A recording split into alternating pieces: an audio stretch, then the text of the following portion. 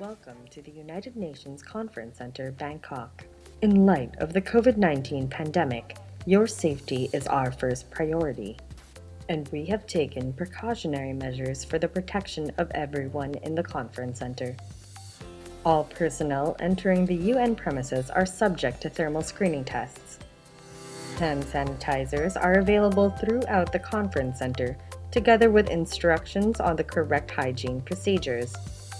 Guidance on preventive measures is displayed around the facility, including contact details of health service providers in Bangkok. All conference halls, meeting rooms, and public spaces have been reconfigured to ensure physical distancing, and we are supporting virtual participation in every way we can. A list of on-site participants and their contact details will be collected before each meeting to enable contact tracing if necessary. Food and beverage facilities follow strict hygiene protocols.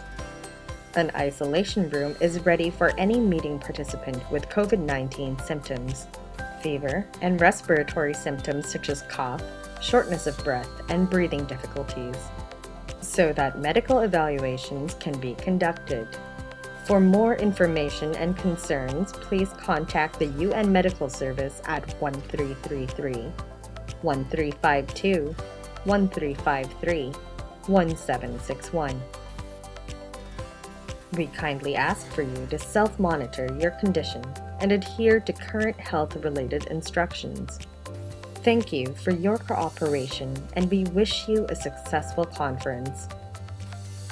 Stay healthy. Stay safe.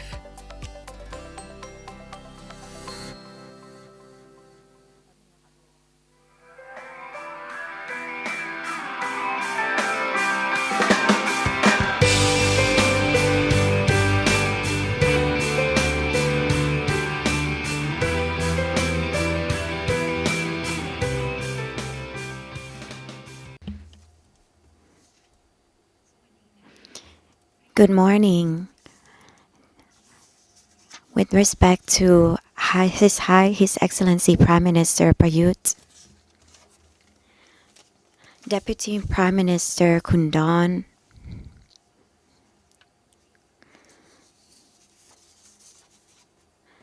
Kun Varavut, Kun Supachai, President of Global Contact Network Thailand, Ms. Geeta, Resident Coordinator of United Nations, representatives of all global contacts of United Nations, and dear honorable guest, welcome to GCUN, Thailand Business Leadership. Recover better, recover together. My name is Pachari Raksawong. I'm very honored to be here with you as your MC for this special occasion. And it's also the anniversary of the United Nations for GCNT, and also the 75th year of anniversary for the UN.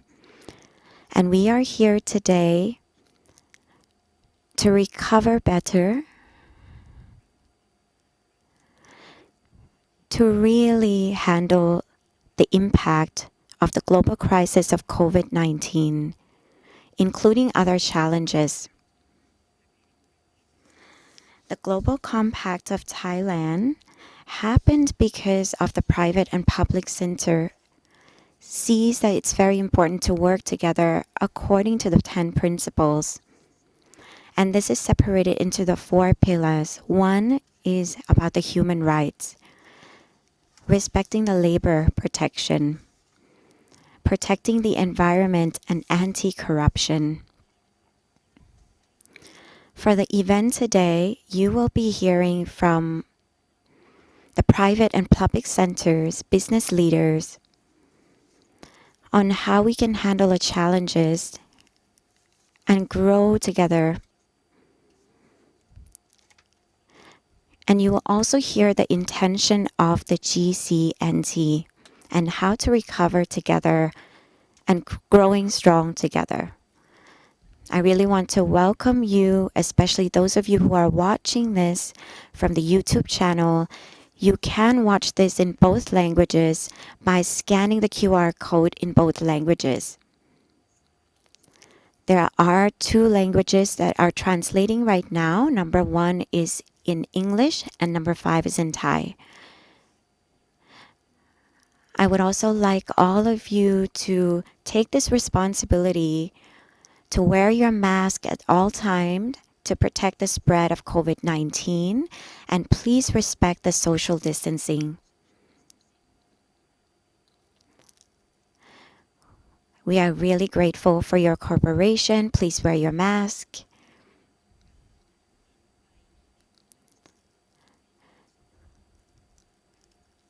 The event today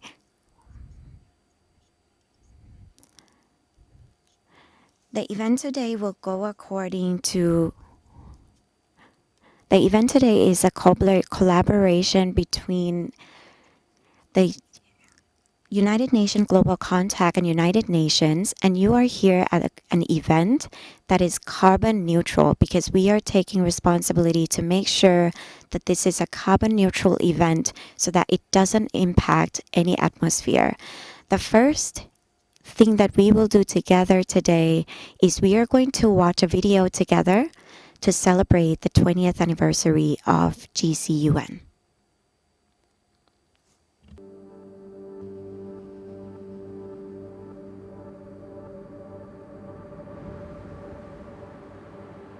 We all live in this world together. The same blood flows in me and any other person. We're facing the challenges of an ecosystem that is stressed. Things are not moving as fast as they should. Things are improving, but not as fast as they should. The challenges that we are facing, they are materializing so fast that it's not only my children or grandchildren which will experience the consequences if we fail. We have the plan. We have the technology. We have the tools. Let's just do it. 20 years ago, a small group of United Nations and business leaders came up with a visionary proposal. I propose that you, the business leaders here gathered in Davos, and we, the United Nations, initiate a global compact of shared values and principles which will give a human face to the global market. I always say part of Kofi Annan's genius was he invited business, but he also addressed civil society and labor organizations. The mission of the United Nations Global Compact is to mobilize companies around the world to align their operations and strategies with 10 universal principles in the areas of human rights, labor, environment, and anti-corruption. For me, the UN is the beacon of principles, values, and humanism in the world. And at the UN Global Compact, we are trying to embody the values and the thinking of the UN. Our objectives cannot be met if the private sector doesn't play a fundamental role. And so the Global Compact is a platform in which all those businesses that abide by the principles of, and values of the United Nations and of the Charter to work together, representing the best of humankind.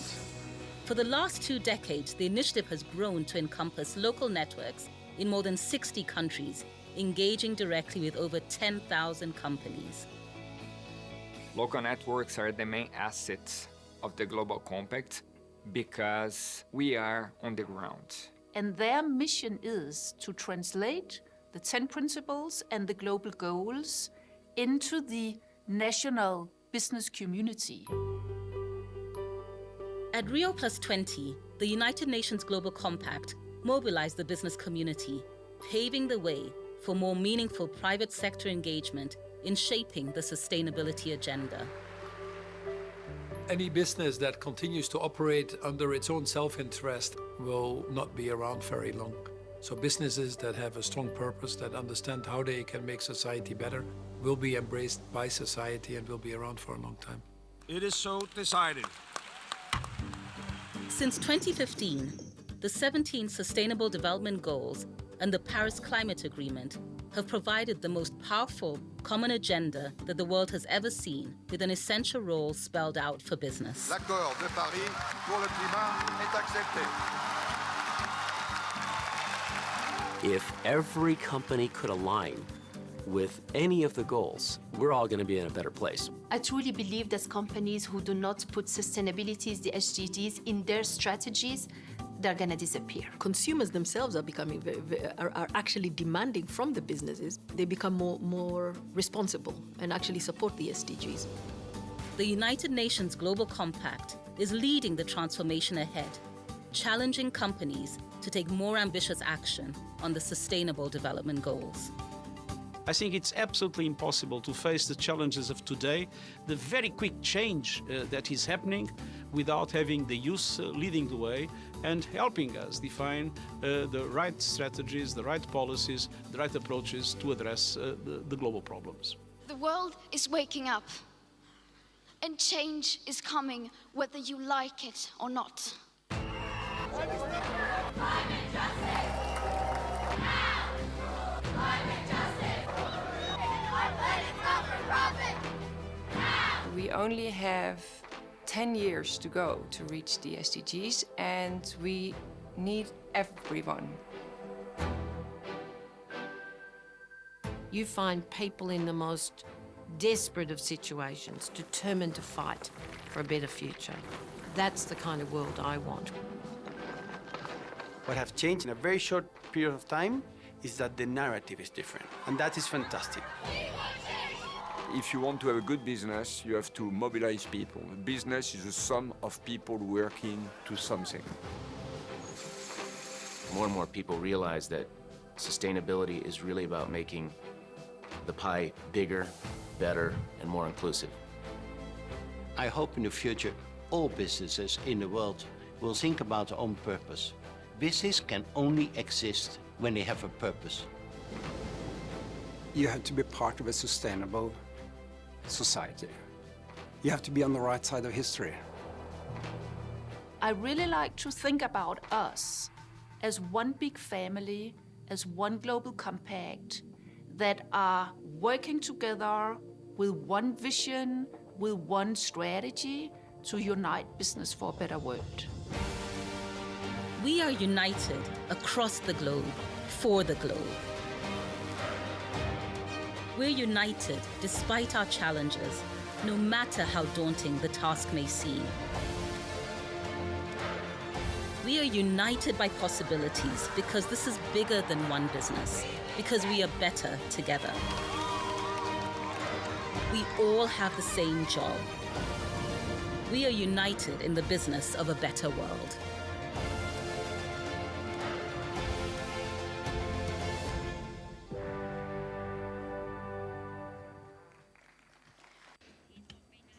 And that was a special video to celebrate the 20th anniversary of UN Global Compact. And next up, I would like to invite Kun Supachai Jieranon, President of Global Compact Network Thailand. Please give a hand to Kun Supachai Jieranon.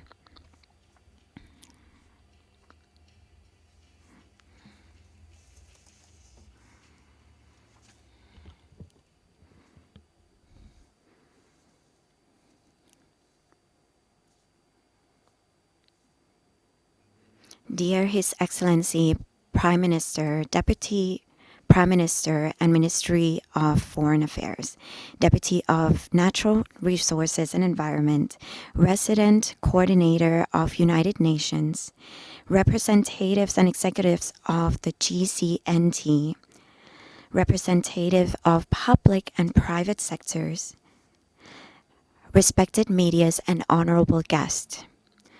On behalf of the Global Compact of Thailand, or GCNT, I would like to sincerely thank the Prime Minister and all the honorable guests for coming here today for being here for the celebration of the UNGC 20th anniversary under the topic of GCNT Forum 2020, Thailand Business Leadership for SDGs. Our organization is hosting this every year as a panel and a discussion for the public and private sectors to really bring in the sufficiency economy philosophy into practicality for a sustainable business, supporting the government and other sectors to achieve their goals and all goals under the SDGs, all 17 of them, without leaving anybody behind. The GCNT is very, very grateful to be here to celebrate the 75th year anniversary of United Nations as well. I really want to thank the United Nations and all of the organization who supports us today for making this happen, including the Ministry of Foreign Affairs,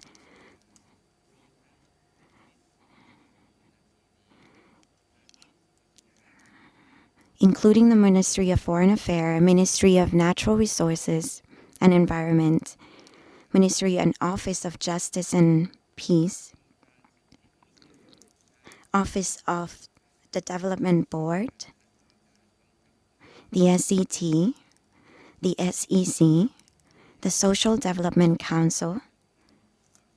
I really want to share that today we are organizing the event in a new normal and a new way. And this is a national event that is actually very friendly for the environment because we are actually receiving the carbon credit from Midpon, and this is a carbon neutral event. And it's an event that doesn't have an impact on our atmosphere. Honorable guest, the GCNT is one of the biggest sustainability organizations in the world. We have members from 12,000 of sectors in 156 countries in 20 years. And this is created under the vision of Kofi Annan, the former Secretary General of United Nations at that time.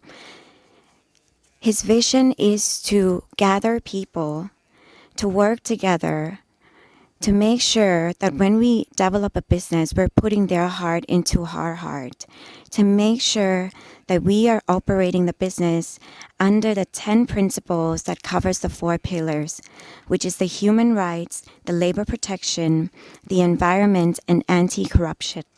And which is why we, on behalf of the Global Compact of Thailand, we have the intention to bring this into fruition and into practicality in Thailand. We are translating this into Thailand. We have created this since December 2018 in Bangkok.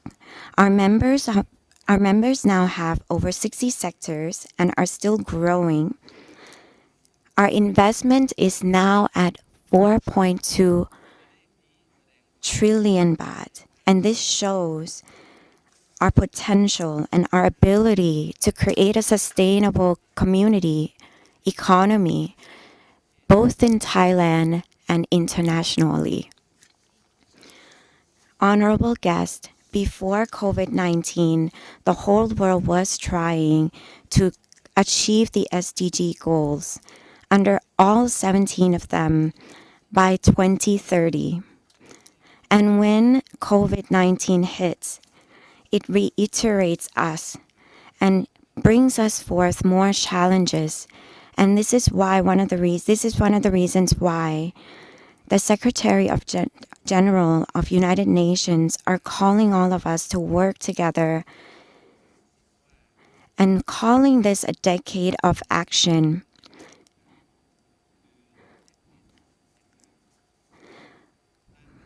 And this is very different from before COVID-19 because we really want to make sure that we recover better.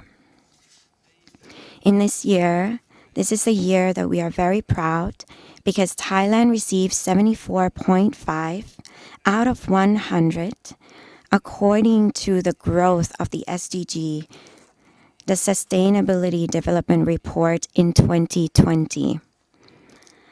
This proves that we are the #1 in Asia, and this shows that we have the capability and we can be the leader to really work with the United Nations to bring this into performance and recover better.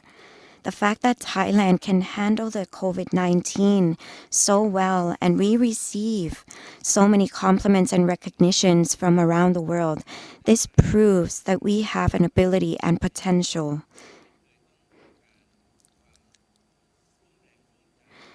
And because of this crisis, this shows that this more than ever is the time that we need to work together as a nation. And I, on behalf of the organization, would really like to sincerely thank you, especially the medical team. I also want to, on behalf of the organization, thank the PM, His Excellency, for his determination and his support, for implementing so many strategies to make sure that we can move forth from this situation. This is an honor for me to learn from you, so we can bring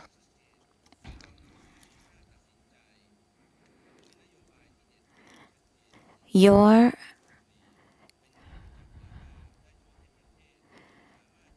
implementations and your strategies really support us and shows that this is one of the reasons why we have overcome the COVID-19.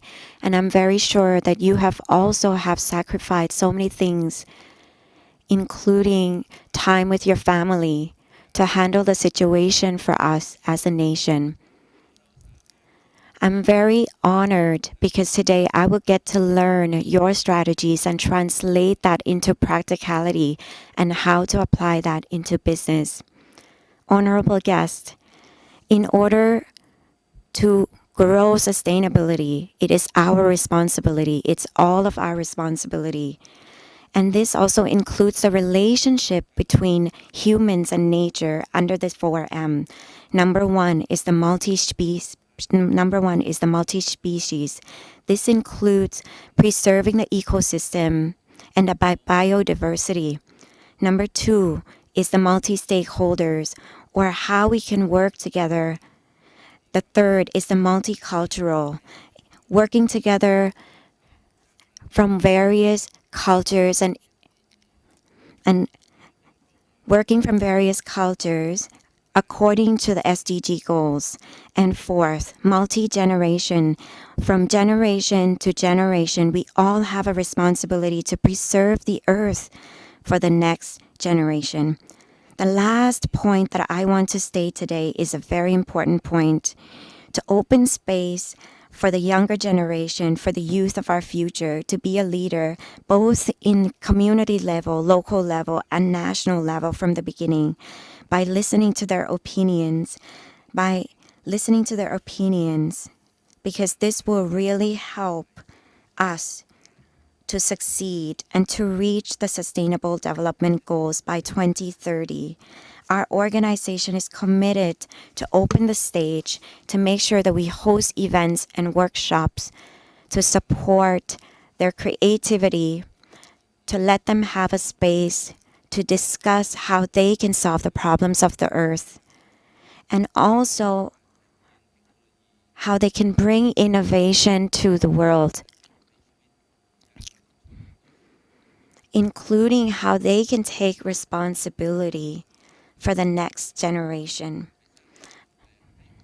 The new generation, the next generation, is the one who will bring these innovations to create a long-lasting change. Even though the COVID-19 crisis is an urgent crisis, but I really want to stress that there are also other crises that are still happening right now and are still creating impact to the world. This includes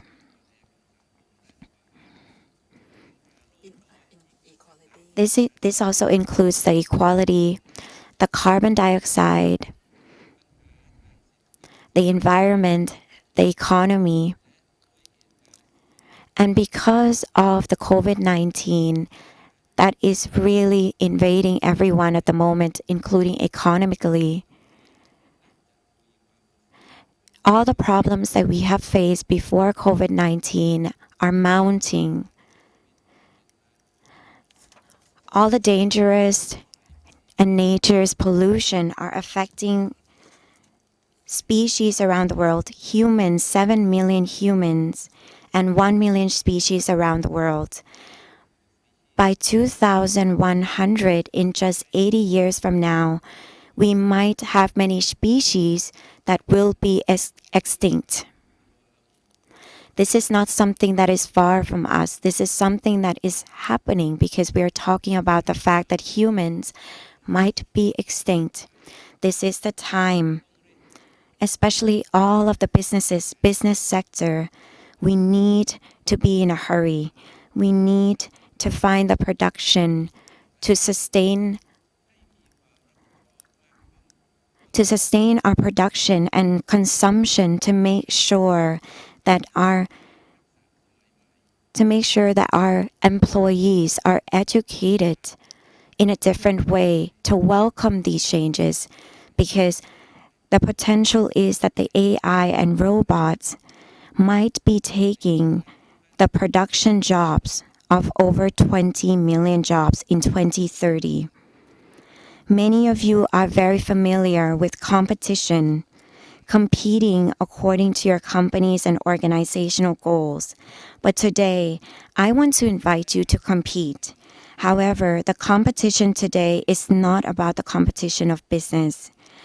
The competition today is the competition of overcoming what all of the human race is facing right now.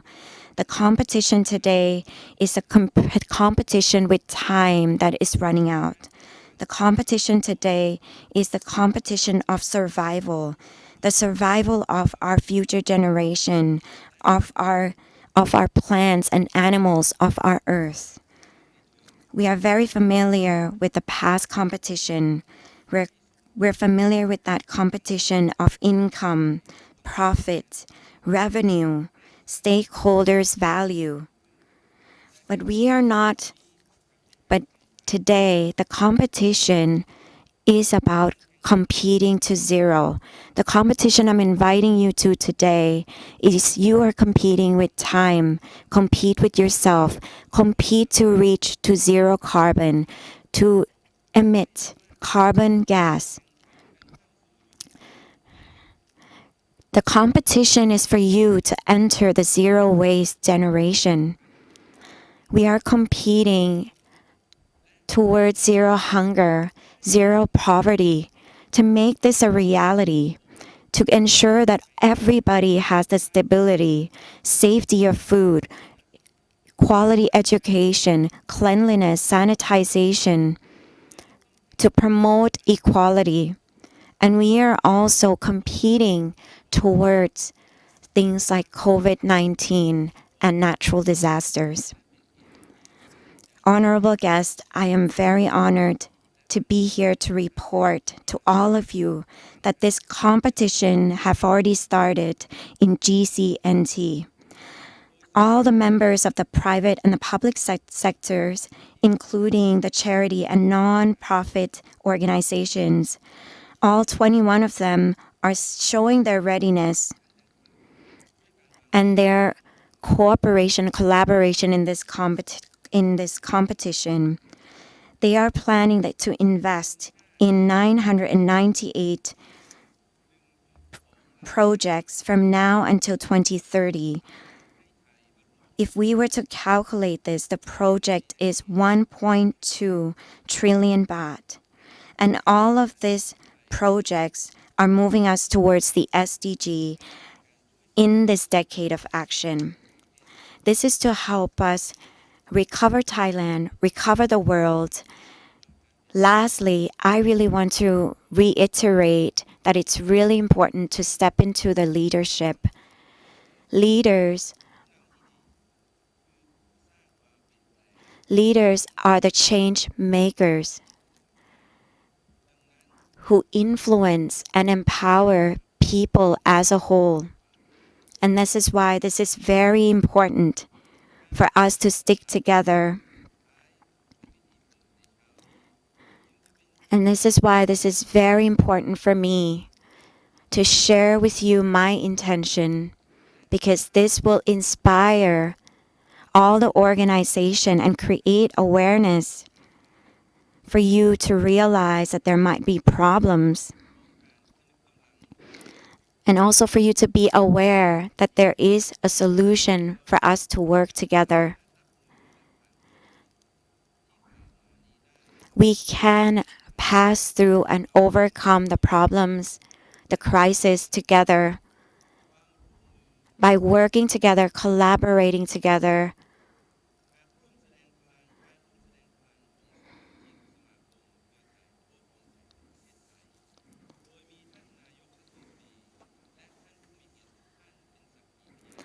We have the Prime Minister, His Excellency, and all of you honorable guests to witness that we are going to create this change. We are going to stand by all the private and public sectors to move the economy towards this SDG under the 17 principles. Using the sufficiency economy philosophy and applying this into practicality. And this is for the benefit of the country, of our future generation, and of our people. Thank you very much. That was the speech, the inspiring speech by Kun Supachai Jiaravanon, President of the Global Compact Network Thailand. And next up, we have Kun Sandra Ojiambo, Secretary General of the UN. Business leaders and distinguished guests, greetings to you all. As the CEO and Executive Director of the United Nations Global Compact, I am delighted to share my thoughts with you at this important event on Thailand business leadership for the SDGs 2020. Organized by the Global Compact Network Thailand in partnership with the United Nations in Thailand, this event could not be more timely or more relevant. The mission of the United Nations Global Compact is to mobilize companies around the world to align their operations and strategies with 10 universal principles in the areas of human rights, labor, environment, and anti-corruption. For 20 years now, the Global Compact has been uniting business for a better world. And with the adoption of the 2030 Agenda for Sustainable Development in 2015, we have been challenging companies to take more ambitious action on the Sustainable Development Goals.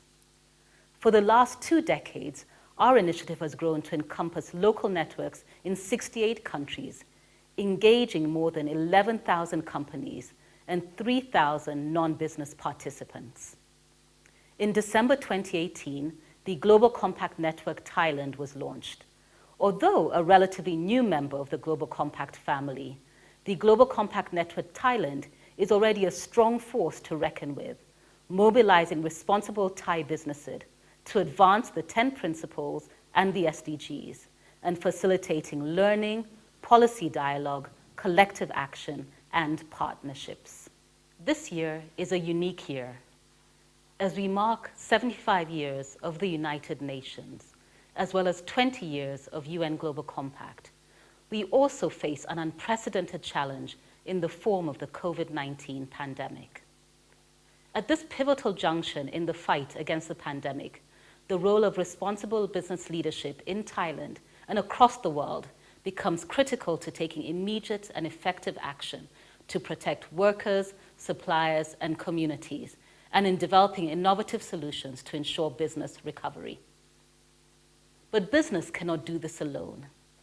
Now more than ever, companies must work with governments, with civil society, academia, and the United Nations system so that we can all recover better, recover stronger, and recover together in order to deliver on the transformational 2030 Agenda for Sustainable Development. And as we reckon with the current moment and the central promise of the 2030 Agenda, that we will leave no one behind, the UN Global Compact is ramping up its efforts to call on business leadership during this crisis. Our special appeal on corporate response to the COVID-19 pandemic has called on business leaders to stand together to facilitate business continuity for a fast and better recovery. Our local networks around the globe have amplified this appeal. Looking ahead, even as we grapple with this pandemic, we have just 10 years, a decade of action to deliver on the SDGs. Our ability to cope with future crises depends on preserving and promoting the ideals upon which the UN was founded 75 years ago. By embedding those ideals at the center of business operations, companies in Thailand can demonstrate their leadership in building forward better. Thank you. ขอบพระคุณค่ะคุณซานดรา โอจิยาม Thank you so much, Kun Sandra Ojiambo, CEO and Executive of United Nations Global Compact. Next up, I would like to invite Ms. Geeta Sarbawal, UN Resident Coordinator, to come up on stage. ครับค่ะ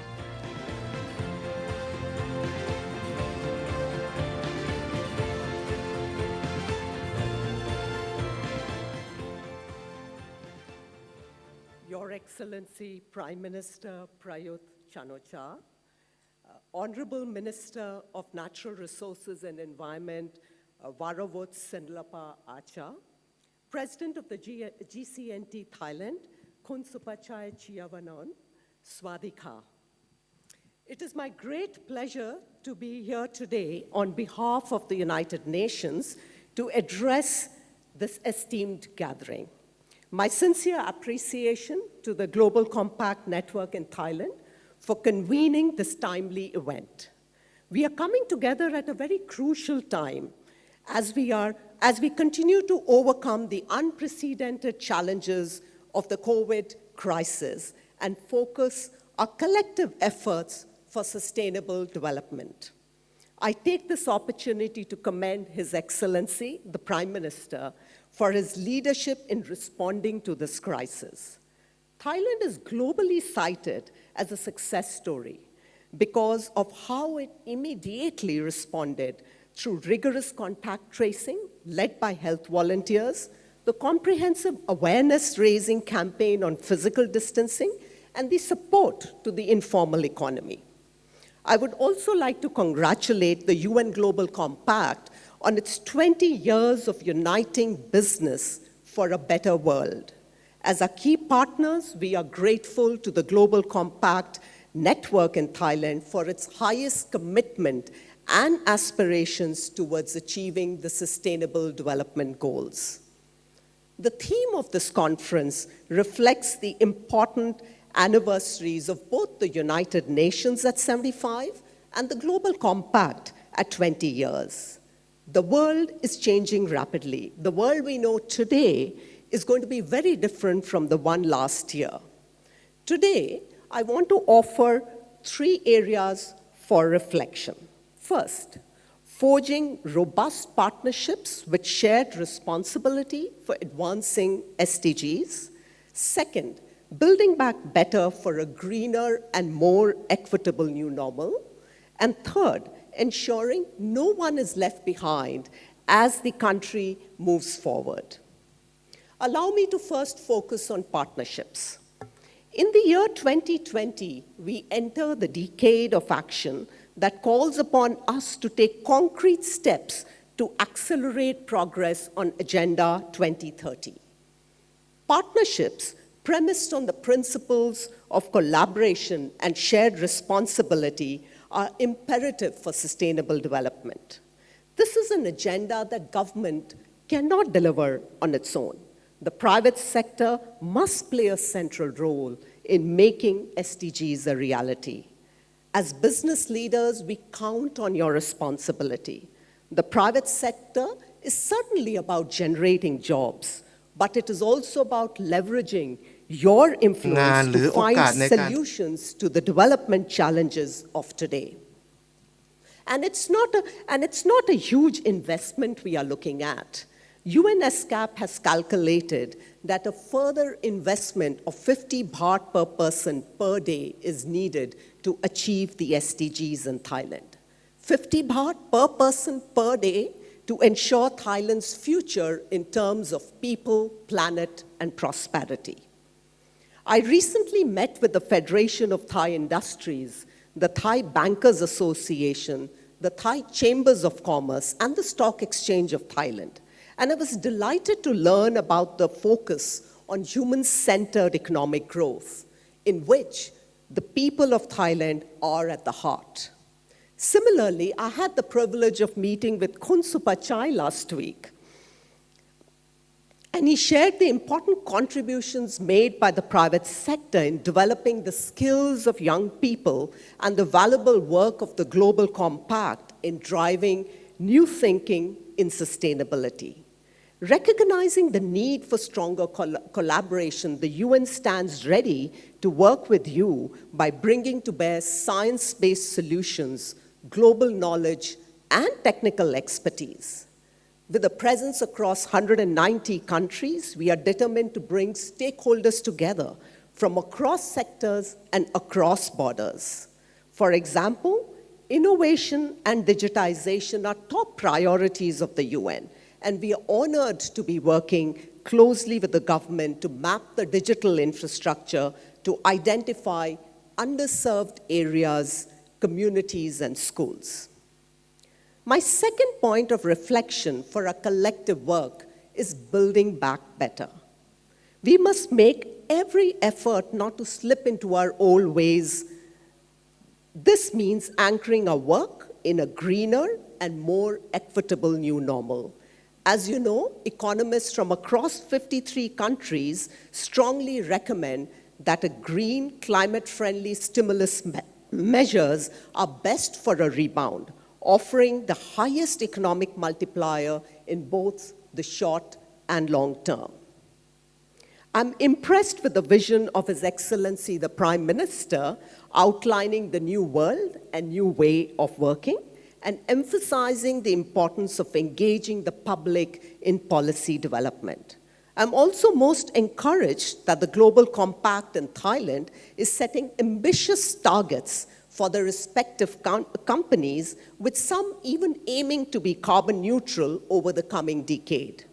It is vital that we champion the cause of the planet with you, given the scale of the crisis and the pace at which global warming is advancing.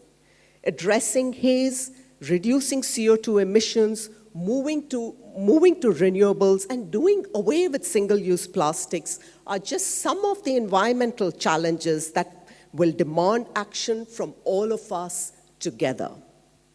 On the UN side, we are partnering with you to contribute to direct and indirect reduction in CO2 emissions by 8%, and working with SMEs on green technology to reduce greenhouse gases, restore carbon sinks, promote e-mobility, and waste management.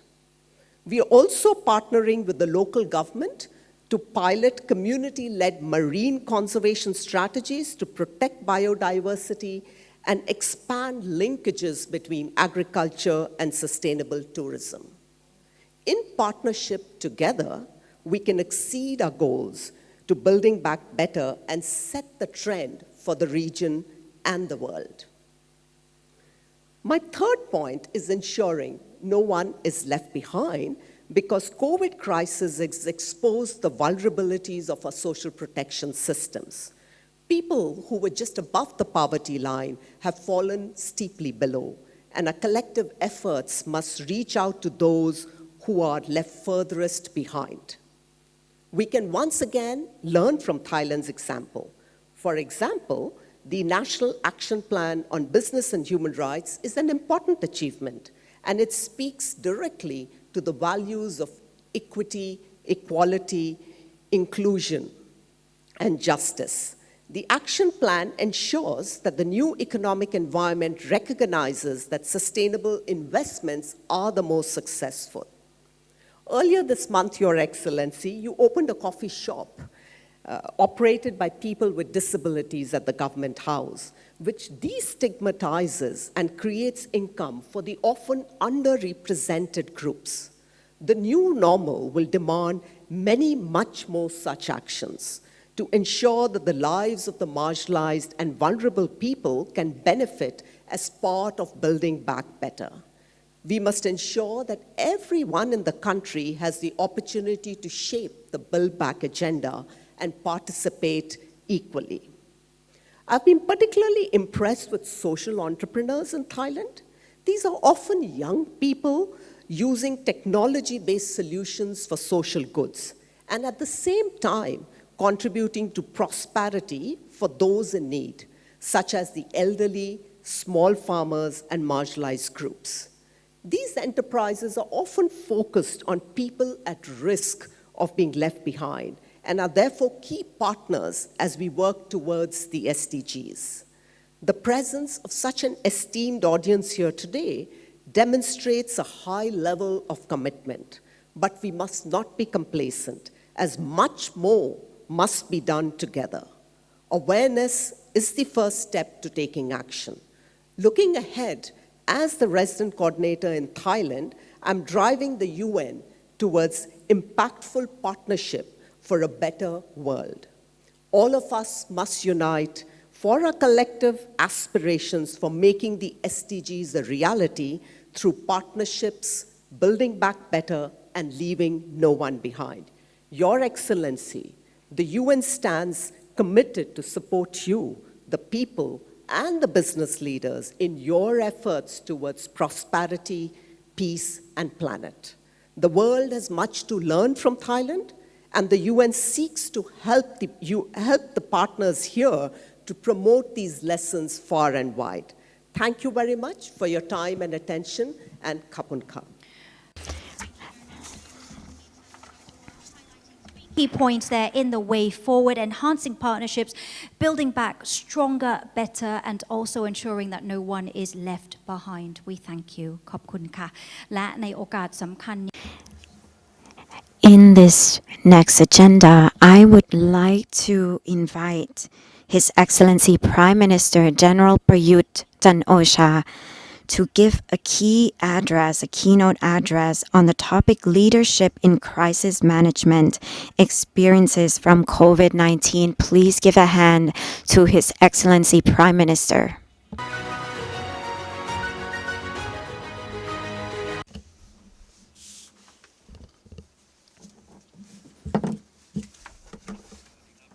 Good morning. UN Resident Coordinator in Thailand, President of the UN Global Compact Network in Thailand, honorable guests, ladies and gentlemen. I am delighted and honored to attend today's seminar titled Thailand Business Leadership for the SDGs, which has been organized to celebrate the 20th anniversary of the establishment of the UN Global Compact and to provide an opportunity for the Thailand network to reaffirm their collective commitment. It has been a pleasure to watch the videos and hear all the statements.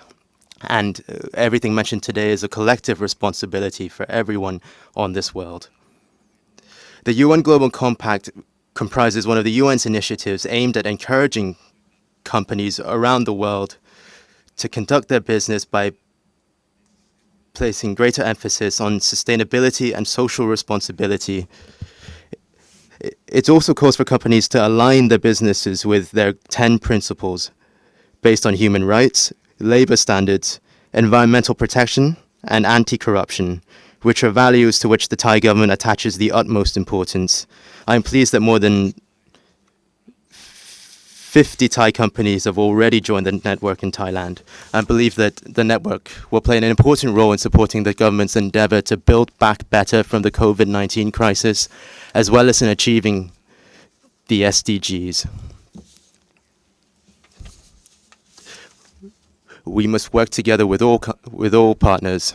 I am fully aware that human rights are the core of society and business. Everyone must attach importance to and uphold human rights. The Thai government has therefore always encouraged the private sector to conduct their business with social responsibility without human rights violations and to not solely focus on profit maximization alone. I'm also proud of the fact that Thailand became the first country in Asia to adopt a national action plan on business and human rights last year. This national action plan lays upon the foundations of the 3 pillars of the UN guiding principles on business and human rights, namely protect, respect, and remedy. I would like to express my appreciation to all those involved in Thailand, including the Global Compact Network, who have played a leading role in driving business and human rights issues. I truly hope that all sectors will join forces in implementing this plan, which in turn will help to elevate the standard of living, reduce inequalities, and create deeper respect for human dignity. Today, I've been invited to speak on leadership amidst crisis, experiences from COVID-19. Everyone will realize that COVID-19 represents a global crisis. We have never seen such a severe crisis in our history. Since the pandemic began, we have had to adjust our daily routines and business activities to the new normal. The world has changed, and we therefore must change as well. All leaders in every organization, including in the government, have had to adapt themselves to the context of the new normal. To the new normal world. Business as usual is not an option anymore. In terms of the government's part, I've already said that we will look to switch to a new normal way of working based on 3 principles. First is the greater involvement of all sectors in the government's planning to build the future of the country. From now on, the government must work together with all representatives from all sectors and all levels of society to take part and have a greater role in deciding the future of the country. People from all sectors can present their vision and recommendations to accelerate Thailand's progress. Recently, the government established the Committee to Advance Thailand Together to follow up on, accelerate, reconcile, and resolve the problems of all people, starting from problems with special urgency. We aim to create concrete achievements in a timely manner in terms of solving the problems of the people and changing mindsets to adopt to the new normal. This is a difficult task, but we will try our utmost. Secondly, we will provide the opportunity for all stakeholders to give direct feedback to the government so that everyone will be able to evaluate the government's work to ensure that it responds to the public interest. I hope that you are following what the government has been doing. You might be aware of some projects, but might not be aware of some other projects. We might not be aware of the issues that seem further away from us. Nothing can be achieved in a short amount of time. We need to work continuously to achieve our goals. Any government work that does not respond to the public interest will also be discontinued. We must all work together to achieve this.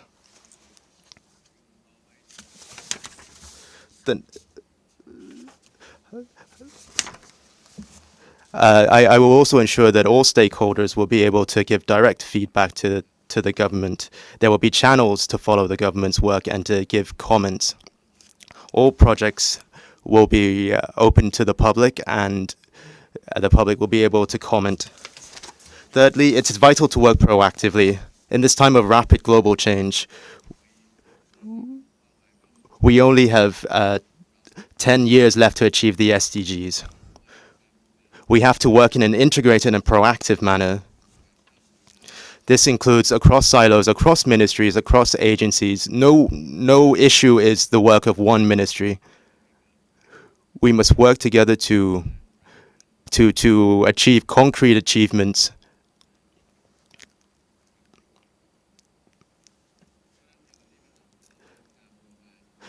Therefore, integration in terms of policies and plans and budgets is of the utmost importance, not just for individual ministries, but across the government as a whole.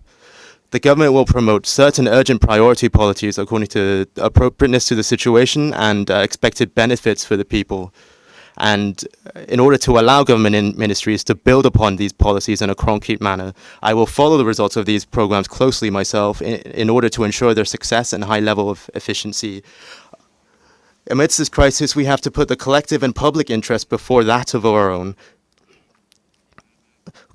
I and everyone in the government has tried our utmost to work and to take care of the people's lives by controlling the spread of the disease of the COVID-19 pandemic, or by assisting the people through various support schemes, including in strictly controlling all arrivals into the kingdom to prevent the import of cases, and preventing domestic transmission through following medical advice given by medical experts, and promoting the role of the village health volunteers to follow any issues with transmission and to reduce the risks of further infection. We have also endeavored to provide timely care for patients and remedies for those affected, and to procure the essential equipment to respond to the COVID-19 crisis. We have worked in all dimensions to achieve this, and we are confident that we will be able to respond to the situation and to build confidence for the public. I hope that everyone takes confidence in the work of the government and the Ministry of Public Health and all other relevant agencies who are working together. We have worked to manage the situation in all areas underneath the Center for the COVID Situation Management, who have worked to address the situation in all dimensions.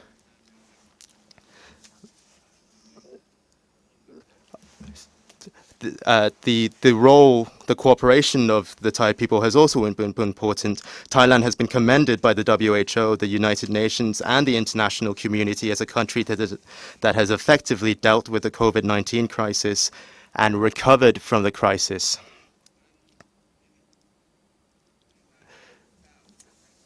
The COVID-19 crisis further highlights the importance of sustainable development. Thailand is fortunate to have the sufficiency economy philosophy as our homegrown development approach and pathway towards sustainable development. The application of the SEP will strengthen our foundation from the inside, placing importance in human development and human security in order to build resilience for the people and to protect from the impacts of economic, social, and environmental changes. We will leave no one behind in our development process. I have spoken on this important issue previously to the United Nations and member states within the Asia-Pacific region at the 76th SCAP Commission this past year. In order to survive this challenge, the government has put the best talent to work by mobilizing cooperation and recommendations from every sector, including the public and private sectors, civil society, academia, and the general public to recover the country and build back better.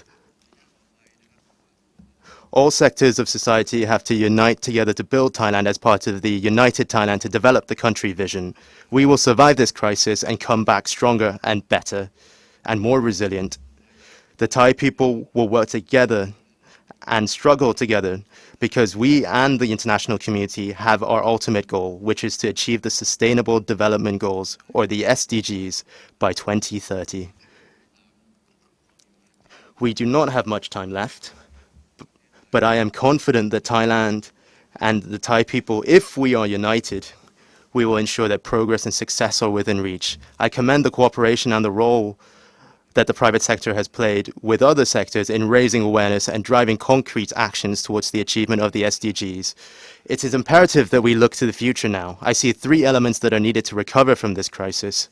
First, the spread of COVID-19 emphasizes the importance of a strong public health system. The government has allocated a suitable budget for public health as well as to promote inclusive universal health coverage to reduce social inequalities. The government will also extend its support to further strengthen the community health volunteer system. These health volunteers have played an increasingly crucial role in responding to COVID-19 and have been commended from around the world for their role. We have to prepare to deal with severe economic challenges. The government must continue to implement measures to support and to provide remedies for the people. The government has been trying to solve urgent problems with various measures to provide remedies, such as in reducing housing costs, such as water and electricity charges, providing financial assistance to those who have been particularly affected, such as daily workers, freelance workers, agricultural producers, vulnerable groups, and those in the tourism industry. The government has also provided help for debt restructuring, such as introducing a grace period for principal payments, reducing interest rates on loans, and extending repayment periods for specialized financial institutions. In order to ensure that public resources are sufficient to alleviate the economics and urgently secure stability, the government has set aside a budget of 2 trillion baht, separated into two bits. This will be used to advance 3 programs. Firstly, 45 billion baht will be used for medical and health-related plans to respond to COVID-19. This budget can also be allocated for other issues that we need, such as for development purposes. Secondly, 555 billion baht will be used to provide financial aid to affected individuals. Thirdly, 400 billion baht will be used to advance economic and social rehabilitation through projects. And a further 1 trillion baht will be provided in other funds, which will be put towards remedies, inclusive alleviation of impacts from COVID-19,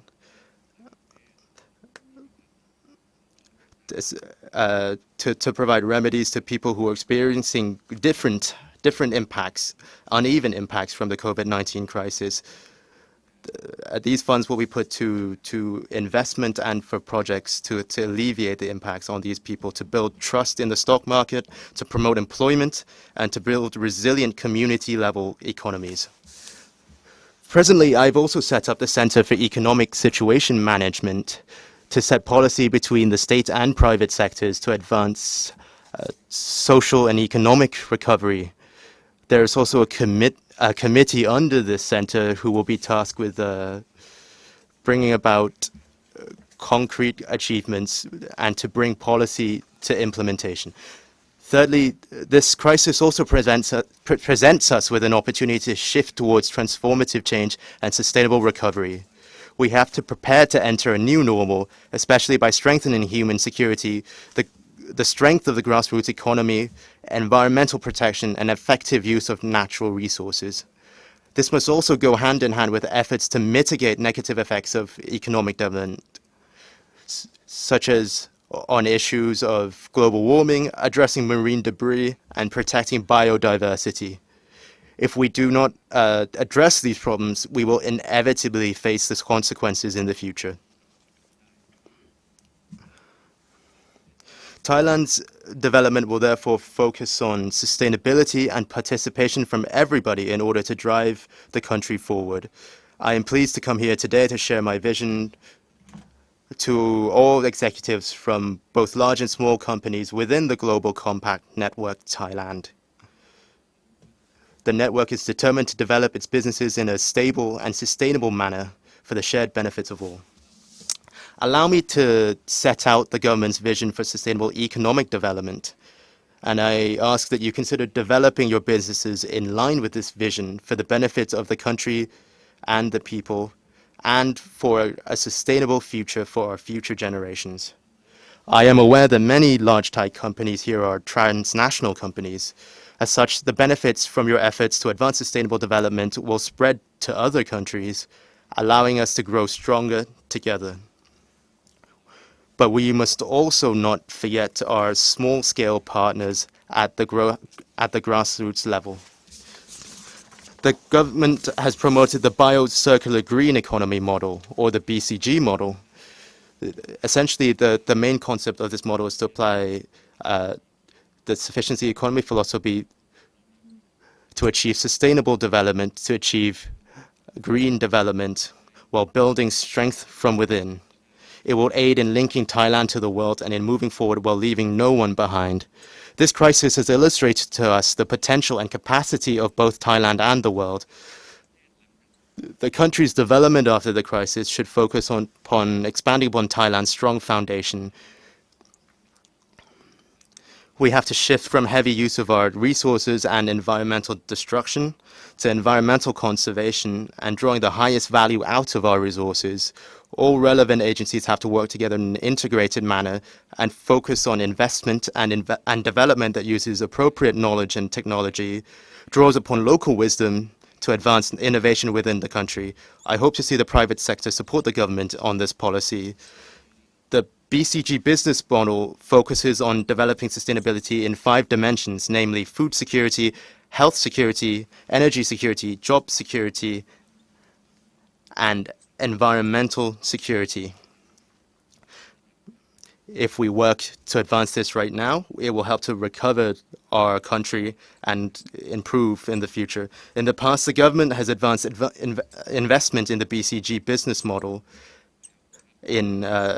to some extent. Allow me to elaborate on some examples.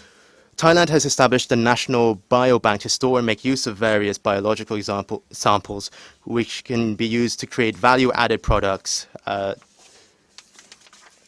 What Thailand can improve upon this includes products such as dietary supplements and food, which includes beneficial bacteria. In the past, there was a lack of research and development in this area. I would like to invite the private sector to make further use of this and work together on this. The second project is the Genomics Thailand project, which was established to conduct research on genetic data in order to understand what the dominant and recessive genes of Thai people were. This would allow the estimation of genetic factors that influence susceptibility to specific diseases or traits among Thais, and to aid the preparation of appropriate medicine and treatment, including preventive measures in advance. Thailand has plenty of medical experts and a strong system. This project will elevate our medical industry. A regional science park has also been established, aiming to expand research and development projects to the local level, where the results can be used for developing the grassroots economy, regional innovation, and an inclusive food system to add value to local products. I would like to see the private sector expand their investment projects in rural areas in order to increase the people's income and unleash their highest potential. We have many resources that can be tapped, including in production and adaptation, and we hope that you work together on this. The government isn't someone who invests in this, but it will be someone who facilitates your role in this.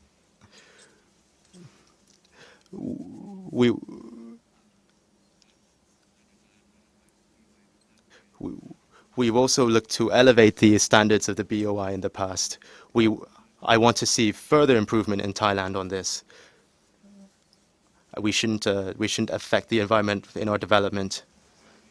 A model biorefinery plant has also been created, a biorefinery pilot plant, to elevate the production of bio-based products from the laboratory scale to an industrial scale of production. This essentially comprises a process to convert biomass and bio-waste from agricultural and industrial waste into other byproducts, such as biological chemicals, biological medicines, and biological energy. The private sector should invest in this area to create value added for the economy and to reduce environmental impacts at the same time. Thailand has accelerated and initiated a big data project which can significantly aid the government to provide effective solutions to key problems. Products already under implementation include the Thai People Map and Analytics platform, which was developed to upgrade the management of a data system on poverty levels in order to cover wide ranges of data, including newborn babies, education levels, the elderly, and various other living conditions in order to pinpoint the problems people face in different areas and to provide assistance in a suitable manner. An agri-map has also been created to elevate the level of productivity in the agricultural sector by using water data and satellite images to adjust the production plan in accordance with existing resources in each area. In addition, there are plans to collect more data at the community level, data on auto products, on tourist spots, and on access to public services in an integrated manner in order to support accurate decision-making by leaders at all levels. The public and private sectors have to work closely on this to achieve concrete results.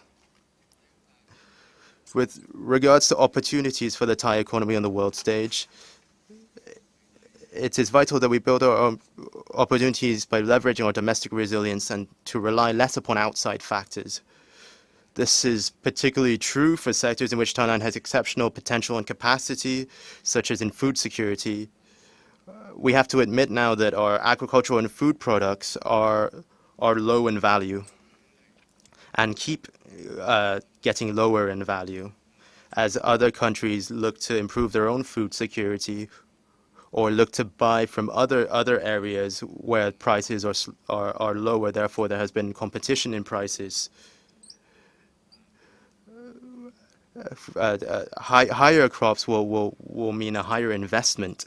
As such, we must transform from a sell low, sell lots approach to a more high-value model by applying innovation and creativity to increase value.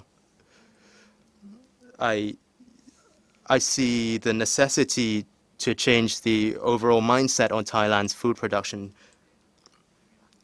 to promote a more sustainable food system. Firstly, the agricultural sector must transform into smart farming. Small-scale producers must be resilient, be adept at applying suitable technology to improve productivity, and must be knowledgeable in terms of business management and be able to use online channels to sell their products. And they must be knowledgeable both in marketing and in production. I hope all business leaders today will study the differences between Thailand's agricultural sector and that of other countries. We also have a problem in terms of a lack of water resources and a dwindling supply of land that is suitable for agriculture. How will we address this problem? We've already seen some improvements, but we must also look at small-scale agricultural producers as well. How will the government look to support these people? We must all work together hand in hand, and we look to you to develop your own supply chains to ensure that these small-scale producers will be able to sell their crops at a good price. The government is trying hard on this, and we will need to look to work together on this. Thailand's food production must apply innovation, target niche markets according to diverse market needs, and leverage the strength of Thailand's medical sector's standards, such as in producing specialized food for the elderly, food that aids in specific disease treatment, food for health, and low-calorie food. We have good material. We have good ingredients. We have good rice of various different strands. Low sugar rice, softer rice. We have many specialized different types of ingredients. Therefore, we need to study how we can bring out the strengths of Thailand's diversity. The government's part, we will adjust investment in innovation projects from allocating of funds on an annual basis to a more long-term continuous commitment in order to facilitate long-term research and development. This will lead to marketing benefits, to full-circuit investment funds that encompass research, development, and sales in order to accelerate entry into market for products developed by Thai people. Today, development research resources are centralized in one area. Thai development research projects must adapt to the full needs of the country. Research must not be done for research's sake. Research must respond to the needs of the country and look to solve the urgent problems that we face today.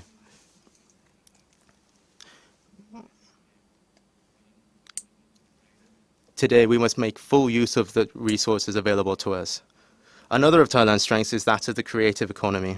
Thailand has a strong and diverse cultural foundation, with fine handicrafts made by communities and a strong culture of cuisine that is distinctive to local communities. We must leverage this cultural heritage and natural resources even more. To foster tourism that centers on quantity and not quality, from now on we will endeavor to promote quality tourism and to promote quality in other sectors as well, to ensure that we do not result in adverse impacts on the environment. We will also promote creative tourism, focusing on providing experiences from local ways of life, and to promote interactive knowledge exchanges between tourists and local people. This includes in developing homestays and learning about the traditional livelihoods of the local people. This will help to distribute income throughout local communities. I hope that this will go from strength to strength in the future. We will also support local startups and local artists to bring economic value to cultural heritage as a means to further distribute income. Thailand possesses a highly effective public health system, but we still rely on imports of medicines, supplies, and medical equipment. We must therefore build up our own capacity to be self-reliant in these areas. We must ensure that the medical industry is truly full circuit, encompassing research, testing, and packaging with a supply chain that is connected at every level. Our production line must be resilient and adept in order to take advantage of opportunities that come or to adapt to challenges, including in the research and development of vaccine for COVID-19. We should also attach importance to medicine that applies local wisdom. If we're able to this includes in Thai traditional medicine, which is one of our strengths. If we are able to develop these strengths, they will aid in transforming Thailand into a truly global medical hub. All of my previous points would be moot without a national transport system that promotes domestic connectivity and is effective, safe, reliable, and cost-effective. This will aid in elevating the competitiveness of Thai business, link our production base within the region, and result in greater levels of employment and urban development. If we don't improve in this area, urban planning will also be a problem in the future. Cities will be affected by bad planning and by floods in the future, and this will cause problems for the people. Therefore, we need to focus on this and promote the systematic development of urban areas. In many areas, we have done well, but we have looked to also improve in other areas. Thai people primarily make use of roads. However, the government plans to turn to a use of minibuses as a form of public transport on longer routes and between provinces. We will also transform public taxis into smart taxis, promote the use of smart bus terminals in order to increase convenience for public transport users. How do we bring about a true circle to connect all the routes within the country? In terms of automobiles and the public transport system. The government is accelerating development of an inclusive rail system, aiming to develop a dual-track system in all regions, including in Bangkok and its environs. A high-speed rail to link our three main airports, a high-speed link between Thailand and China, and the development of a public transport system in the central provinces of each region. This will ensure the elevation of the rail system within the overall transport system. It is my hope that in the near future, Thailand will have an inclusive public transport system in all areas, no matter how far away they may be. I wish to see the private sector join hands with the public sector on this matter to leave no one behind. As previously mentioned, Thailand is currently heading towards an aging society with a decreasing workforce. We must find the means to bring out the full potential of our people, including in supporting active aging and to ensure the good health and active participation in society of our elderly. We must also unlock the potential of women through the eradication of gender discrimination and harassment, reducing inequalities between women and men, supporting welfare and benefits for women, especially for maternity leave and single mothers. We will also support opportunities for women entrepreneurs to access financing and capacity building, especially in terms of digital technology. The government also attaches importance to the care of migrant workers who are a key resource for the Thai economy. Besides large-scale private sector actors, we must also support the role of small entrepreneurs, startups and SMEs in order to ensure that they also play a role in advancing Thailand's development together. I ask that big companies open up a platform for these smaller actors as well to learn from you and to work together in advancing the country and the economy. Currently, SMEs make up 96% of the Thai economy and have created over 14 million jobs in Thailand. I ask that the private sector fully support small-scale entrepreneurs, SMEs, and the new generation of startups to integrate them into your respective supply chains, provide financial support, or simply to offer marketing opportunities. This is especially important during COVID-19 when these small entrepreneurs continue to contend with adverse impacts. I have sought to meet with various business associations since April, including representatives from SMEs, large-scale suppliers, agricultural producers, fisherfolk, and people looking to simply make a living in order to garner their views and fully understand their true concerns. I have turned these views into policy. This includes on the procurement process of state agencies, which state that services or products must be procured from local SMEs in order to distribute income to the grassroots economies. I urge you to fully register for this. Secondly, the opening of malls and trading centers in order to allow retailers to return to earning a living, and I take heart that all businesses have endeavored to guard against and prevent further infections. Thirdly, state agencies have also been asked to consider using existing funds for meetings or seminars in venues or hotels across the country to boost local tourism and to improve local incomes. And lastly, we have listened to concerns and problems concerning a lack of water for the agricultural sectors, as well as listening to problems within the fishing industry who continue to contend with different problems. I have looked to solve these problems in the long term myself. What enheartens me that Thailand will be able to advance with speed in the post-COVID era is the unity and the collective efforts of the people. We have seen in the media how Thai people from all walks of life have shared food with one another during this crisis. Many have sacrificed much. And we have an abundance of intelligent and skilled people, many of whom who have contributed their ideas, energy, and readiness to aid the country without any reservations. This is the Thai society that we hope to keep for the long term. The government is also determined to support the expansion in the participation of all sectors in the country's quest for sustainable development, especially the participation of all sectors and all ages. Thailand particularly attaches importance to volunteerism. We have over 10 million official and non-official volunteers, which reflects the interest of the Thai public in working with the government in advancing sustainability in all dimensions.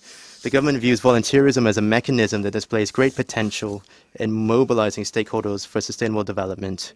This includes with students as well. It allows the public to get involved in the country's development process, to identify key problems and to bring them to Thailand, to the government's attention. And it also provides a stage for the people to take part in Thailand's development as well, including at the local level. This amplifies the voices of the people in the government's policy. I hope that you follow the projects in this area. We have also worked at the international level on volunteerism to promote transnational volunteerism through the Friends from Thailand, or FFT project, developed by the Thailand International Cooperation Agency. TICA has driven this project since 2003. Since then, we have sent Thai volunteers to countries such as Cambodia, Laos, PDR, Myanmar, Vietnam, Bhutan, Timor-Leste, Benin, Mozambique, and Lesotho. Thailand's international cooperation under the FFT project focuses on the promotion and implementation of the sufficiency economy philosophy. We have seen evidence that this results in benefits to host communities and local prosperity. TICA has set up SEP learning centers in 9 countries and SEP model communities in 12 countries. This can indeed be a tool in promoting sustainable development. And we have forged cooperation with other countries and worked together with the UN in receiving knowledge and policy recommendations to support the Thai government in combating the COVID-19 crisis in an inclusive manner. Thailand is committed to the multilateral system, universal values, and the promotion of cooperation on the international stage. All that I have mentioned today is encompassed in the government's, I believe is encompassed in the government's policy to build back better, and is in line with the theme of today's seminar. Important issues to be focused on are twofold. One is the promotion of the sufficiency economy philosophy for sustainable development. Second is the mobilization of all sectors to advance the country. The Global Compact Network of Thailand has an important role in advancing both these areas. Our development must be inclusive, will leave no one behind, will engineer win-win solutions, be rooted in the multilateral system, and will work hand in hand with the international community. Once we begin to work under the new normal, there will be opposition or criticism. Of course, this will be a challenge for us. I am ready to work and to work with confidence. I'm ready to listen to all views and recommendations from everyone, including from our country's youth. I believe that we all have a common destination in building a better Thailand. I invite all Thais to take part in the Building Back Thailand mission together. I take heart that the COVID-19 crisis will make Thailand stronger, more unified than ever, and with an important role in supporting the international community's efforts to achieve sustainable development. I apologize for the length of this statement.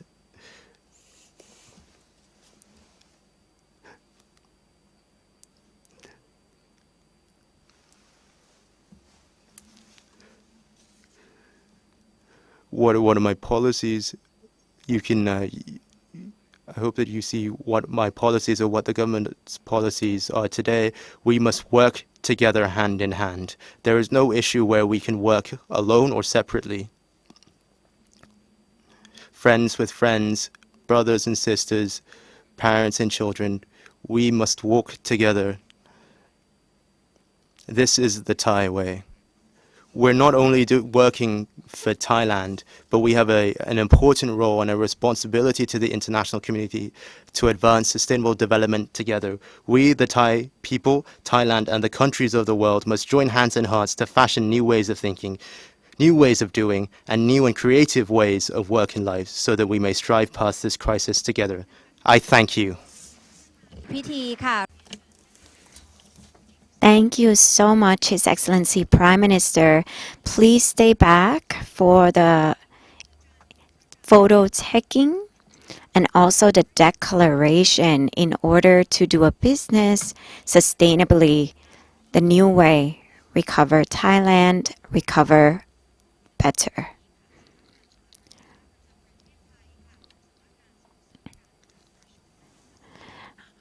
I would like to thank TSEP, the UN, Indorama Venture, Mitpon, Jaran Pokapan Company,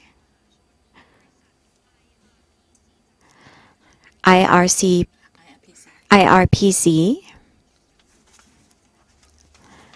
Pranda Jewelry, PTT, Inspiration and Production.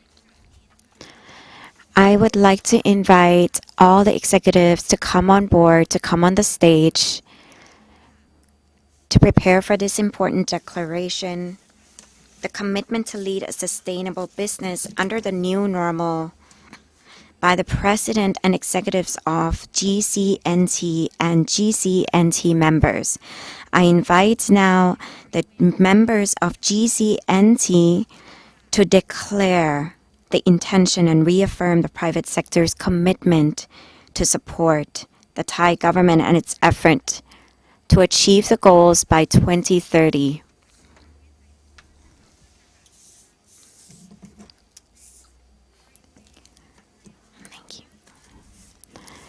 So for the GCNT members, please stand at the bottom of the stage and please make sure that you're wearing the mask at all time. We are going to be doing a declaration of commitment very soon, and we are going to do 2 pictures taking.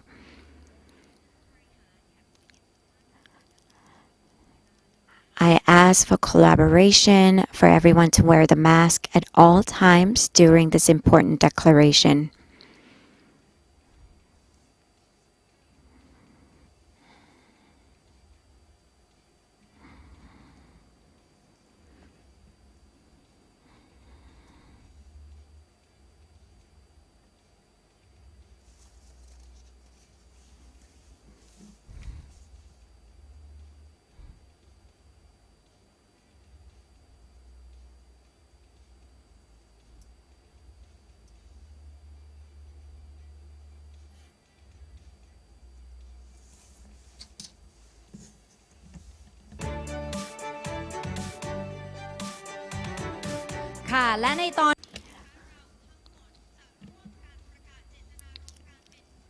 And now we are ready to declare our commitment to lead a sustainable business and our support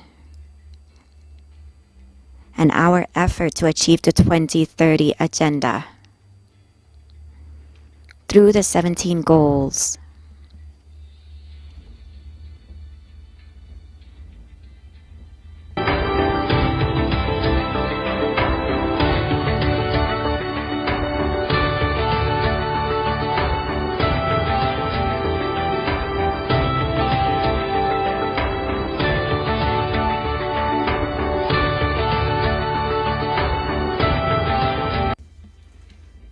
And all these goals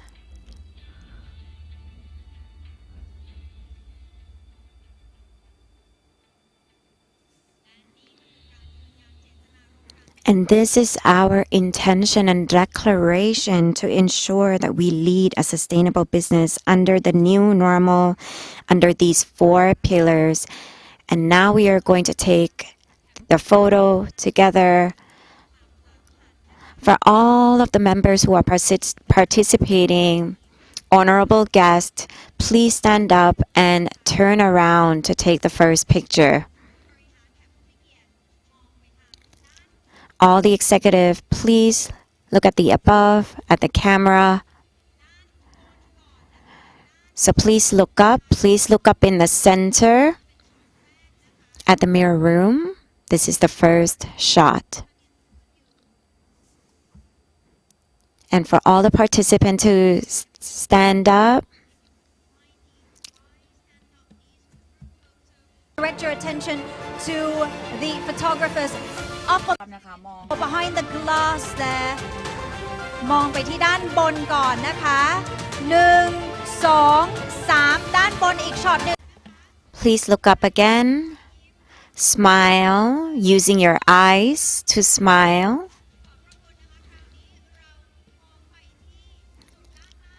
And the third point, please look at the bottom at the respected media. They are taking your pictures now. 1, 2, 3. One more time.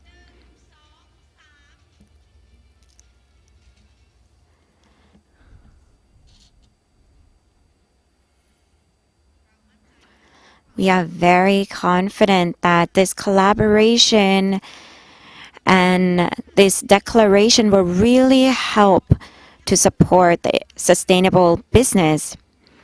using the sustainable sufficiency economy philosophy, bringing that into practicality, and also moving the economy forward towards a sustainable future, driving the economy to a prosperous future.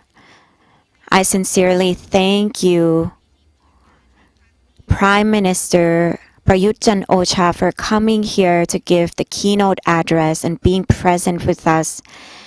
I am deeply honored also for the Deputy Prime Minister and the Prime Minister.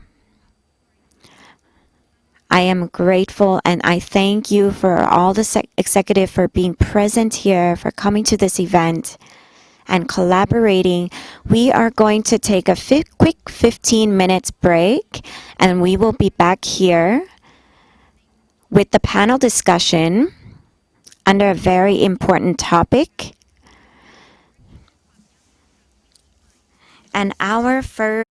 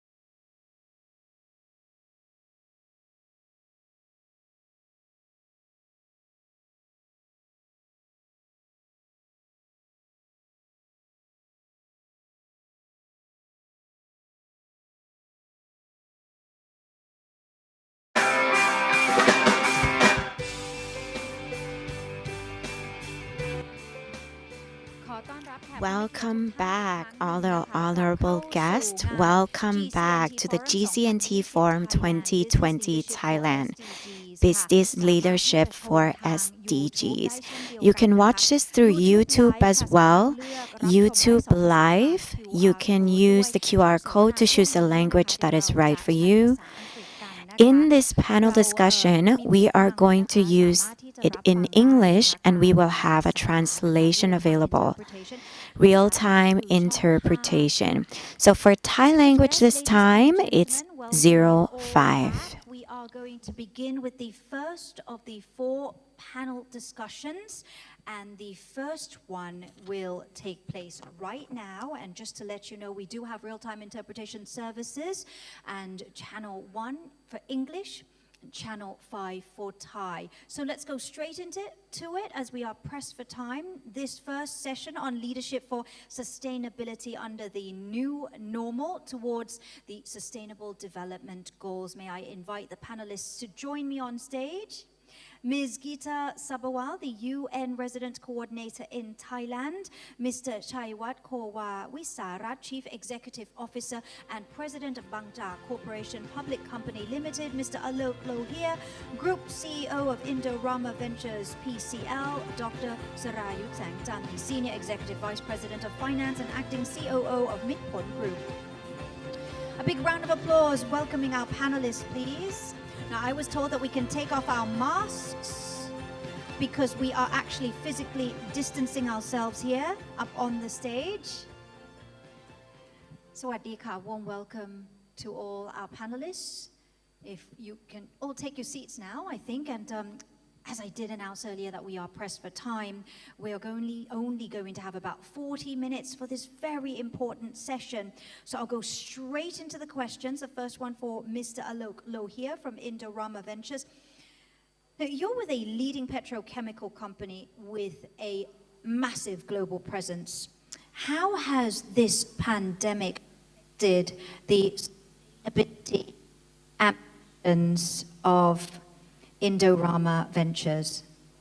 So once again, let me just repeat that question. There was a technical glitch, my microphone here. Once again, how has this pandemic affected the sustainability ambitions for your company? The short answer to that is not at all. Yes, it did make us think on our journey on how to do it a bit differently.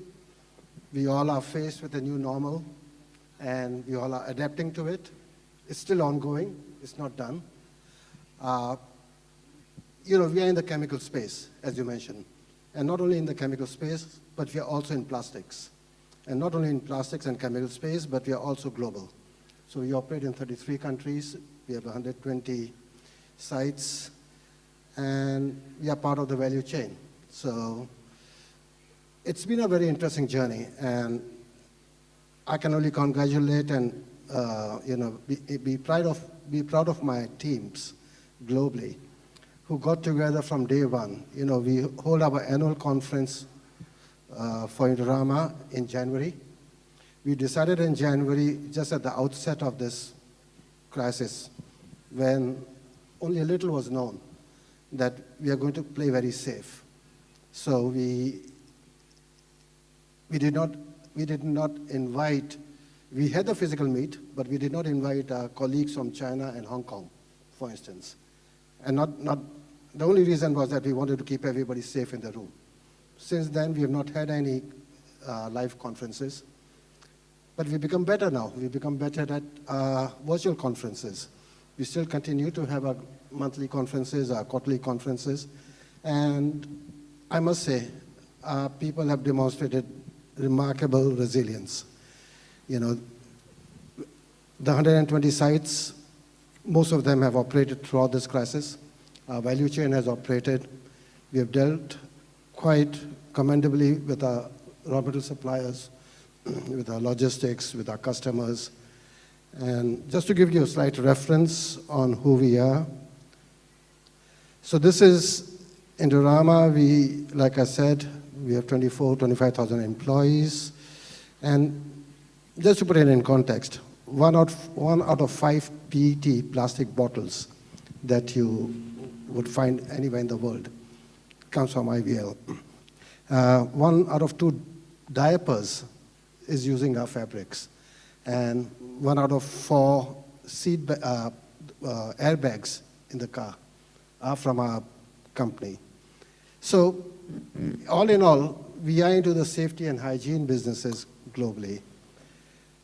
Another one is that most of our businesses, or 80% of our businesses, cater to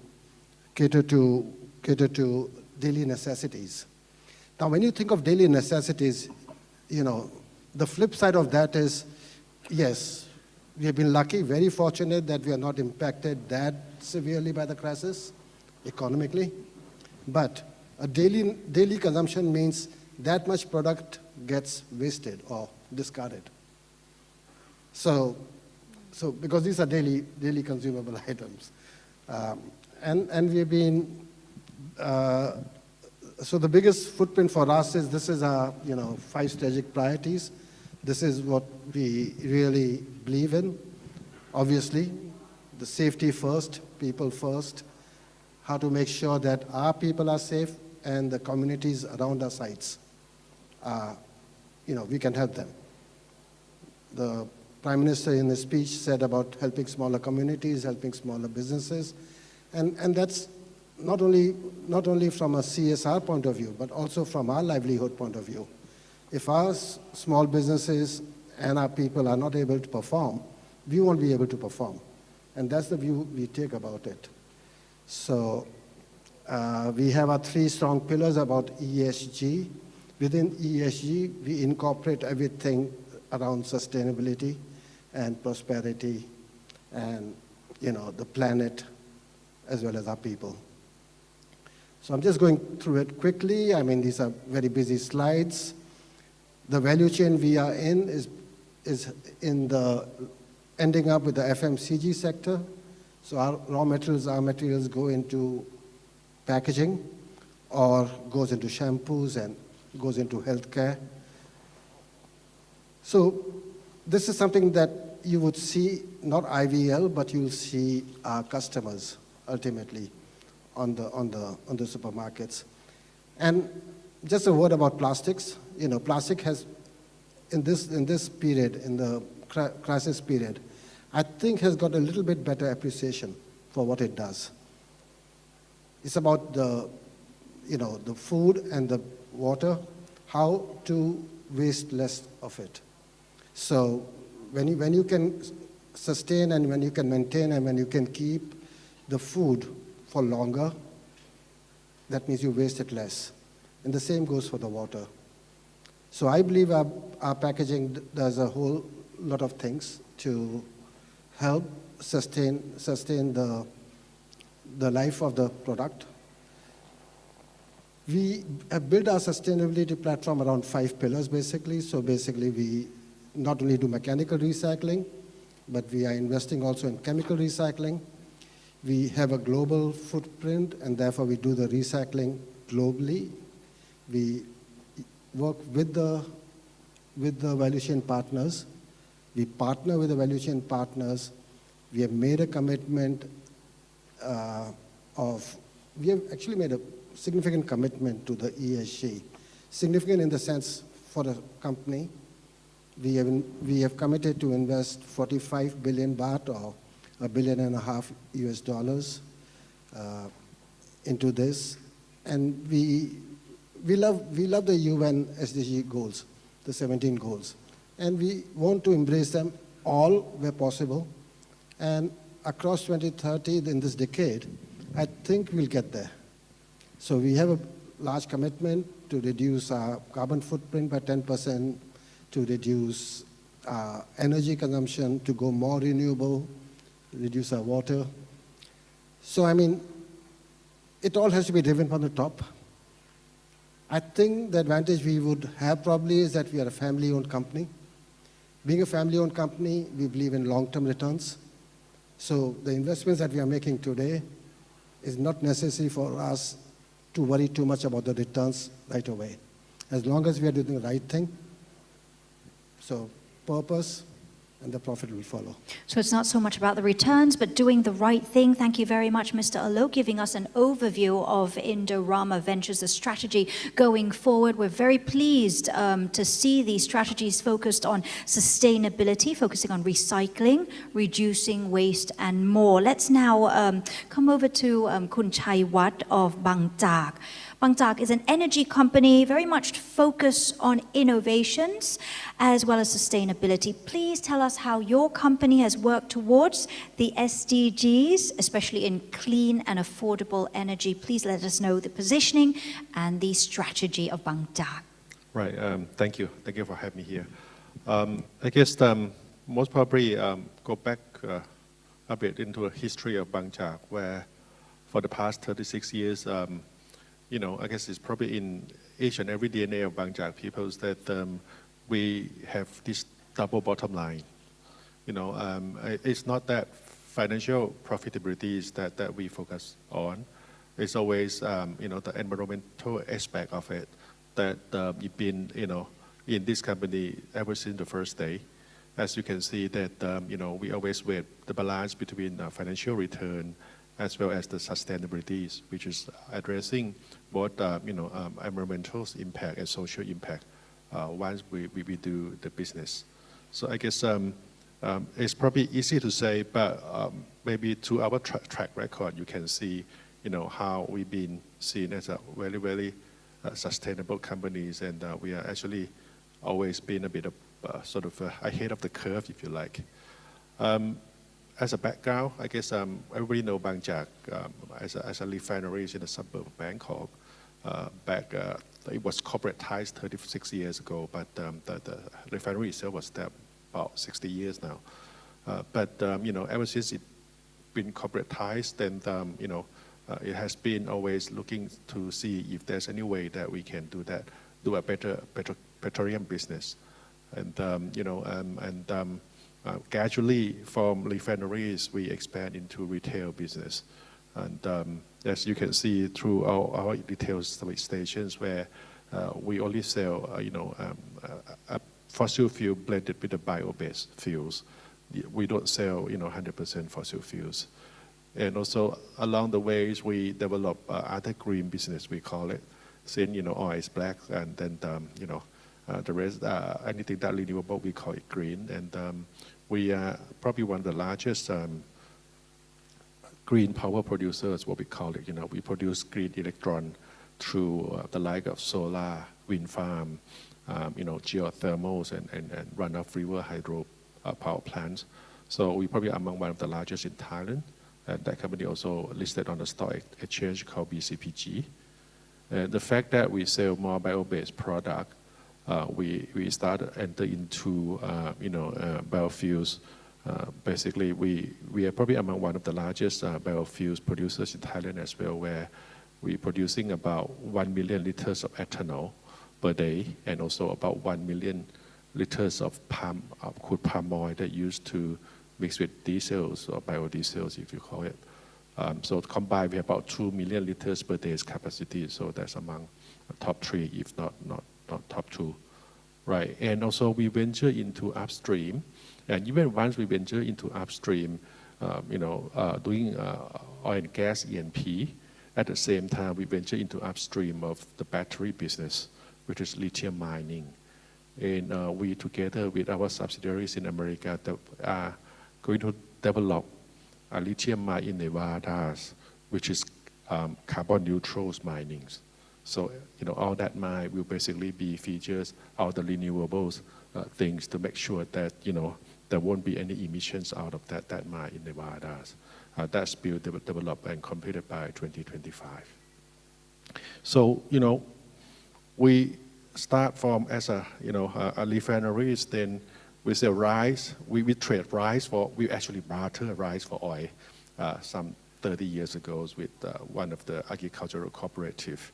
And from there, you know, it took off, and then right now we have more than 600 cooperative gas service stations across the countries. So starting from a barter has now become a sustainable business for both, you know, the refinery as well as agricultural cooperative.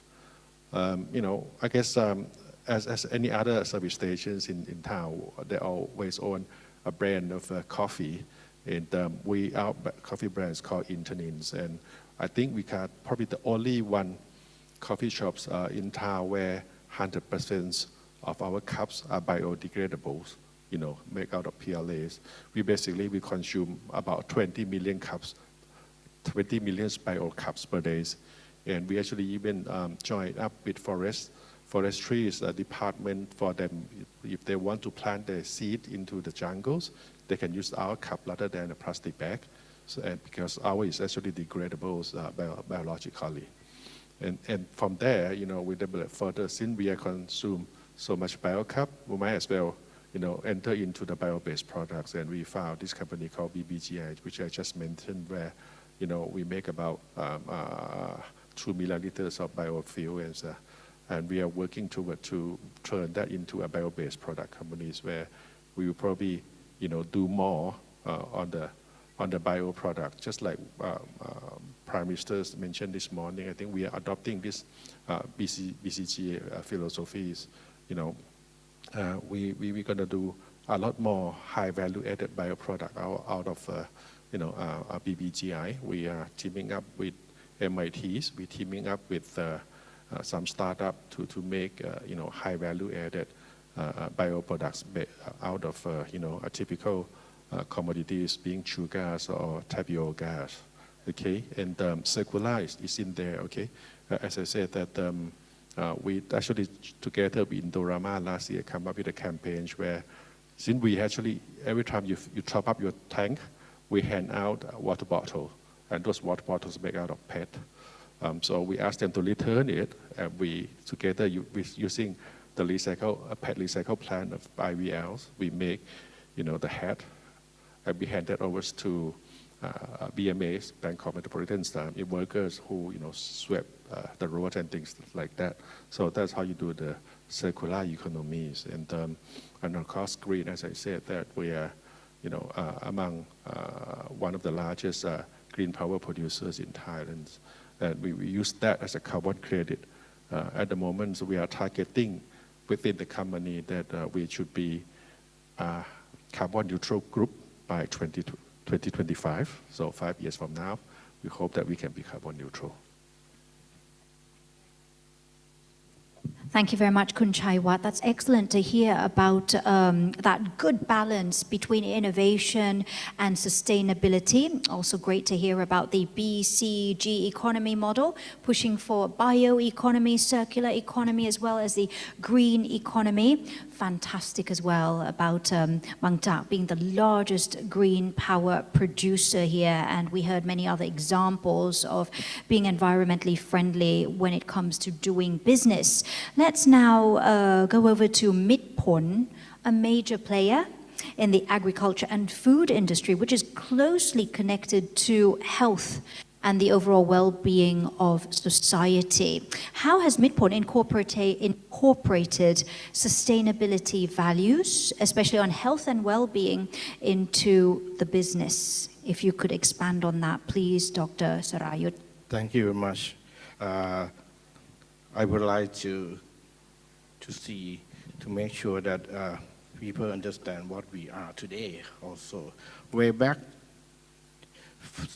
almost 65 years, when the Wong Kuson-Kit family founded the business, the ideologies of concerning to the society, excellent to the people, take caring the excellence things, and also caring the people, also do the fairness to the society, and also the stakeholder have been included in our strategic direction and vision today. So today our vision have been included that we are right now moving from Thailand to operate in other countries, in China, in Australia, in Laos, and lately this year we do some other business in Indonesia. So that's the way that we try to be the leaders in the green economy that we are engaged since 60 years ago. Right now we move up the value chain, that's starting from sugar. And we are right now that we move along the value chain, try to converting the waste to be more values. We adopted a zero waste concept many years ago that we produced starting from the molasses or the waste from producing sugar to be fermented to get the ethanols. And the next thing that we look into the adding value is the biomass, the bagasse or the fiber from the sugarcane that remaining in the plant. We do more values on do the biomass power plant. So that the things that we keep continuing doing the sustainability concept through along the value chain. And now we're starting to move up to other business, other agriculture crop also, like tapioca or rubber woods. So we do try to adopt all the ideologies and all the things that related to the agriculture crops that we have the expertise. In addition, what we do that so many years that we included in our strategic direction is sustainability.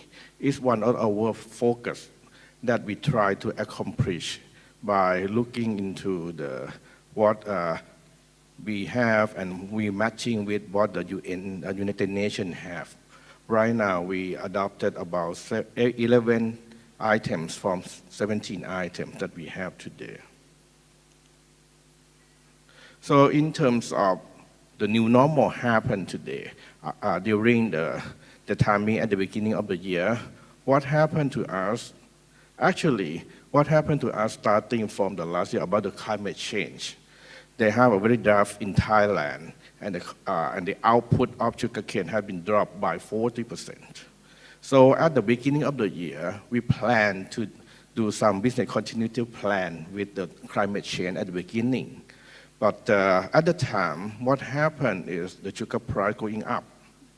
And then when the COVID-19 coming in, they have some other thing happen that the big country that produce sugar, produce ethanol, they change the way they produce instead of produce more ethanol because the oil price dropped quite a lot, sharply dropped. So the price of ethanol going down.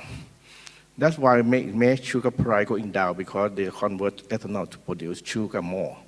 So that's another thing that we have to be very careful on doing the business, starting the business this year. So the way that we try to use the timing of at the beginning of the year to move up our sales quite fast enough. Fortunately enough that the government allow us to convert some ethanol to be the alcohol for cleaning in the medical industries. So that we can, right now, we can support what happened at the beginning of the year about the COVID-19 to launch the product, the alcohol for cleaning in the medical rooms or in other areas. That we do need some also.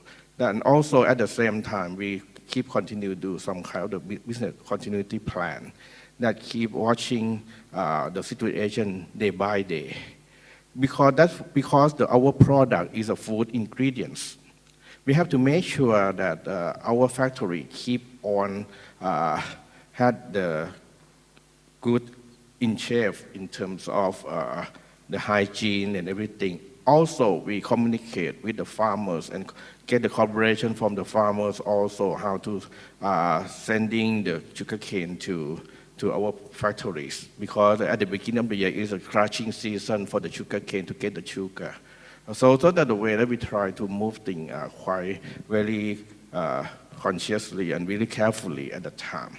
The next thing that we do is we do the supporting together with our cross company, Banpu Public Company, that we allocate the budget at together about 500 million baht to support the hospital, to support the communities in terms of the medical equipment, in terms of the renovate the hospital room also, and donate some alcohol that we produce. That's the way that we try to be do some supporting in the communities. At the same time, we do something about digitization.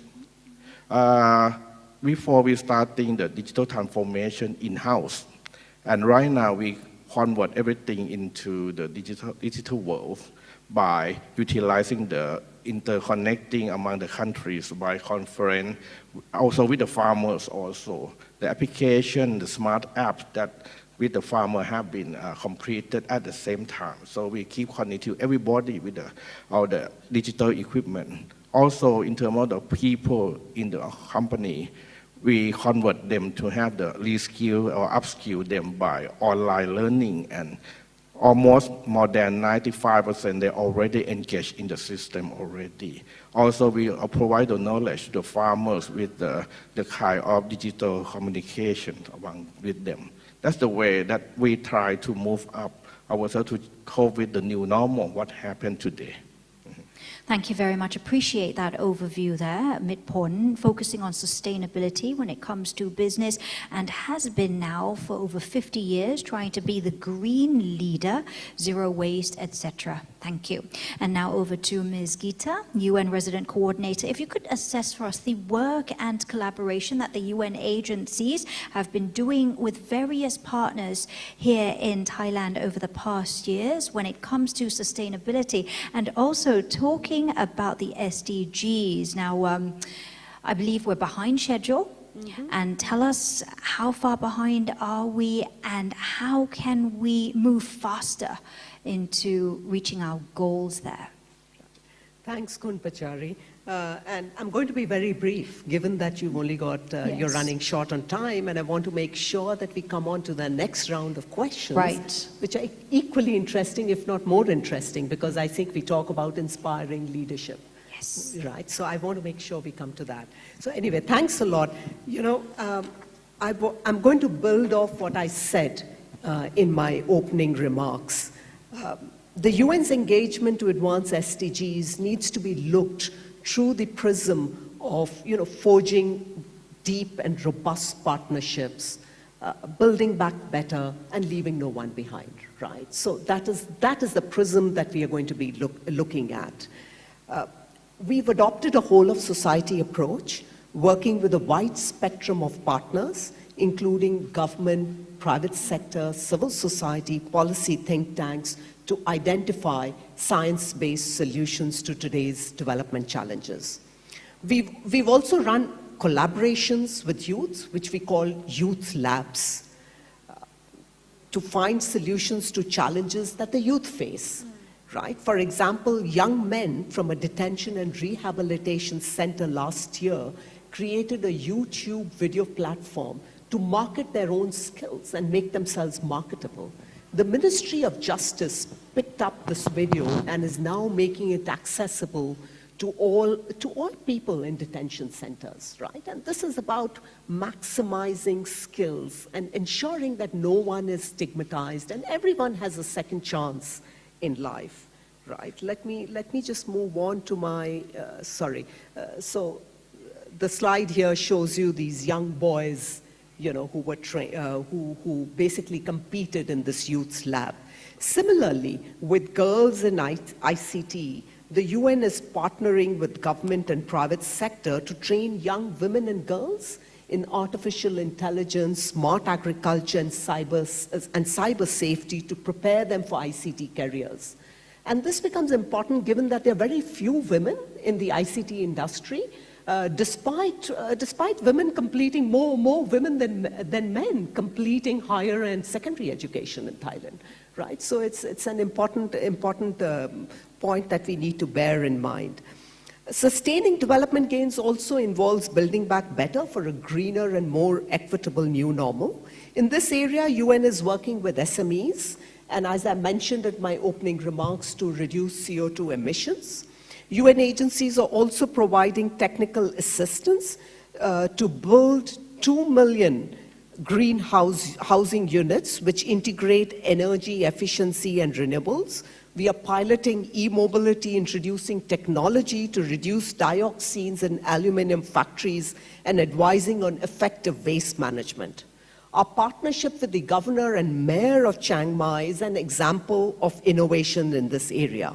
We are using satellite technology to track haze forest fire and emission levels, which enables the development of science-based solutions for dealing with forest fires and biomass burning. We are also providing policy support for the financing of biodiversity, given that the existing funding gap is about 2/3, right? So the government has a gap of about 2/3 in meeting its biodiversity needs. I want to move on to talking about the principle of leaving no one behind, because it speaks to the values of justice, equality, inclusion, and equity. Informal workers constitute about 60% of the labor force, and disproportionate share of women are in this informal sector. Securing their lives and livelihoods against future crises is imperative for advancing the SDGs, and my colleagues later this afternoon are going to talk more about it. Similarly, to maximize the impact of the child support grant, the UN's technical assistance is directed at upgrading the data management system and linking the grant to other social services to promote early childhood development. We are also partnering with the government to support real-time monitoring of gender-based violence and provide counseling for adolescents on sexual, reproductive, and mental health. Now, studies reveal that significant number of women over 35 tend to believe that their partners are justified in their abuse, making gender-based violence a critical UN priority. We surely are not moving fast enough towards SDGs, and what is it that we need to do to move faster? It's true. Evidence suggests that the pandemic is going to impact the progress of SDGs. In the short term, income losses will result in increased economic insecurity. Given this context, to continue progress, we must first ensure sufficient financing. And as I mentioned in my opening remarks, UN ESCAP's estimates suggest that an additional investment of 50 baht per person is required over the coming decade. Right? And the question that I want to ask today is, how can we enroll enlisted companies on the stock market to adopt sustainability and to contribute to this additional investment? That's the question that we need to pose and find answers to. Second, we need the private sector to commit to a better future through innovation, thought leadership, and foresight to address the development challenges of today. For example, many boys and young men are not completing secondary and higher education, which will impact the labor market. 10 years from now, the labor market could look very different. And these are development challenges that we need to address today. And third, we need economic development that is people-centered, ensuring that no one is left behind.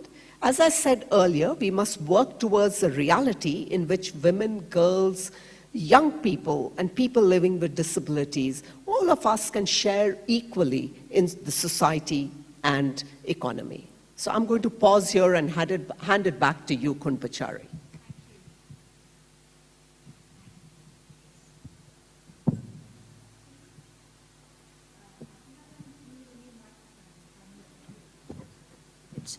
Test it. Oh, there we go. Thank you. Apologies for that.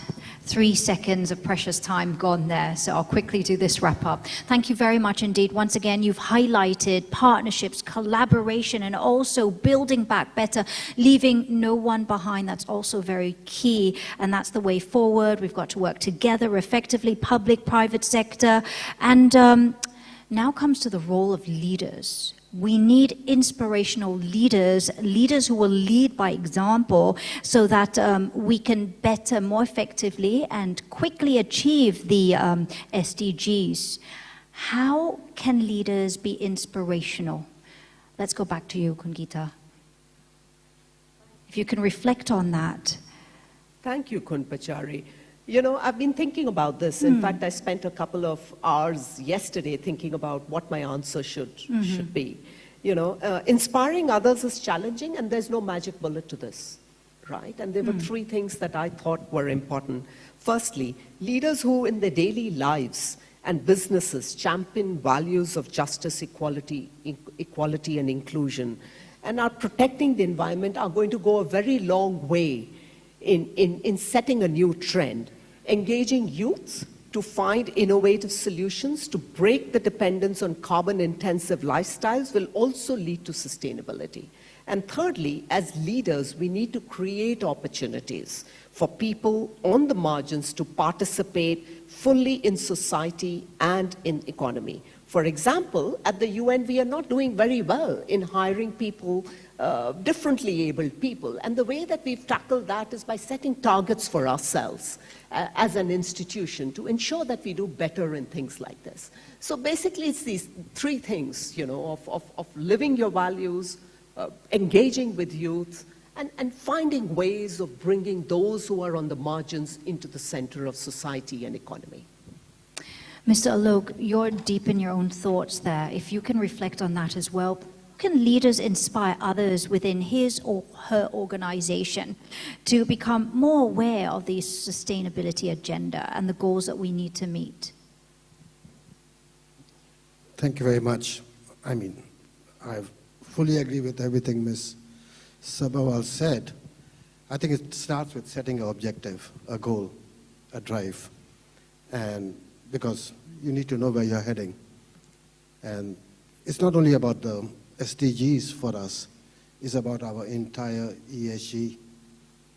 How are we going to at least not damage the world more than what it is?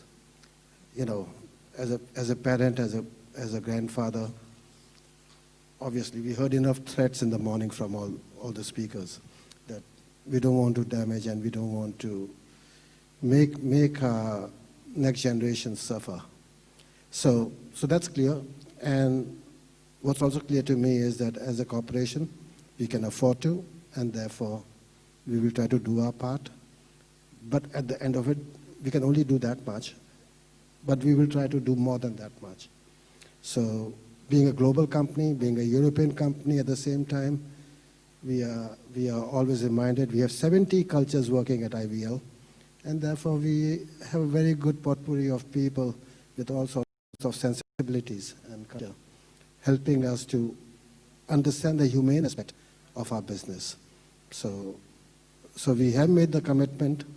We are a global leader in chemicals, and we will become the global leader. And we are the global leader in recycling, and we intend to maintain that. And these are not hollow words. These are commitments that we have made at a global platform, at the UN Global Compact platform as well. And it comes from the top. It comes from the leadership. And we do encourage our different people in a different way within the company. We tell the financial guys, look, the funds who invest in ESG will give you more money at a cheaper rate. So go ahead, don't worry about it. So we get the passion. Basically, if you have the passion, if you know where you're heading, and if you are, absolutely convinced that you're on the right journey, and as I said in my opening remarks, that as a family company, we will continue on this. We have been collaborating, as Kun Banchak, Kun Jat mentioned, that we try to go across corporations in Thailand and universally to talk to our value chain partners and friends on how we could help. With Metapol, they make from molasses this alcohol. That alcohol, if it doesn't have much need in the gasoline, you can give it to us, we'll make chemicals from it. Thank you. I can go on and on. Thank you. So I'm sure you all agree that we must all work together, and it's not just the leaders, but it's at all levels. Now, you've actually just reflected on this. I wanted you, Mr. Alok, to share with our friends here in the audience, especially other companies, your experiences dealing with the current crisis. But this question is for all the three gentlemen here. So give us examples from your companies, how you have dealt with the current crisis and going forward as well. So basically, this is the third round of questions, learning from the past and now moving forward towards a brighter, better future. Give us some examples, please. Right. Thank you. I'm just jump in here. I guess we're still in a crisis. although the worst is behind us, but we don't know when we're going to see the light at the end of the tunnels, because I think vaccine is being made, and then the infection rate is still pretty big each day. So we're still right in middle of it as we speak. I guess a few things that I probably might want to share here is that first is about the communications. I guess it's very important and that we can communicate with people around us. Being the family members, being your employees, being your stakeholders. I guess that's very important. Sometimes something they already know, but they hear from us, they hear from the top. It's actually quite helpful. And I guess the message that been communicated all along was basically about each and every one of us should look after ourselves.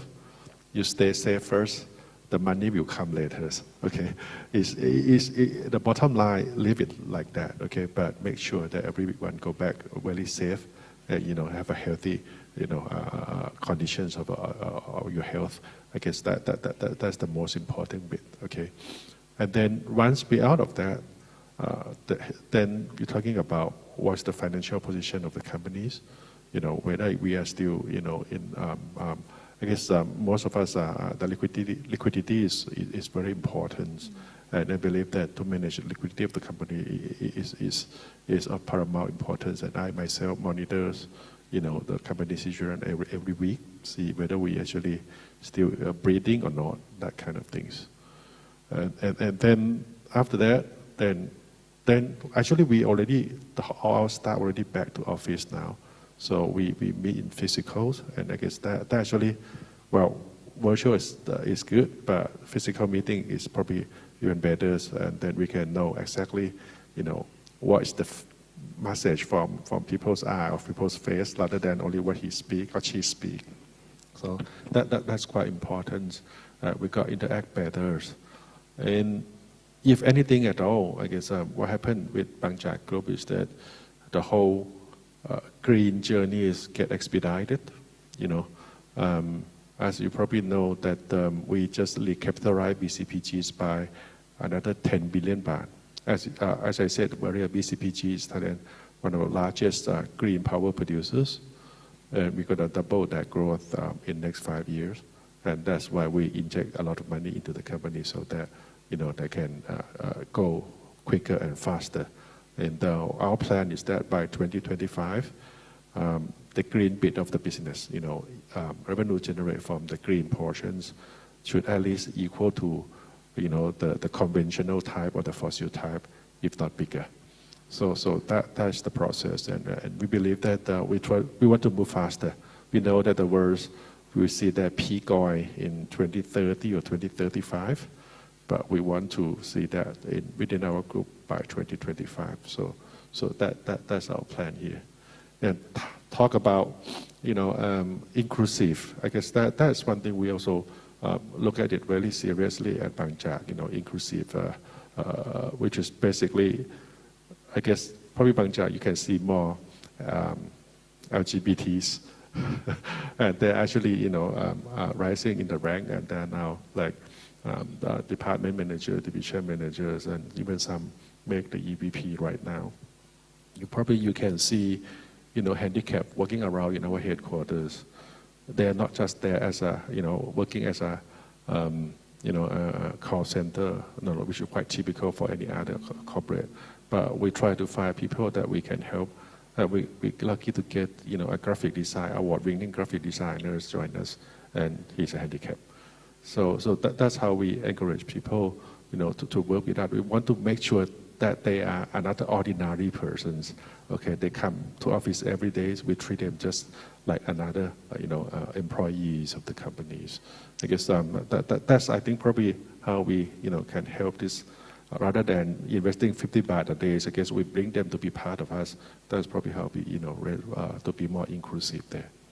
Thank you very much. Great to hear those examples. Once again, leaving no one behind, LGBT, people living with disabilities. Dr. Sarayut, if you could add, what is Mitpon doing, or some examples of lessons learned in the past, and what we can do going forward, please?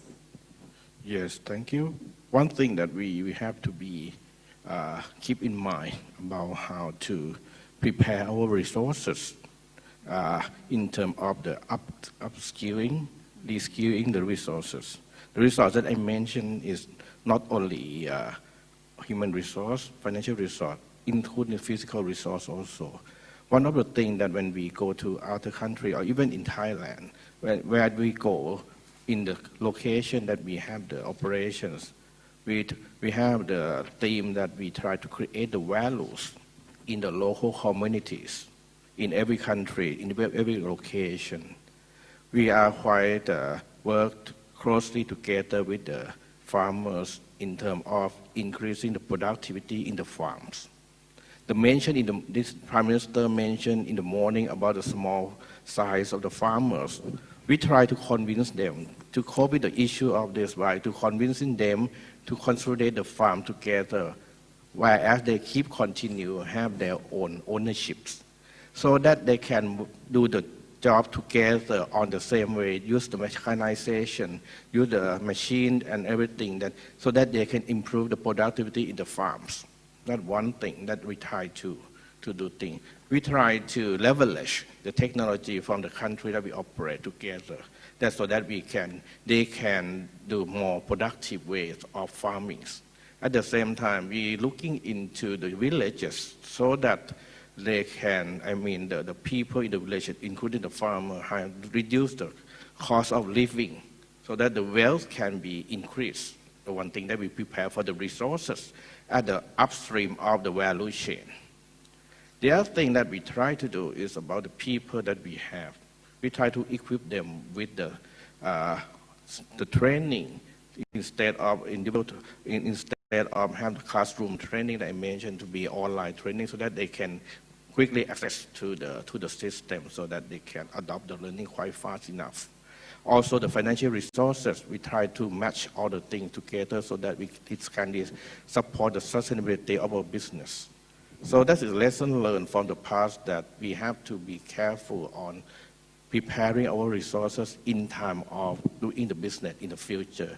At the same time, the business model have to be changed a little bit in terms of the new value-added product on top of what we have today. Thank you. Now, we really are running out of time, and it's such a pity that we can't do the Q&A session, as I'm sure all the panelists here would love to take your questions, your thoughts and reflections, but we will be having lunch together. And so please do feel free to approach the panelists over the lunchtime period, but we do have one very, very final question for you, Ms. Gita, and that is, what are the lessons that you think Thailand can offer to other countries, and vice versa as well, during this COVID-19 crisis? Thanks, Khun Pachari. I've picked up three things in particular. My first thing is about the health response that the government pulled together. The response to the pandemic was expertly managed with rapid and accurate case detection, isolation, treatment, and contact tracing. More than 40 years of investment in primary health care has contributed to the success, complemented by the 1 million health volunteers, majority of who are women, and near universal health coverage. So it's this expert health response that the government pulled together. The second thing, according to me, government was also among the first in the region to implement a very comprehensive, rapid, and well-sequenced fiscal stimulus package that was designed to support domestic demand. At the request of the government, in fact, the UN will be stepping in to monitor the fiscal stimulus package, especially the package that is targeted at local economies, right? And this builds into what the Prime Minister was saying this morning about increasing transparency in all projects that are taken forward by the government. So I believe that the fiscal stimulus package was extremely well timed and very comprehensive, very comprehensive in nature. And lastly, and this is a fact that Thailand needs to really take credit for, the very fact that roughly over a third of the Thai people contributed in either cash, food, or supplies during the COVID crisis. And according to us, this amounted to nearly $2 billion, right? And it is this contribution that speaks to the social capital of the country. And this is the glue that holds society together. right? So from where I sit, these are the three things, the direct health response, expertly managed, a very comprehensive stimulus package that was put in rapidly, and the social capital that basically holds the society together. To me, these are the three lessons that I would prioritize. Thanks, Khun Pachari. Thank you so much. And I am going to wrap up this first panel discussion for today, Leadership for Sustainability under the New Normal Towards the SDGs. If we could have a big round of applause, please, for our panelists. Thank you very much. And we do have a token of appreciation to present to all of you. So if you could remain on the stage, please. I would like now to invite Kun Sunantha Tiasuwan from Pranda Jewelry, center stage, doing the honors of presenting our speakers with a token of appreciation. First to Ms. Geeta Sabawal, the UN Resident Coordinator in Thailand. We thank you very much.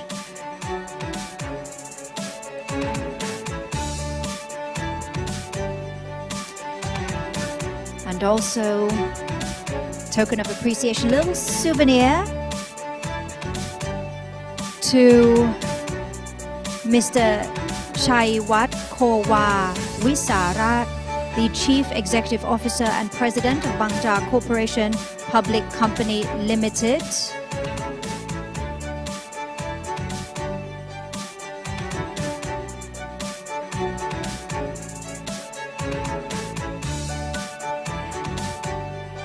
Next, Mr. Alok Lohia, Group CEO of Indorama Ventures PCL. We thank you so much for your thoughts and reflections there.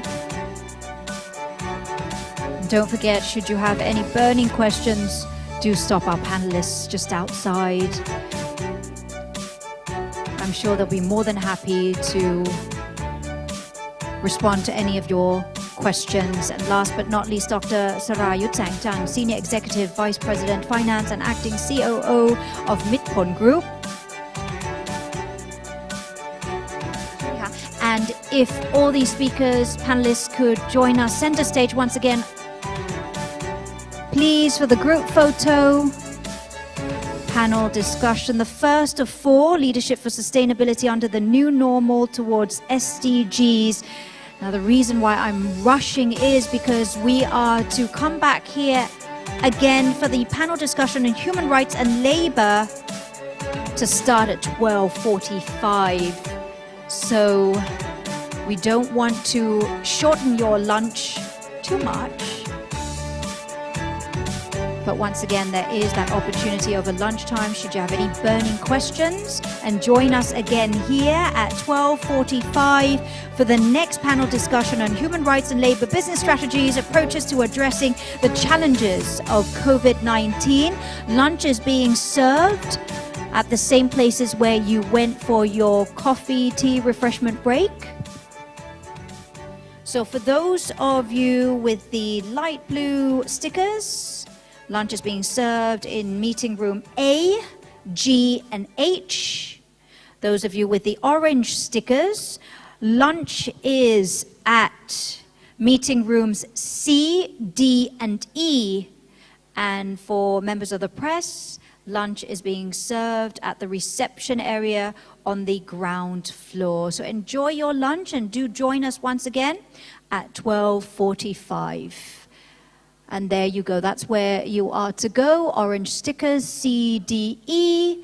Blue stickers, A, G, and H. And members of the press คณะสื่อมวลชนนะคะรับประทานมื้อกลางวันได้ที่ชั้น G นะคะแล้วพบกันใหม่ในฮอลล์นี้เวลา 12:45 นาทีสำหรับการเสวนาในช่วงต่อไปค่ะขอบพระคุณค่ะ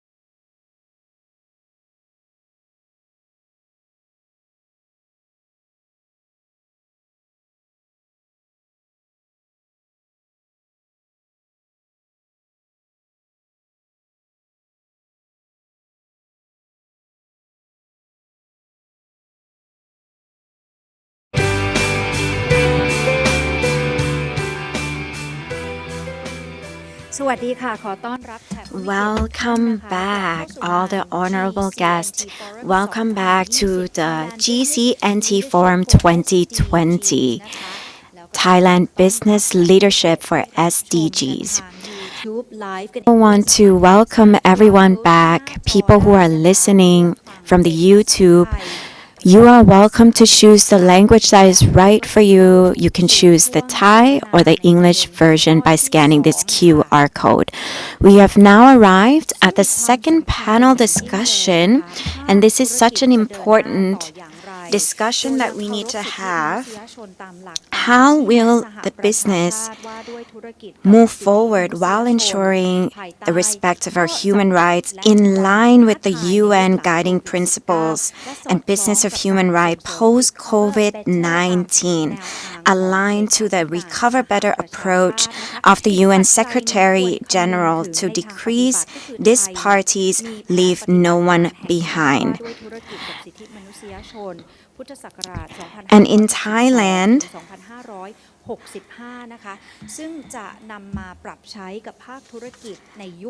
both Thai and migrant workers, they will continue. So we are going to see how the United Nations will respond towards the business and applying the human rights and labor.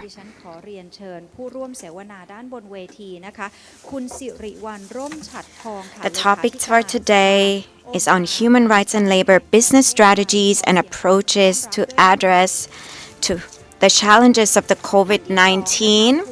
We invite Ms. Sirivan Romchathong, Secretary General of Employers Confederation of Thailand, Mr. Prasit Bundwang Prasit, CEO of Jaran Phokpan Foods, Ms. Narilak Pair Chayapum, Director of ILO, Ms. Jitima C. Sukham, Senior Program Officer of ILO Country Office for Thailand, Cambodia, and Laos.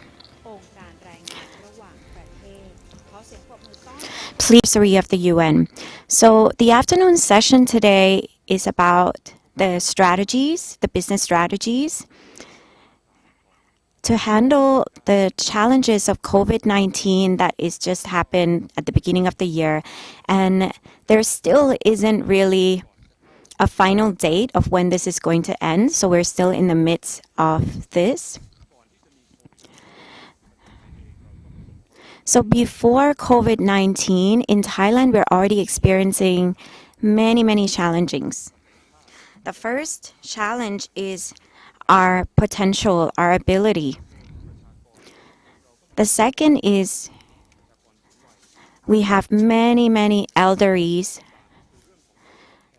The third is there are many people who are using AI, replacing the employment, replacing the employment, but also every sector is affected as well, whether it's a service and the traveling industry. So what's happening right now is when the employees and the informal workers do not compare with the first quarter of 2019, and what we can see is that of their agricultural. And the way we look is we start to look at their working hours. How many hours are they actually working per day?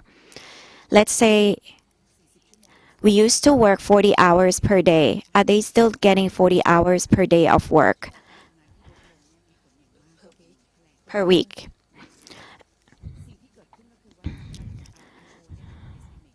Per week would be reduced by 400 million, and this will affect all sectors, including and especially transport, services, traveling, tourism, and also production. All types of production would be affected because this will also affect the supply chain. We're moving on to the next slide. We're asking for how can we boost the economy? How do we stimulate the economy? How do we increase the employment to make sure that the employment rate doesn't reduce? So it's very important for us to look at how the public sectors can support us. How can they reduce the interest rate? How can the bank offer more money for people to take loan? And this really helps us to even look at personal loans and even corporate loans.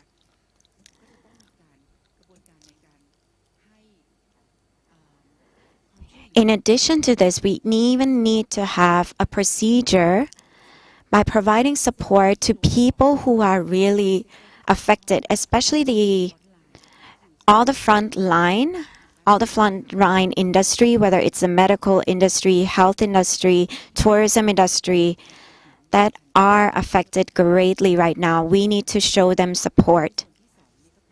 The second sector that we need to support right now is to make sure that the business and even people can have regular stream of income, because this will help to support them during the lockdown.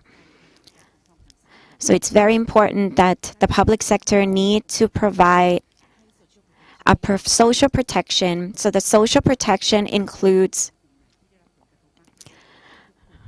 everybody needs to have the social protection, but also the informal workers, which is the groups that we want to focus on, whether it's the women, children who are not going to school, and all the informal workers.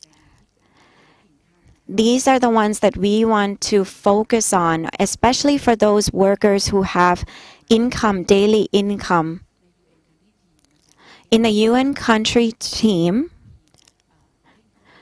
we actually have technical paper that provides social protection for all the informal groups and sensitive groups during the COVID-19. So we already have a procedure in place for that.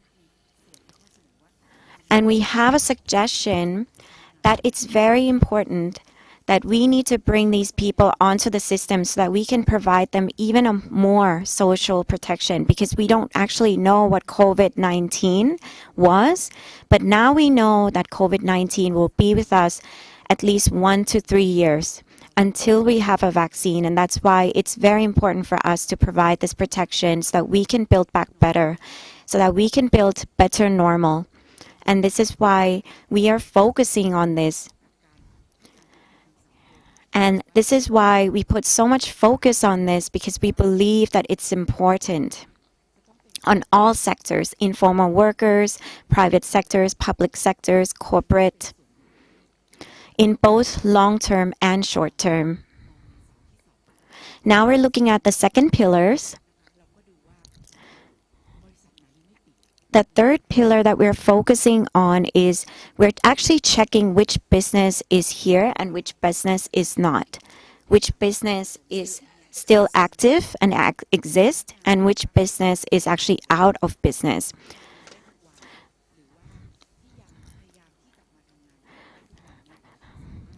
We want to make sure that every employee that are still working at the active business can come and work in a safe environment. So we need to look at also the cleanliness, the sanitization, the health, and this is very important. And especially for the workers and employees who need to leave their home and their safe space to come to work, to physical workspace. So the organization needs to have proper equipment to make sure that all the workers and employees can work feeling safe. This includes providing alcohol and other sanitizing option. When the company focus on providing this, all the production workers would feel more motivated to come to work. And the second point that is very important is to make sure that we provide flexibility. So company needs to provide flexibility, giving virtual options, allowing them to telework. So we are not stopping to being an advocate, but we can also move some of our own action and inspiration onto other platforms. We open up every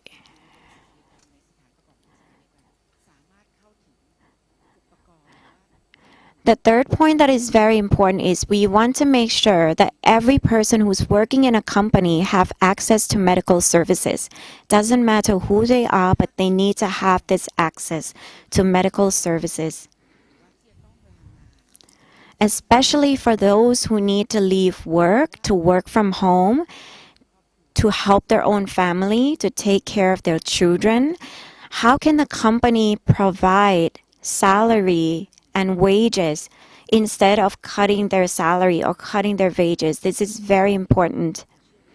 And this is why it's really important for us to have a proper social dialogue, because, and this sink into our last pillar.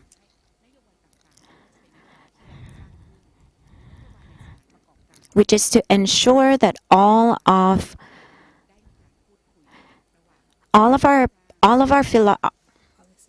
our policy is integrated through communication and social dialogue. So making sure that people from all the private sectors, public sectors, all the ministries, business sectors, and even education sector to collaborate to implement a policy that can support and is practical for both long-term, short-term, mid-term, and also is communicated correctly. Personally, I look at COVID, it's very different from other disasters. It's even more different than other global economic crisis in a person's life. And so this is something very, very new. So what we can actually do right now is to improve our own quality and ability to make sure that within the organization, people actually communicate with each other. People actually talk about the new policies and even have an agreement with each other in the workplace or even nationally and in the community as well.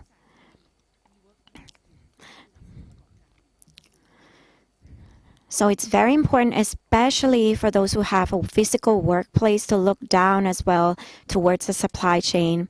As the PM said this morning, SME and even informal workers are actually the majority of the people and the majority of the workers who are very sensitive and who are actually affected the most in this situation. And so this is very important for the employer to step in to support and to help the informal workers, the immigrants, in both their physicality, their well-being, their family, their holistic health. And this is why ILO pays so much attention on this. So we're moving on to the third slide at the moment. So the ILO actually created a manual, a guideline and tools for businesses. This was already something that was there before COVID, and now during the COVID, we actually upgraded and created it and implemented. So we talked about the shared responsibility.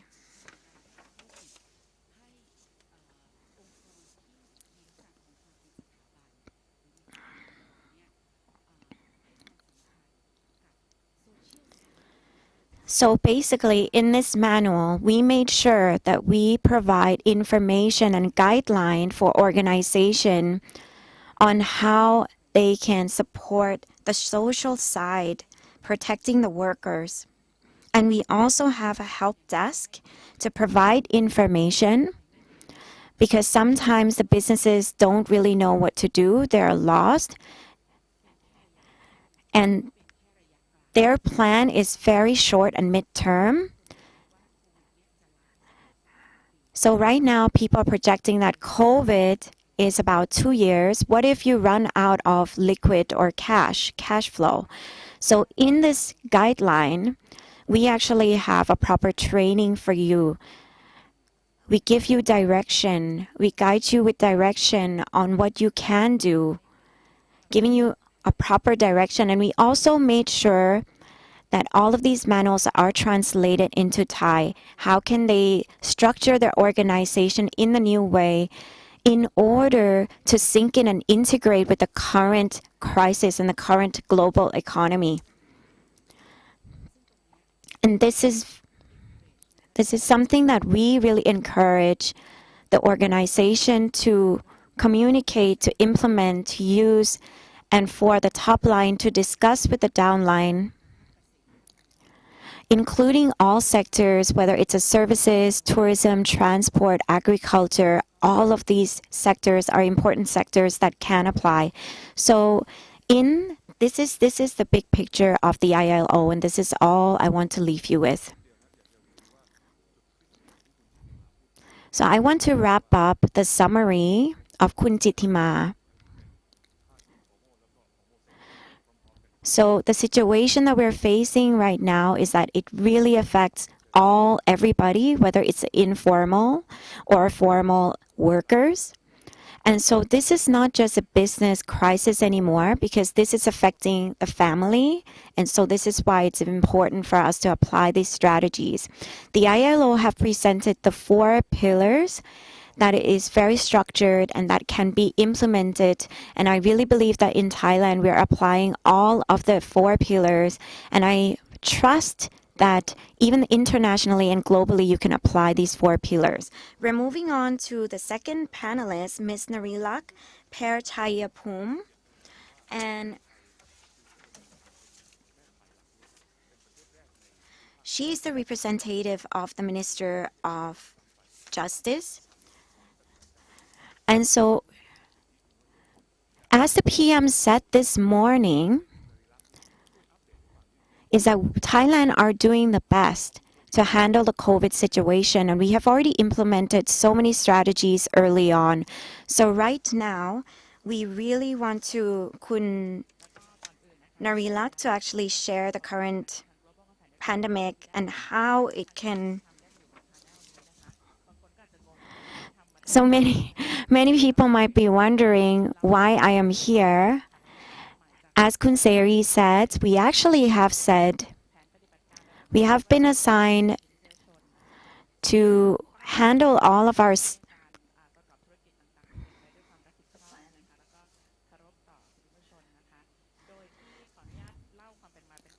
pardon me.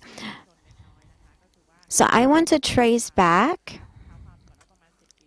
about 10 years ago. So one of the most complaints that we get is that people are getting inequality. And the trend really rise high that they are getting the inequality, they're not being treated fairly. So this trend is not only in Thailand, but also all around the world. So UN actually launched the UNGP, UN Guidance Principles on Human Rights, on how the businesses can actually work with other people to make sure that we treat other people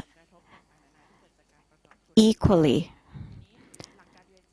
UNGP has 31 principles. We don't need to remember all of them. We only need to remember 3, which is protect, respect, and remedy.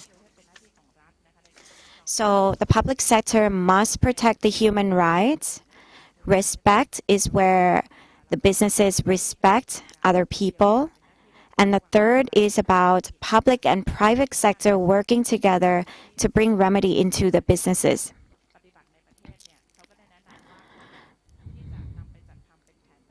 So it's been recommended that it's very important that we bring this into a strategy and implementation. So once we got these principles, we applied this a few years ago.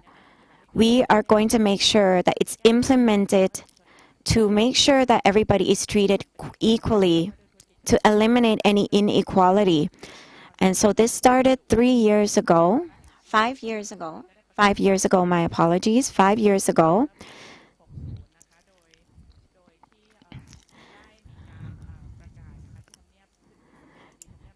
So we created a strategy and a plan for people to have human rights events, and we are very grateful for GCNT for being our main partner. So this is the event that we did 5 years. In 2018, we created this event to really declare our support of the human rights. So the first year that we did is we listened to all of their justification. In 2018, we actually went down with the GCNT to really dig down deeper. And last year, we listened and brought all of the opinions and all of the research that we have done in the first 2 years to apply these business strategies and implemented these business strategies. So you can see that I have this manual here, and this is the business strategies. We actually did the declaration last year, 16 December. So some of the important things that we did for NAP is we are focusing on 4 issues that we need to tackle. The 4 main issues that I listed here, we actually got them from the people. We got all these feedback from the people during our research phase. We asked them what we need to fix. We asked them what we need to provide, and this is their voice. So I really brought their voice onto this plan. So the number one issue is labor. Number 2 is defenders, environment. Number 3 is defenders. Number 4 is investment, both locally and internationally. So these are the 4 points that we are focusing on. So these are the points that we have been focusing on since 2017 until now. So the first thing that I want to focus on is the labor. So this was before COVID, so I didn't write anything about the COVID, but this is the strategy that we did. So under the labor, we have 3 pillars. The first is protect, the second is respect, and the third is remedy. So the first of protect. So the Ministry of Labor make sure that we implement protection laws to protect everybody who is working in the company. We make sure that all of our labor law and policy matches that of the global and the international policy. We really make sure that it's systemized. We make sure that we increase and add value to their lives. And we also tackle the issues of sexual assault, sexual discrimination. And we also stated to make sure that the wage is distributed equally, including their health care services and how we take care of their family.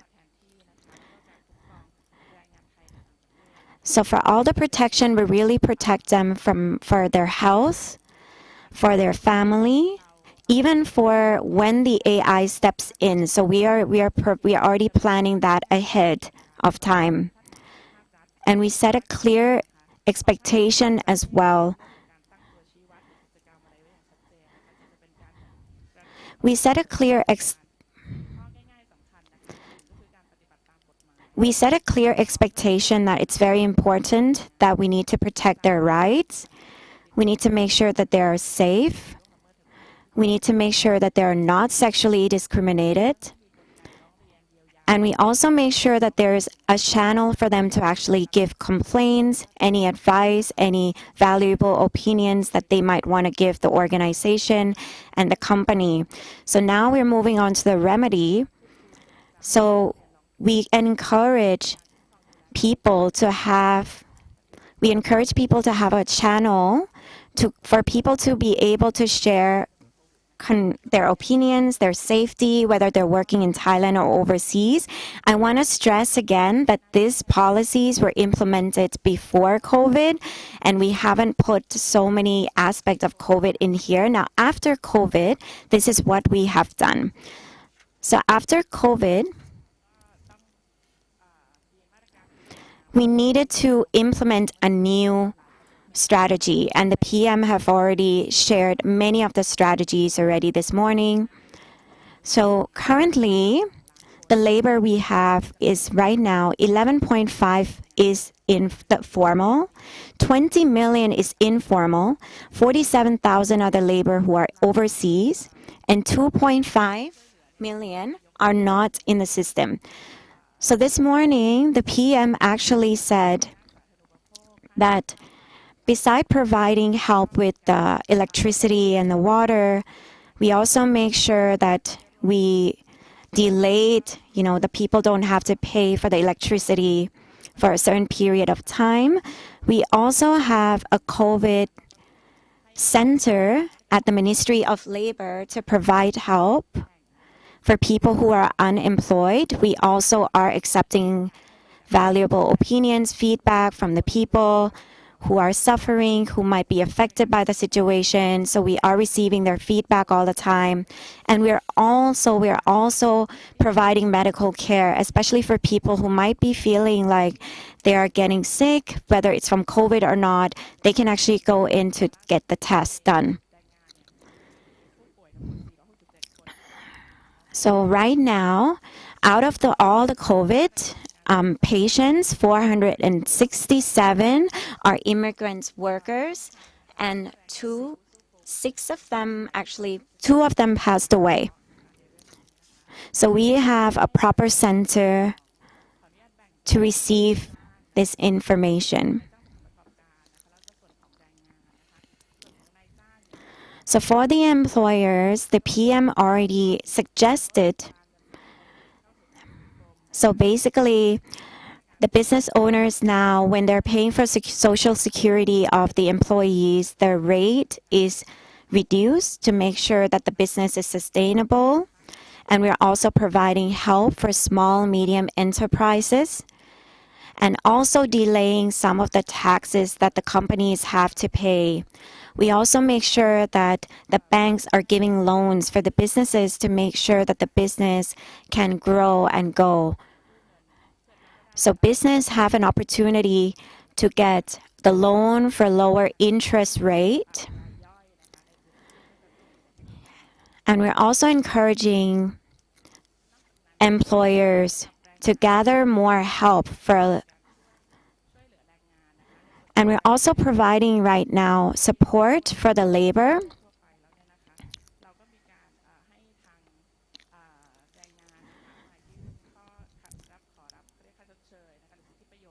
So actually we are providing help, so they are getting monthly pay if they come and register on the system. We're also hosting a Thai Expo job to make sure that, people can get jobs, because right now there are over 1 million unemployed jobs available at the moment. So we want to make sure that people who are skilled can have an opportunity to adapt to the new normal and to come and work again. So for all of the job applications, we are making sure that we are providing the system and the technology for this, so people can apply for the job virtually. And we're also providing personal loan for people who are suffering during this time and who are greatly affected during this time. We also have jobs available, both short-term and long-term. And for people who are living overseas, the Thai people overseas, we are providing centers to make sure that they can come back safely to Thailand. And we have people who are communicating with them constantly. And we also have funds available to support people who are working overseas right now.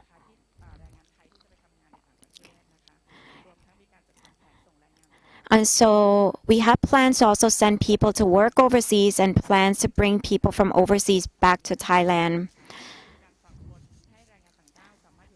And right now, we are also providing it for immigrants, all people who hold pink cards, all the MOU immigrants, and to stay.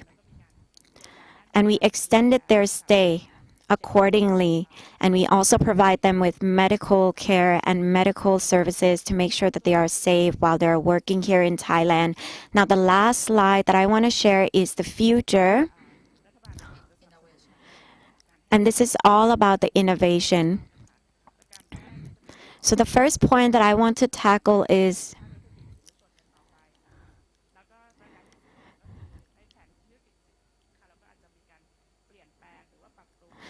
so this is all about so initially we didn't do anything about the COVID, and that's why it's very important right now to create this national action plan to make sure that we are prepared for the future. So we are creating competition for public and private sectors to compete, to share their creativity, their innovation, and we're also supporting non-profit foundation. We're implementing strategies and we're encouraging all the public and private sectors, non-profit organizations to make sure that they are. So the people who won the competition are IRPC and PTT. So we are still having the competition right now to support the growth of innovation. And we also want to support people to have an honest relationship building. We are making sure that people are getting the proper tax. Their tax can be reduced. All of these are in plan. So I'm actually presenting this to the board. I really want the Business and Human Rights Academy that we are creating right now to be something that is not just growing locally, but also internationally. I really also want to support the university and the students in the university, especially the MOU. We want to support people in the university to have jobs, to have opportunities. And we also want to provide education for businesses, both small, medium, and large. And I believe that there are many, many types of businesses here. I believe that in the future, we will have more small, medium business.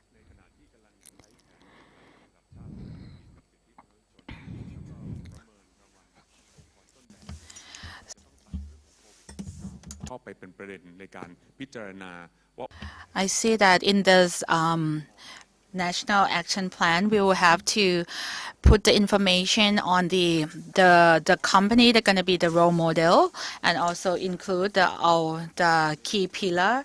And the next one is Kun Siriwan Lomchathorn, representative of ECOT, on how the agency will act in response to this crisis.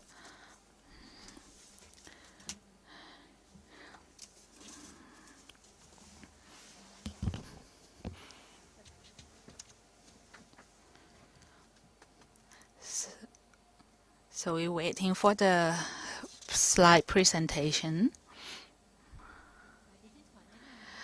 Let me introduce the organization, the SCOT.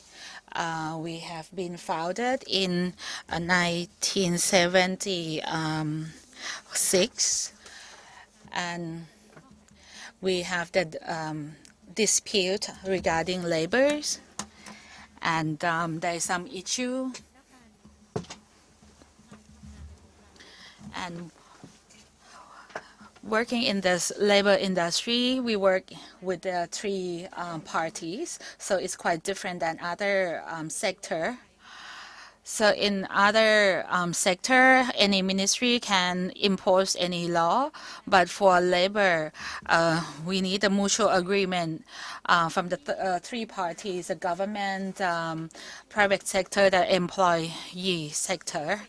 And this is an international organization that we cover all aspects regarding labors.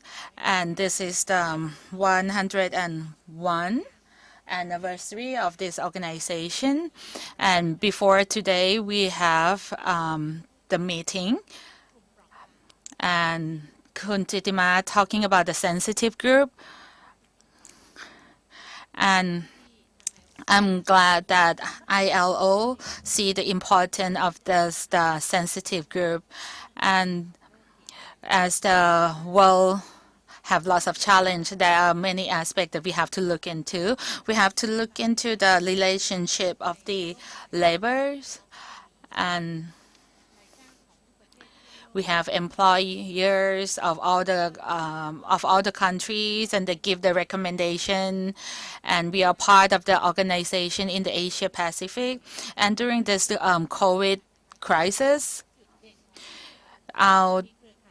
we have the network of international organization. When we get requests for sharing the information from Thailand, and we can also get the access of the information on how other countries tackle the COVID crisis. Like for Singapore, we can also access that, and we publish the manual to distribute to our members. And this is what we have, and we do our best as we can do from our network in the Friends of Asia. For our organization, for ECOT, we have the social responsibility, and we have principle. The first one is aware. We need to be aware. We need to create awareness. So when they have the awareness, the next one is advocate. They need to do what they have to, what step they need to take the action. So our responsibility is for them to have the knowledge, and the last one is anchor, for them to have to anchor that. So everything that we have been done through the social dialogue, and we respect this in all of our works. And this presentation, I proudly present that our organization, we have been here since the year 2000. At that time, UNDP contact us and said that Kofi Annan has an initiative on the global impact, and we actually have been in contact with the UNDP, and I chair our missions. And initially in the global impact, we have only like 9 principles. And one of that is related to labor, and I see this is our mission. And in the previous session, I see that Kun Sunanta from Panda Jewelry is among one of the very first company that has joined this organization since 2000, the year 2000, and it took place in this room. And at that time, it was very new, and we have the collaboration with the UNDP for this global impact. And actually, Thailand is the very first country to implement this initiative and spread this collaboration and bring in the participation from a private company. And I want to stress that for us, we focus on social dialogue. And who do we speak with? During this COVID-19, we talk with the Public Health Ministry. So we want those who have expertise to share the knowledge to our community. So when we work, our work involved with three parties. The organizational employer, the employee, and also the government. And ILO is also our consultant. And when we have some issue that has some conflict, ILO is our consultants in helping to sort out issue.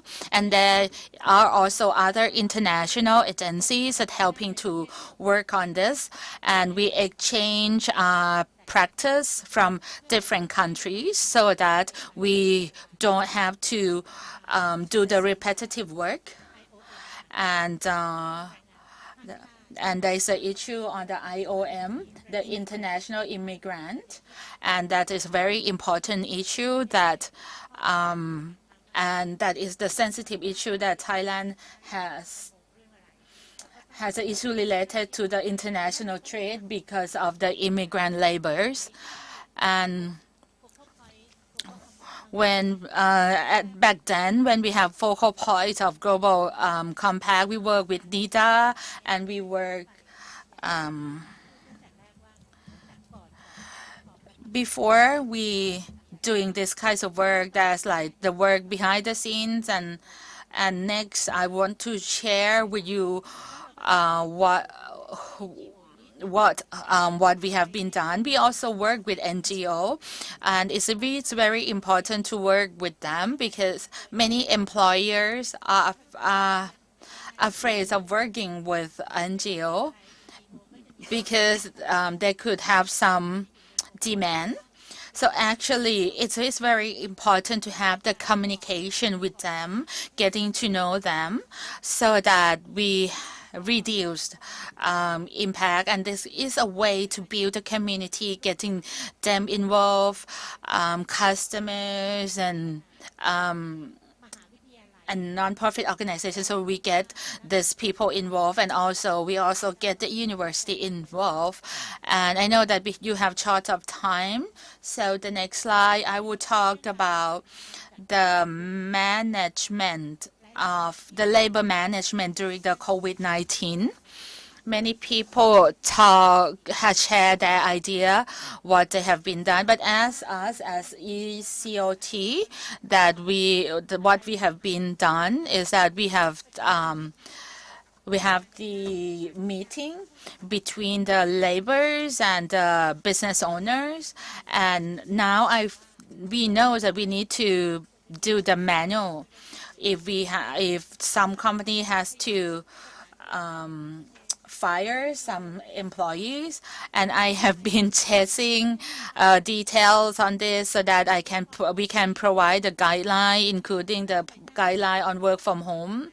And the business owner asked me back what would be the appropriate practice, and would you provide any training or not? So this is the issue that we're working on, and we are drafting the guideline for the practice. So the issue on the working from home, we hasn't finalized which way would be the best, but we see that this is the issue that we need to consider moving forward.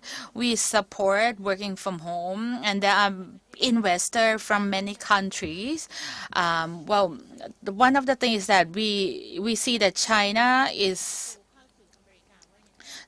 see that Thailand is a place that they can have the manufacturing hub here, and there is some like trade issue between China and the U.S., and they're looking for the place for the manufacturing here. So I've been helping to coordinate how the Chinese company can operate here and how every party can work smoothly together. So we act as a coordinator for things to go smooth. We also work with the education institution. So we consider to review some of the law. We also talk about the elderly. For those elderly who work and have to work for 8 hours and have to drive home, it could be danger for their health. And this day, technology has played an important role in our life, and many people has been working for many companies. They have many jobs. So the law need to be updated to match with the current situation. So we need to review our labor law. So we need to see what need to be adjusted. And the other thing is about the planning, how to tackle any challenges in the future. Right now we have the crisis of COVID. In the past we have the major flood. And in the future, we could face some unforeseeable challenges. And what do we need to do? What do we need to plan so that we are able to handle all these unforeseeable challenges in the future? One of the things is about health, physical health. These days, there are so many health issues from work, NCD, disease. In one of the committee, there are so many people, like five people per month that diagnosed as NCD, and so we need to educate people, and how we give the incentive to employee so that they would avoid having this issue. And what about others, like other health issue that we need to be careful? And the other thing, the second point is about financial health. There are lots of debt in the system. So how can we bring the debt that is off the system to be in the system? And how can we help people to be able to manage their debt? And many people, they are not aware about this. Some groups of people, they protest about bonus because they don't know how to manage their money. And another point is about stress management. The stress level has been heightened because many people they don't know when they're gonna be out of the job. So we need to see which organization will take care of all this issue, and this will be the manual that provide a guideline for all parties involved. And the next one is about the management. And now the longevity has increased. So as a human resource management, so we have to think ahead on how those people live after they retire, and this is a way that we can support them, and this also will benefit the country. So we have to look at business owner. Well, in the news, we see that many companies laid off and they reduce their work hours, and we see that there are discussions among this group to find out to find a collaboration between all parties. Like right now, there are no orders, there are no material. So what are the way to handle the situation? Without no demand, there would be no production. So what would be the steps to handle this situation? And different companies have different financial health. And for SME, they don't have any knowledge, they don't have any background on human resources management, and they don't have any principle on laying off. So we will have to discuss on the solution. And we know in this situation, there need to be some group that need to get laid off.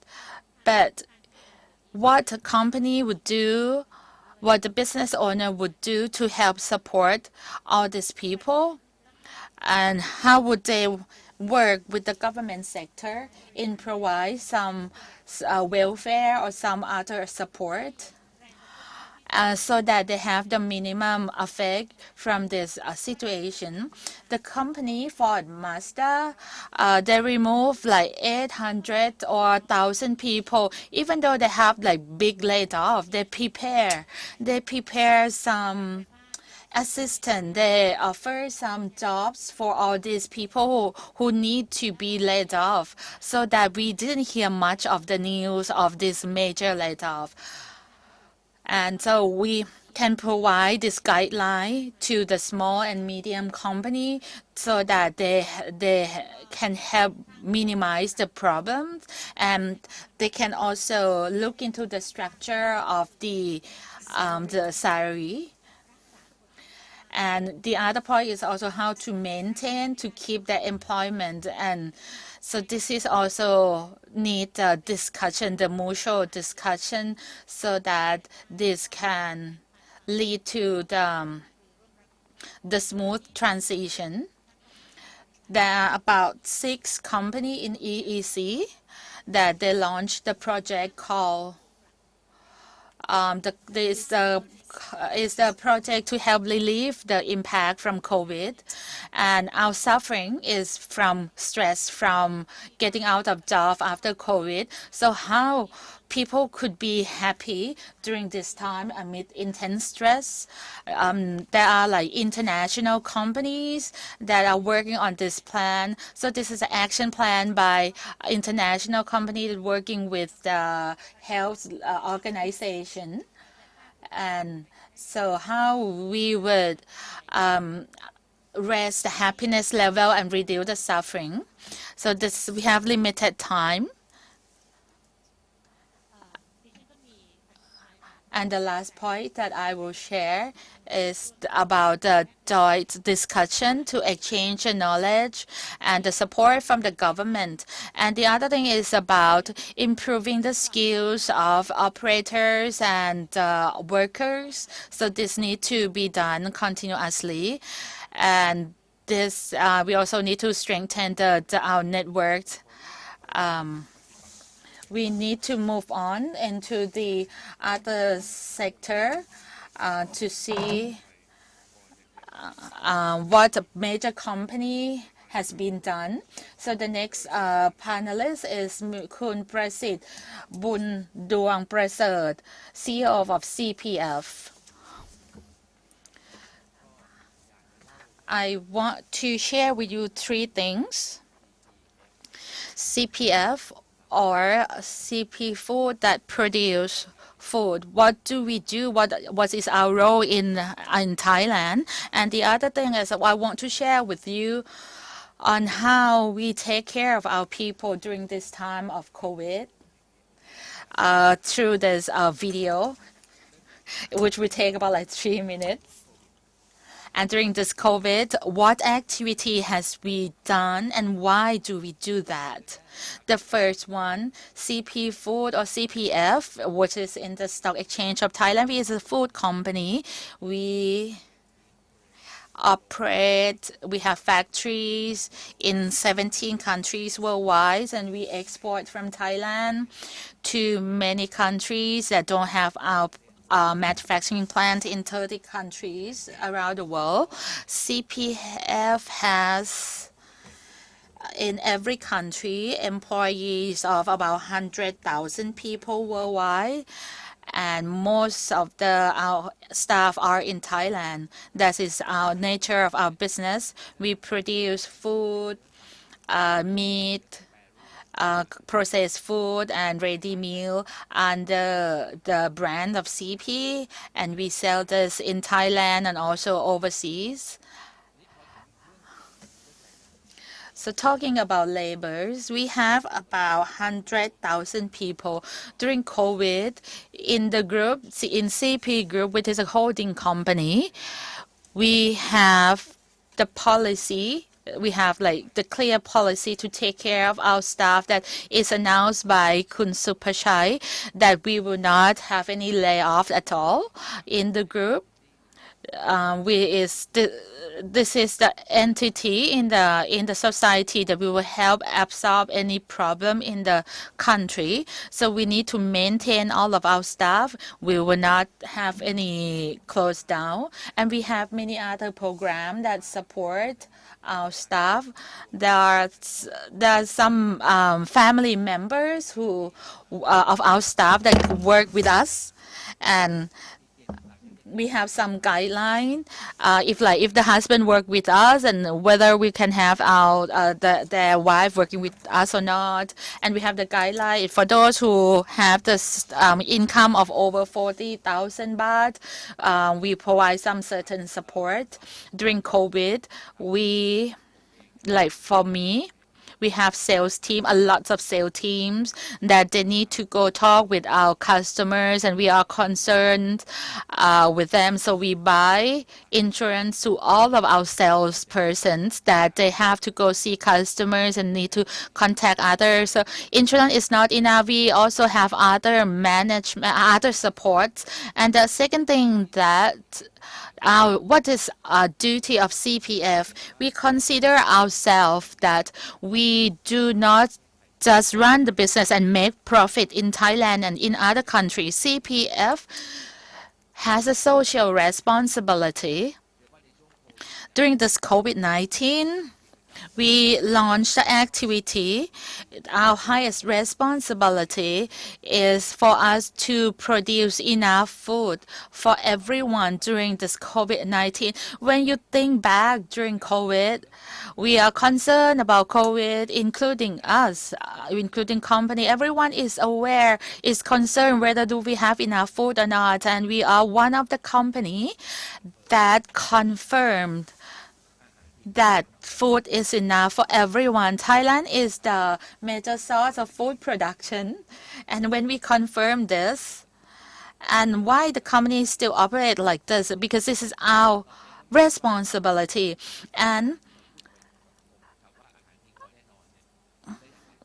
we think, how can we make it happen? So it's bring back to what we talk about today, that we take care of people. So I will have the picture. So picture speak louder than word. So you will see the video, 3-minute video, that you will see all the process. So our intention of making this video is, the first is to inspire our people that you are not just only staff and earning the money, but you have the responsibility for the country.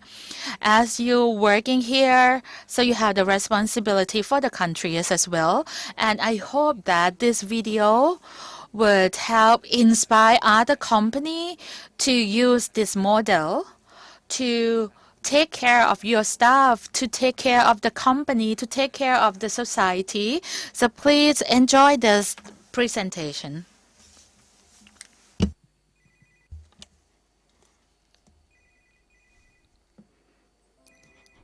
So this video is to inspire all the workforce. I will translate some parts. I'm Krit, the head of sales. I'm very ready. He's speaking to his daughter. Many people ask me, why do I come to work? And this is because the safety of food is very, very important for the human's life. So at CP, we are serious about our safety, cleanliness, sanitization. Every step is carefully considered to make sure that the food is clean.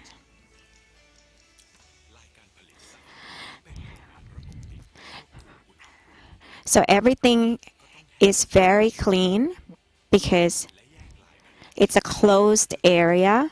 The line is separated to make sure that it's not contaminated. Cleanliness is not just a standard, it's the heart of the company. And all the staff pays the attention to each process.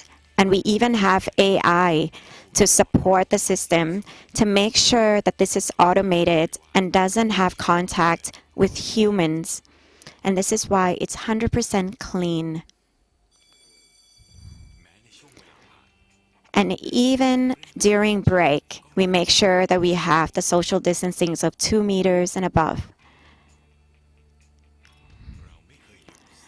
We never stop the production. The production continues because we believe and we are sure that at the end, there are Thai people who are waiting to consume healthy and clean food. And we want to ensure that everyone has enough food and have enough food. We also make sure that we provide all these food to support the medical facilities and the front line who are supporting the situation, who are out there. It is our intention and our collaboration, and as a leader in this industry, we want to provide good, clean food that is tasty, that is fresh, that is clean, that is safe.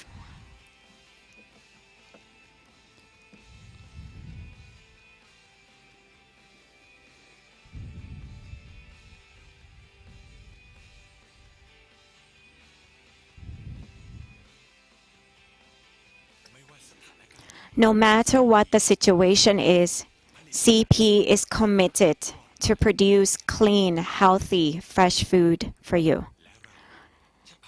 And we are going to get through this together. So this is the video that CP have created during this COVID-19. As I mentioned, if you look back to COVID-19, at the beginning of it, many people were feeling pressured because we don't know what is the risk. But right now, we might feel a little bit at ease. And this is why I see it's very important that we need to create this type of video to inspire the team, to help them to learn how to manage their fears so that they are not afraid. And most of the people are afraid of being contaminated and die. And so it's really important that we make sure that we inspire the team. At that time, I made sure that every process in our factory, from the production to make sure that it's super clean and sanitization, I check even the places that we stay, that our staff stay, that their hygiene at the place that they stay, at their dormitory, is up-leveled and cleaned. We made sure I checked every step of the way, making sure that when they get in the car, coming off of the car, they need to sanitize their hands, they need to wash their hands. And we just make sure that we went out and buy a sanitizing machine to scan. We bought a scanner that you see in the video to make sure that no one is contaminated. No one has COVID, because we know that if one person has it, we will have to shut down our factory. And that's why we made sure that our cleanliness and our procedure, our sanitization is top notch. So we want to make sure that we continue to create food security for the country, but we also create various activities. So during COVID, we created about 8 activities during the beginning. And that was the time where people were having quarantine. And we saw the need that, these people also had to sacrifice. They need to have the responsibility. So we wanted to support them, those people who are coming back from foreign countries. We want to give them value and appreciation. So we actually have a project at the beginning for people who are staying home during quarantine. CP will actually provide free food for you, because we know that it must have been so difficult for them to go out and actually find food. So we created that initiative for them. And there are actually 20,000 people who applied for that program. So we sent various sets of food. There are many many meals. There are ready-made meals that are warm, cold. Everything is ready to eat. And we send it to them, 20 families, to make sure that they have the convenience during their quarantine. And I want you to look back at that time. Even doctors and nurses during that time, they were at the front line and facing the situation. So we started to contact the health ministry to make sure that we provide the food for the medical staff, for the nurses, for the doctors, because they won't even have time to prepare for food, because they won't even be able to go out and grab ready-made food. So that's the initiative that we did. We volunteered to send food to doctors and nurses to various hospitals. So we started with 10, and we have been doing that for a long time. And we ended up right now serving 200 hospitals, and we are very excited to continue this initiative, especially for hospitals that are still dealing with COVID patients. The third project that we did, the third program and initiative that we did during the process of COVID-19, and this has been developed over time. So we didn't start all three all together. We actually initiated each of them separately as we go through. So we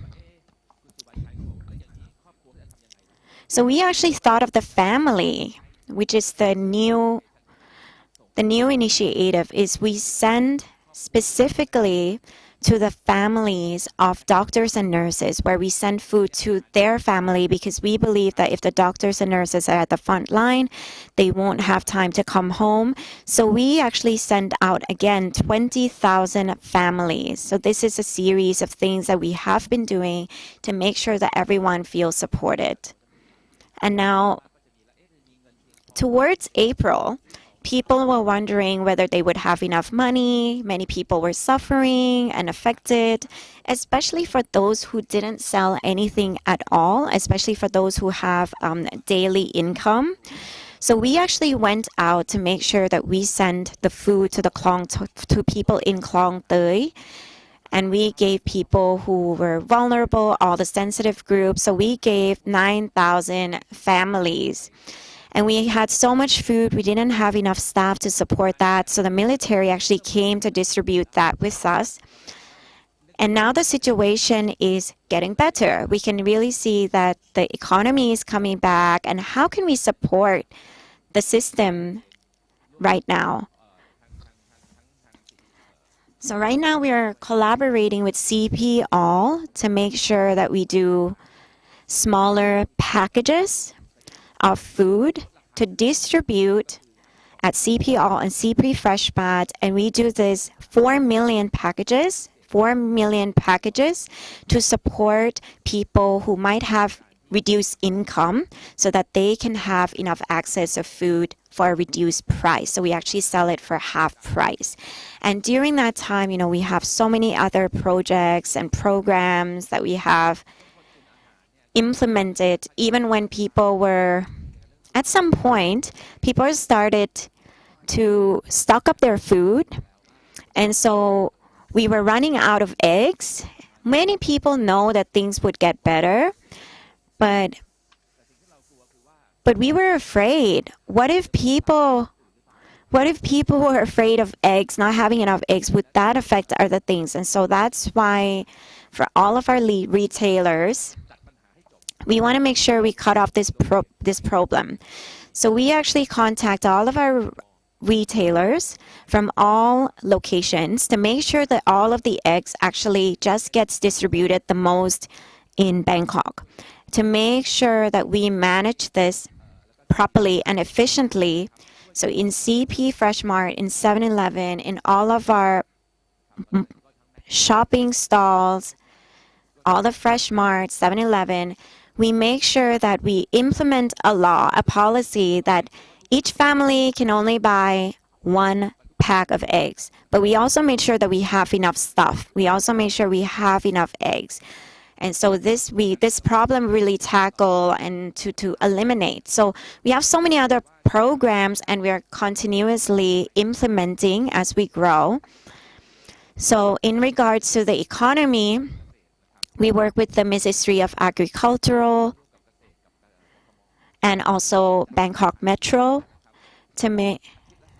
So 3 times a week in April, we actually delivered and hand out food. We hand out lunches to at least 500 people. So we did that for about a couple of months. So we volunteered lunch set. We had a truck. We did that in Bangkok and Parimonthon area and some other areas. We also did it out of town and also factories. So we also tackled some factories. So in addition to all of these projects, we actually created a system. We created a center. So we have a COVID center because we have 17 countries. That's why it's very important that we have this center. We have a meeting every Saturday where we talk about the system, the communication style, the different practices. And all of the workshops and activities that we do here in Bangkok, we also do it in other countries and other areas. We also implement this in Vietnam, in Russia, in Philippines, in Laos, in Myanmar. And all of the practices that we showed you in the video, we actually created this as a prototype so that other countries can follow. So in Russia, for example, even the government of Russia actually come and visit our factories, because our factory in Russia, because they really were inspired.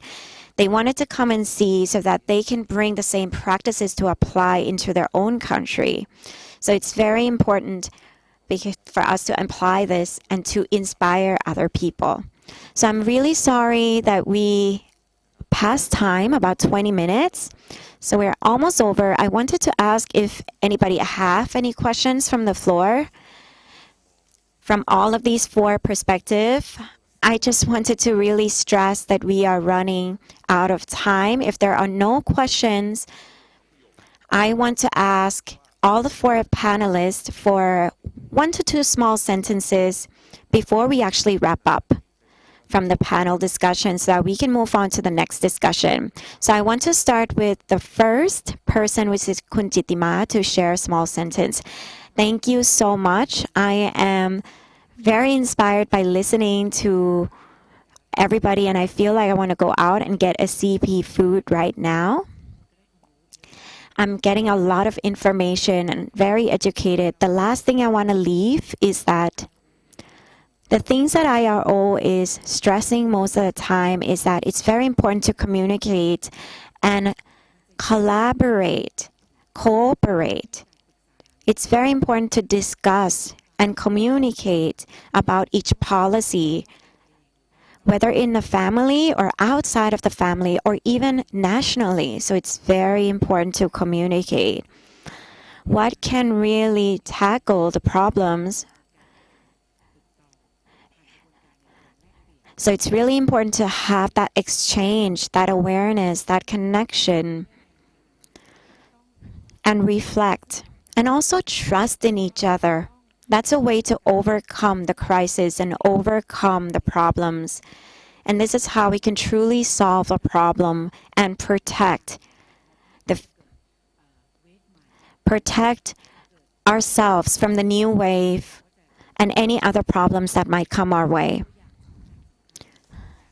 So all of these examples that you're hearing right now, it's actually derived from the national context, is that we have already a context and the policy nationally. So now what we need to do is to start applying that in our businesses and start to learn from each other. And that's the thing.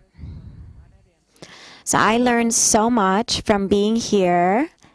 I learned about the business sectors, the public sectors.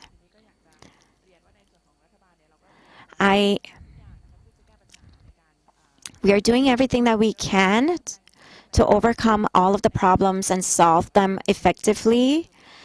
Our strategy is to make sure that we collaborate with the other public and private sectors So we are bringing all of these international standards, which might be complicated sometimes, but we are really doing our best to bring this to apply in Thailand. And we also love to listen to other people's opinions.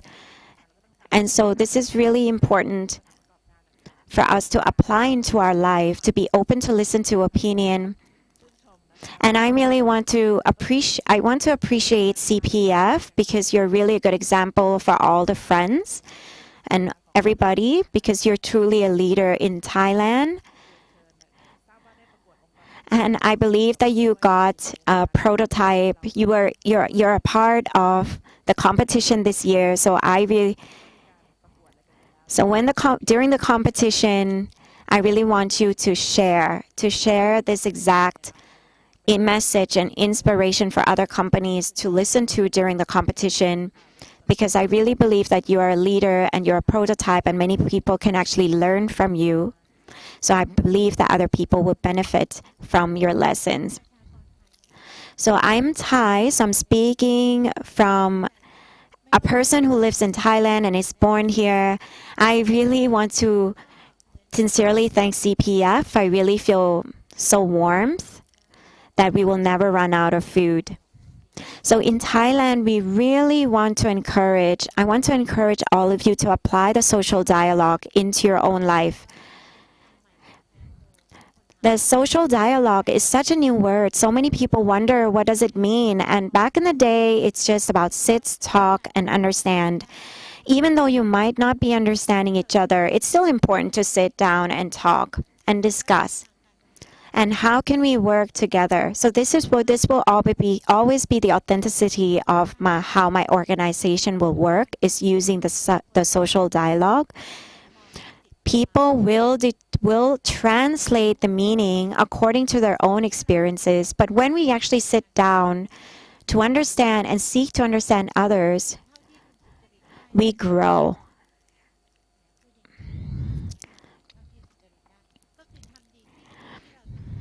And I also really believe in doing the best that you can, in the best of your ability. And I want to share that even though we are not directly business owners or business sectors or big corporations, but we actually have guidelines and proper guidelines to support you during this time. We have the resources to support you. So whenever you need help, you know that you can seek for this support. Whenever we translate all of these documents, we'll make sure that we also put them on our website. I feel very grateful to be here on this stage, and I understand more about the labor practices as well. I want every company to understand that the company needs to have a purpose. We need to have the big why of why we exist, the passion, the purpose, and the big why. So I'm very grateful that I have this opportunity to share. If we don't take care of our people and give them what they need, from the top to the bottom, with justice, with fairness, the company cannot sustain. So this is what I want to leave you with. So we want to thank all the panelists. And as the moderator, I really want to express my sincere thanks. And I'm giving the stage back to Kun Pachari right now. Thank you so much. Thank you so much to all the panelists for supporting. So right now we are going to be giving honorable gifts to all of our panelists. So everyone is coming up on stage and doing photo opportunity as well.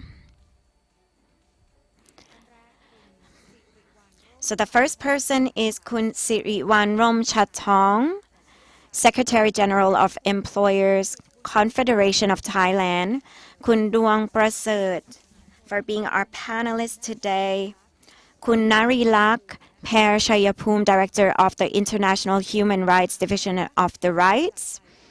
And Ms. Chitima C. Suknam from ILO. And also Dr. Seri for being the honorable moderator today. So we are going to be taking a quick picture here before our next panelist discussion. So that was it. That was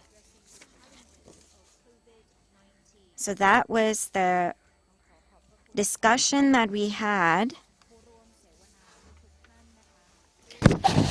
And I just want to really thank all of the panelists for being here to address the business strategies and approaches to address the challenges of the COVID-19 under the pillars of human rights and labor. Thank you so much. We are now moving on. To promotion of the corporate government. So we are moving on to the road to green recovery right now.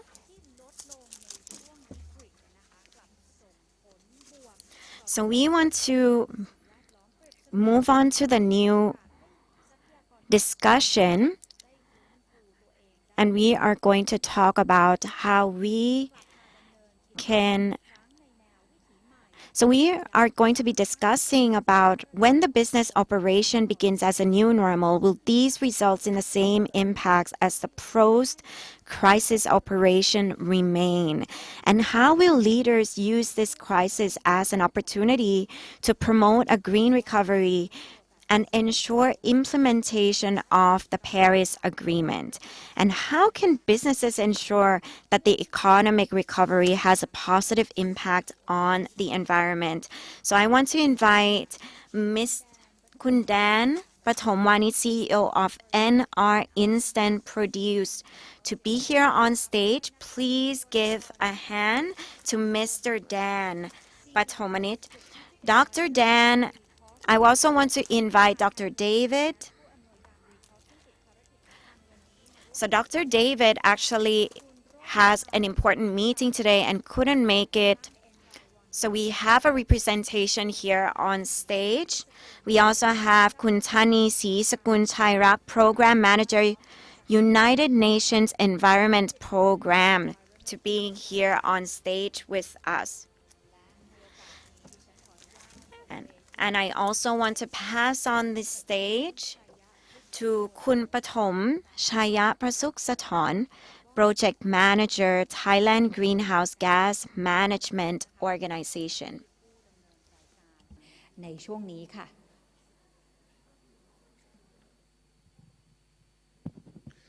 สวัสดีครับขอบคุณมากๆครับก็วันนี้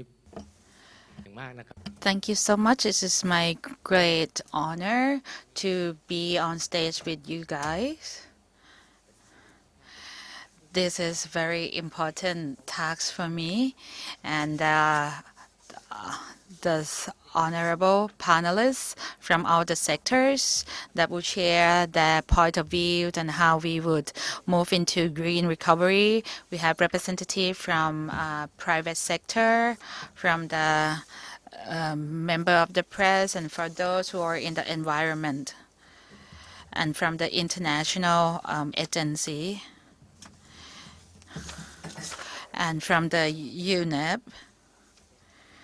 And first of all, I want to share with you that there will be 2 rounds of discussion. And the first round, I would like each panelist to share the point of view on how there has been done on the green recovery. I will talk about the coronavirus situation. And I'm not quite sure whether we talk about this during the morning session. In the first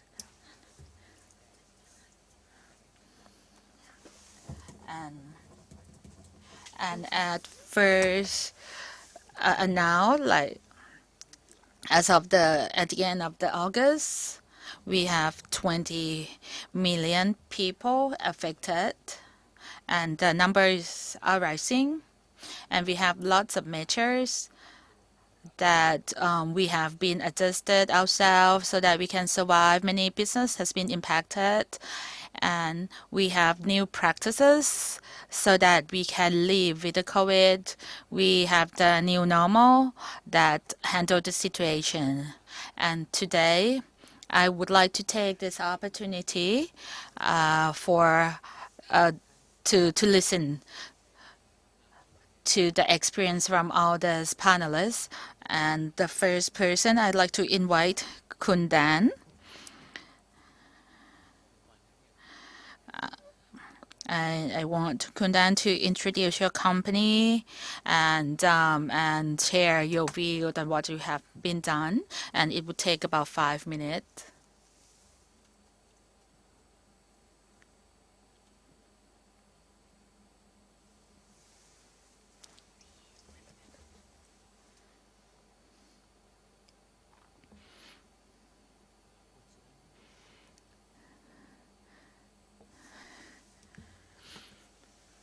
So we're waiting for the slide presentation.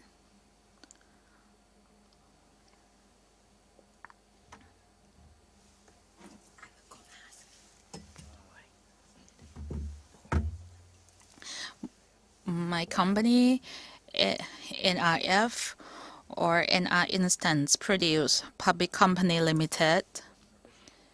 We are paperless company.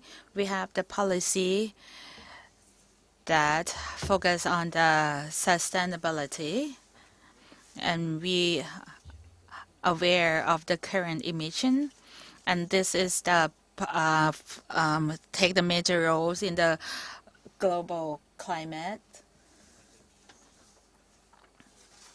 There are four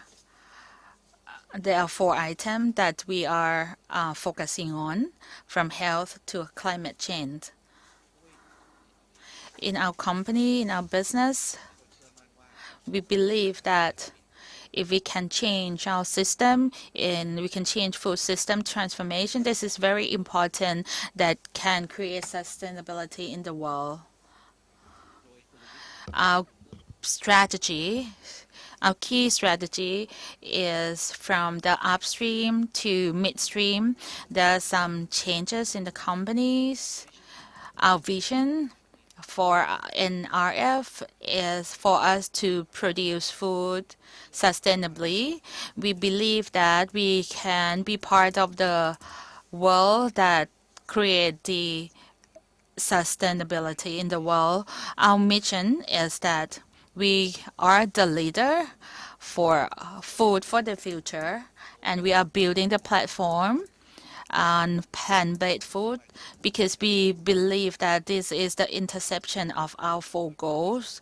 Our purpose is food system transformation and for more inclusive and sustainable. And in the next 5 years, we have the SDG objective that we create changes. The first thing, we want to create network pools of the plant-based food network around the world. And the second one, we will support startup that have the innovation on food system transformation from plant-based food to technology. And the last one is to promote the consumption, the sustainable consumption. We are the first company which is a paperless, and we are about to register in the Stock Exchange of Thailand this year. And we have 3 categories. We have ethic food, and that is inclusivity because the farmers and 14 people, 14 million farmers. And when we do this ethnic food, it helps reduce the carbon dioxide. And we also focus on hygiene and plant-based. And we have triple bottom line reporting, and we have a certain target on the carbon dioxide that we're going to reduce. And we want to create the impact to a wider group of the people. Our purpose is that, so why we have this purpose and what are the impact that we will have. If you look at our upstream, we have the policy to help farmers and to help them increase the income. And We have the policy on planting policy that help increase the nitrogen in the soil and reduce the carbon dioxide. And during the midstream production, we apply the energy efficiency policy to reduce carbon footprint. And we also create the brand, purposeful brand, that is a downstream. Thank you so much, Kundan, so that we see the big picture that NRF is the companies that involve in food business. And this is the company that has the leadership in the sustainability production, and your care for the impact in the all cycle of the industry. That is a very good immune system for the company. And the second round, we will hear from you what is the impact of the company after you have this policy, this strategy. And the next person, I would like to invite Kun Ronagon, as he's the representative from RECOF, which is the community that involved in the community forests. And you've been working with community to protect the forest area, and that benefit the ecosystem and the community. So can you share with us your movement and how would this involve with the COVID? So I want to introduce myself. My name is Ranagon. I am stepping in instead of Dr. David Gans. He is actually not feeling well on Saturday and he's running out of voice. So he's asked me to come and step in today. I really want to thank the UN Global Compact for giving me this opportunity and giving RECOF an opportunity to share more information and to be here. So today, in the next 5 minutes, the things that I'm going to be sharing is a not-for-profit organization. So we are not NGO, but we are an international organization that is non-profit. So we work in Asia Pacific. What does RECOF stand for? Regional Community for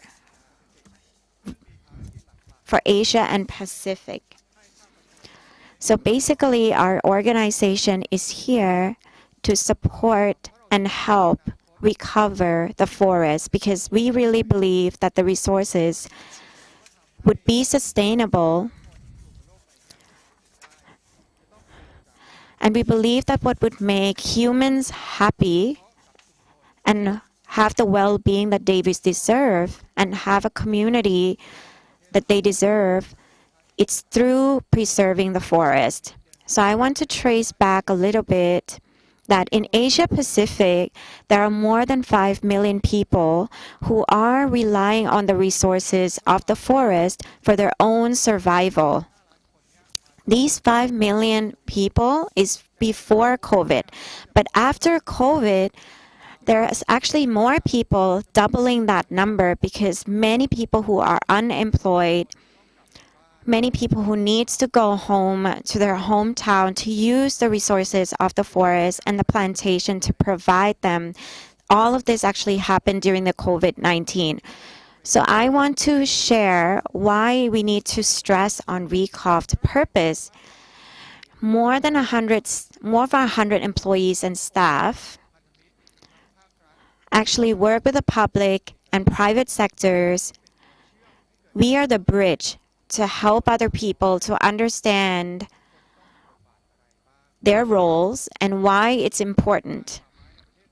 If you really conserve and look at the forest, if we look at the situation with the forest here in Thailand, many people actually point fingers and blame the people who actually stay around that area, that they're the one who ruined the forest. But this might not be true. And so this is why it's very important to apply and integrate proper knowledge to help the people who are staying in the local community, because these local communities lack opportunities and education. So at Recoft, we believe in a future where people live equitably and sustainably, and beside healthy, resilient forests. So we have 7 offices in Asia Pacific, and we are working with more than 300 organizations and sectors in Asia. We are working with vulnerable groups, including women, youths, and also tribal communities who are interested in forests and resources and natural resources. We work with them to help them improve their economy, their well-being, and their financial health, and also provide them with the rights. We also educate them about the climate change, because these people, they have potential, they have the ability if given the opportunities. We really believe that they can be the core of change for this organization. So Recoft, we're actually over 30 years old. We have experiences working with both local community, private and public sectors. During COVID-19, we asked our target groups, especially the leaders, we asked them how does COVID-19 affect them? And they actually shared both positive and negative impact. So most of the people shared that they lost their jobs, and so they returned to their own hometown. And in order for them to survive, they need to use these natural resources and the forest that is around them. There are many times that we view COVID-19 as a pressure on the natural resources, because many people are actually returning home. But at the same time, so I want to trace back to the previous panel discussion, is that many people who are receiving information about COVID-19 are mostly the main people who are living in the main cities. But people who are living outside of the main cities, they're actually lacking these news and these education and these resources, because they don't have the phone or the internet to view this information. And so this is why during the COVID-19, they are not receiving the support, the proper support from the public sector. So one of the things that we actually provide is that we provide them a stage, a community, a communication. We want them to be involved, to join online conferences, classes, and discussions, but we understand the limitations.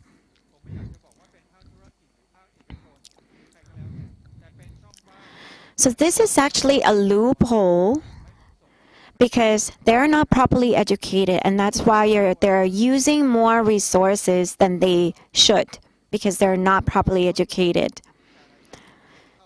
And so this is why they're also affected. In those communities, the inequality is very high. The gender inequality is very high. We're not really utilizing the skills of the youths during this period of time to manage the resources of the forest and the nature that is around us. But these youths are actually the ones who are more prone to use these digital devices. But there is still a loophole, and the public sector is not properly utilizing this loophole. So on a positive note, the local communities are actually paying a lot of attention about the forest. They're paying a lot of attention about the nature and natural resources. They realize that this is a very important tool that will help them to survive through this crisis. So for example, I want to share this example. There's a group that conserves the forest who are staying in Ampere Chiang Khong in Chiang Rai province. This group is called Mak Bun Ruan. They're actually conserving the forest in that area because that area is the area that is full of biodiversity, herbs. This is the area that most of the local communities in that area around that forest come in to utilize the resources for their own survival.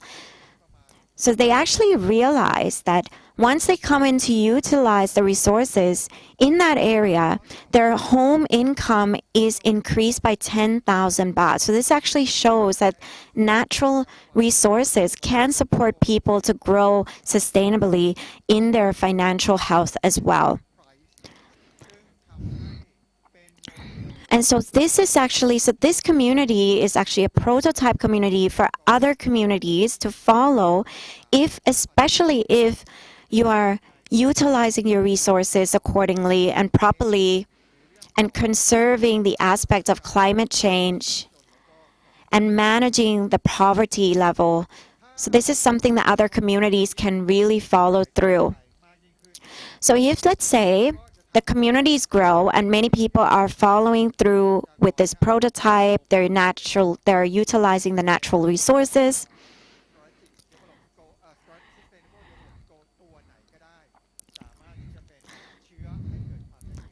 So I really believe that the SDG goals can really help people and local communities to grow sustainability economy. So I really want because of the limited time, we're actually going to move forward before our second round of questions. ก็คิดว่าน่าจะมีบทบาทสำคัญนะครับเพราะเราทำเกี่ยวกับทางด้านมีเดียมีอะไร Kun Romtam from Environment. He's the founder of the company. I would like to hear from you. What is your role on this green recovery? Good afternoon, everyone, the distinguished guests, and it's my great pleasure to be part of this global compact. My name is Romtam Kamnurak. I'm the co-founder of the Environment. We are the environmental company. You see that us as a new generation, we face with lots of challenges related to environment. I don't want things to get worse. I want to see the transformation, and I see that the transformation.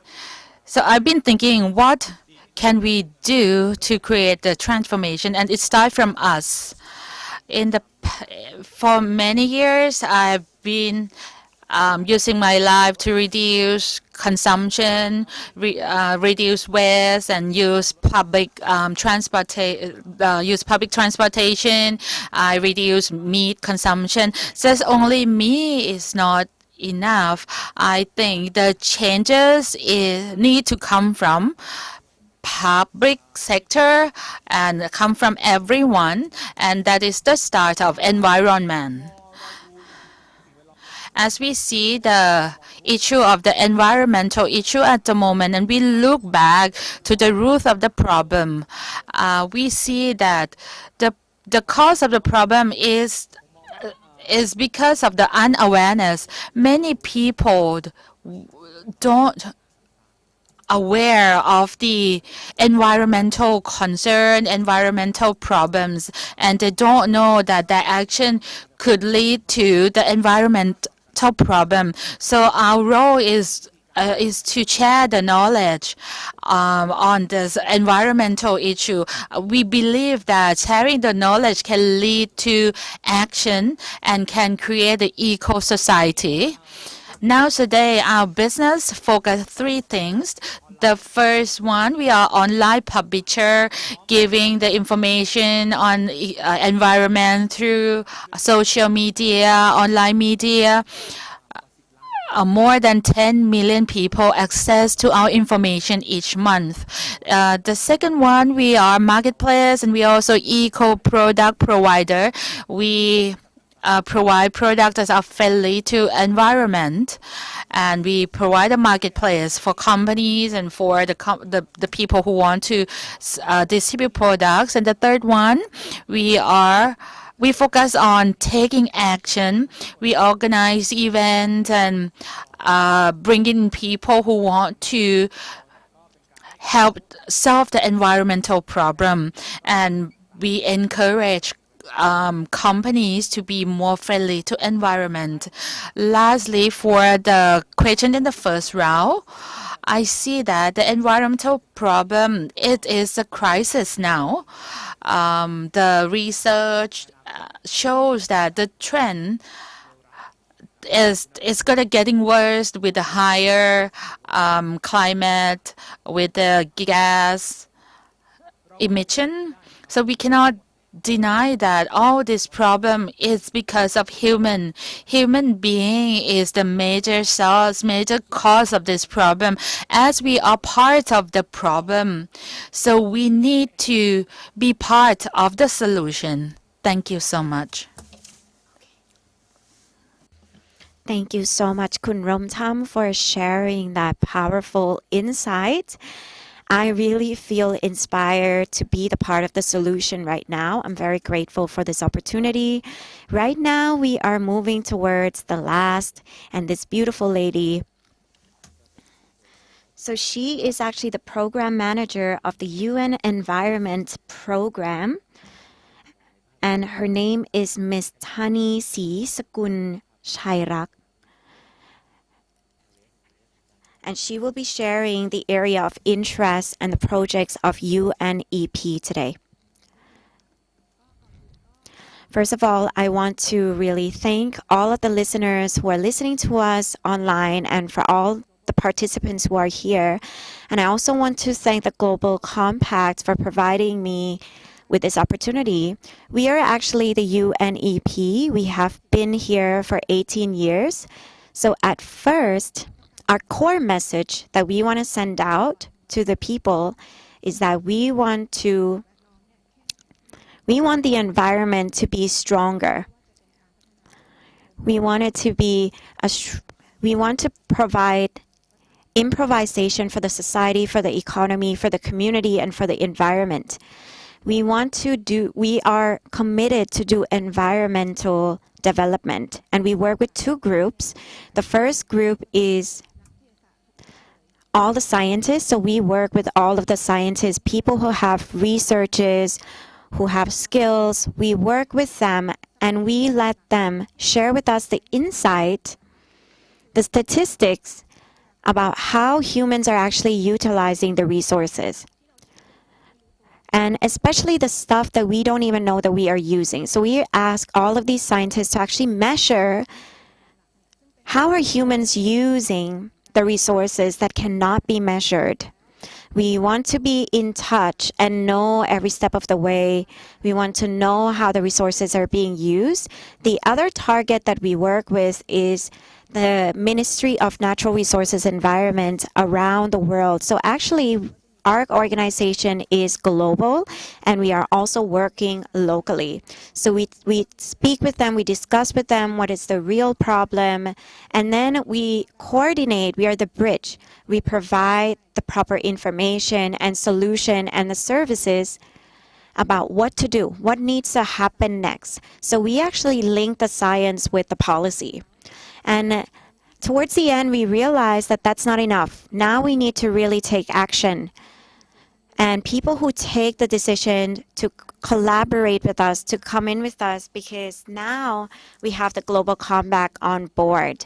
And this is one of the most important pillars about conserving and preserving the environment for our future generations. So we provide all of these services for free. We actually don't have to. So in the past, we don't have to actually pay for the natural resources like water and air. But now, because we have been using so much of these resources, everybody needs to actually pay for it. This includes the same with the soil. How much pesticide are we actually putting in the soils? And so these are some of the core messages that UNEP continue and strive to communicate to people. We always do top down and also make sure that we communicate that horizontally. We communicate this to the public sector, to the national, to the community, to the family. We want to inspire them and empower them to be able to live with the resources that we have and to sustain it long term for our future generations. And so this is really our core mission and our core message. We're always reaching out our hands to people to help. Even though we don't actually have proper sectors to support this, but we dig in, we reach out our hands and we talk about the climate change to make sure that everyone gets the proper education and we provide all of these services and solutions for them to know how they can take the next action. We also work with vulnerable groups, sensitive groups, and also youths, because we know that if they are not receiving the environmental injustice, how can they actually move forward and take action properly? So we inspire them. I really want to thank Ms. Tani for sharing this powerful insight. There's so many keywords that I feel inspired by and appreciated. And one in particular is about collaboration, reaching out, going out there to really support the group. And also it's so important to acknowledge that there is a huge imbalance in using the natural resources. Most of the people who are polluting the natural resources need to start taking responsibility and paying some fees so that they can start taking this shared responsibility, because these is the natural resources that belongs to all of us. So I really love that message. So the people who create the pollution need to be responsible to also pay and start to empower and implement different strategies to conserve the natural resources that we have. And also in Thailand, I really believe that it's important for us to have a proper measure that is the same like the United States and around the world, so that we can actually see and measure how the businesses and the sectors that are polluting the natural resources can take the responsibility. So everyone needs to start taking this shared responsibility. This is such an important key message, because the natural resources are being used more and more every day. So when we talk about the challenges that we face today, which is the pandemic, and how it has impacted us, I really believe that everyone on this panelist, every panelist on this stage are leaders who are applying the best practices to ensure that our world is green. You have the immune system. You are already empowered. I want to ask you,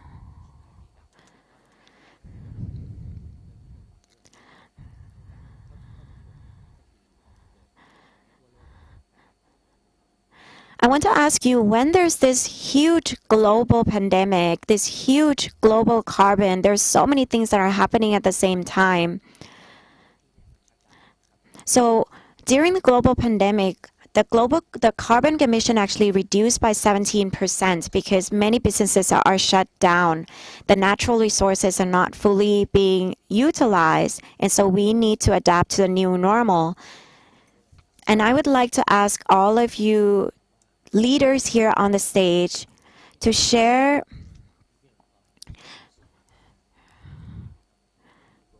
a little bit about your lesson learned, so that you can actually share from this reflection and how we can take this shared responsibility.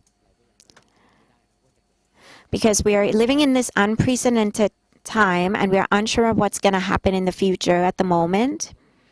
even though the CO2 has reduced, but there are other things that are still affected. The climate change is still happening. So how can we really sustain the green recovery without getting the only concern that I have is that once everything comes back to normal, the businesses are going to run full force, and this will affect our environment again, even though our carbon have reduced by 17%, but this might happen again. The temperature in our world continue to rise, and I want to know if this is an opportunity in the crisis, and I hope that you can actually share some insight for us. Whether are we affected? How do we handle these changes? What is the direction moving forward? And we're going to start now.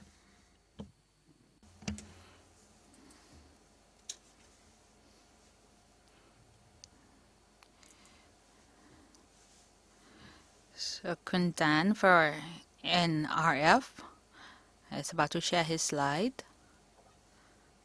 Thank you so much for the question. I like to say this as we plan to focus on the sustainability. So the impact after COVID for us is a positive impact, and it's the best ever result for our company, because we focus on sustainability, because we believe that the sustainability is the new S-curve of the world, and the solution, that there is a big opportunity.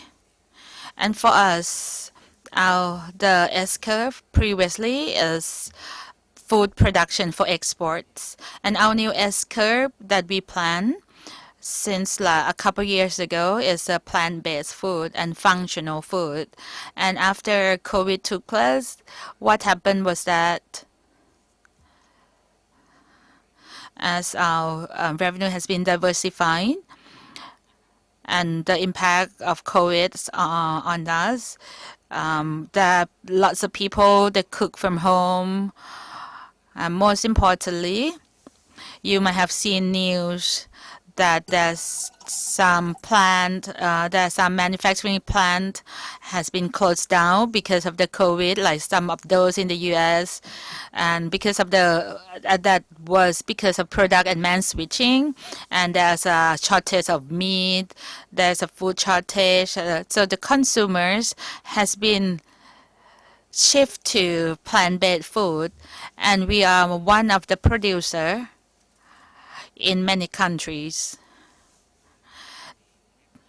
So the impact to our company, it become the positive.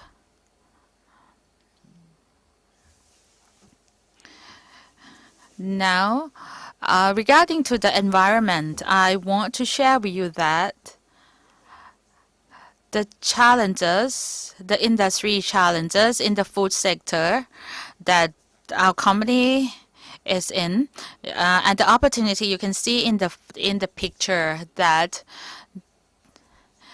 we have the discussion on carbon registration. Like for next year, there will be carbon tax, and the plastic waste, and there are the regulations that become more stringent every year. For me, for our company, we are aware of this, and we have adopted SDG goals for a couple years, and we have planned ahead of time, and we see our future. Our future is not only technology, but future for us is that we adjust ourselves ahead of the curve, ahead of the regulation implementation, ahead of the demand increase. So in RF, as a food company, we are the first company that gets certified as carbon neutral, and we has adopt 1.5 degree business ambition. So for the environment.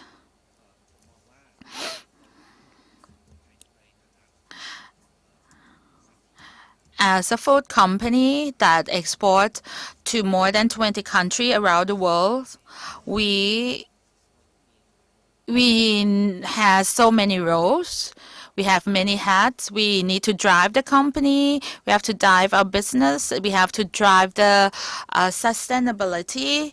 And we have the etiquette in promoting SDG and also promoting sustainability. So in our focus from ethnic food, plant-based food, and functional food, under the SDG goal, we have programs that has been implemented globally that we drive changes from the Future Food Program, that the future of the food from the consumption to the production, what would it be? And we look at the food system work, and we also advocate to the policy. So we want to promote the consumption and the production of food in the sustainable way. And as what Kun Prathom said earlier, we need to look at the cost of food production.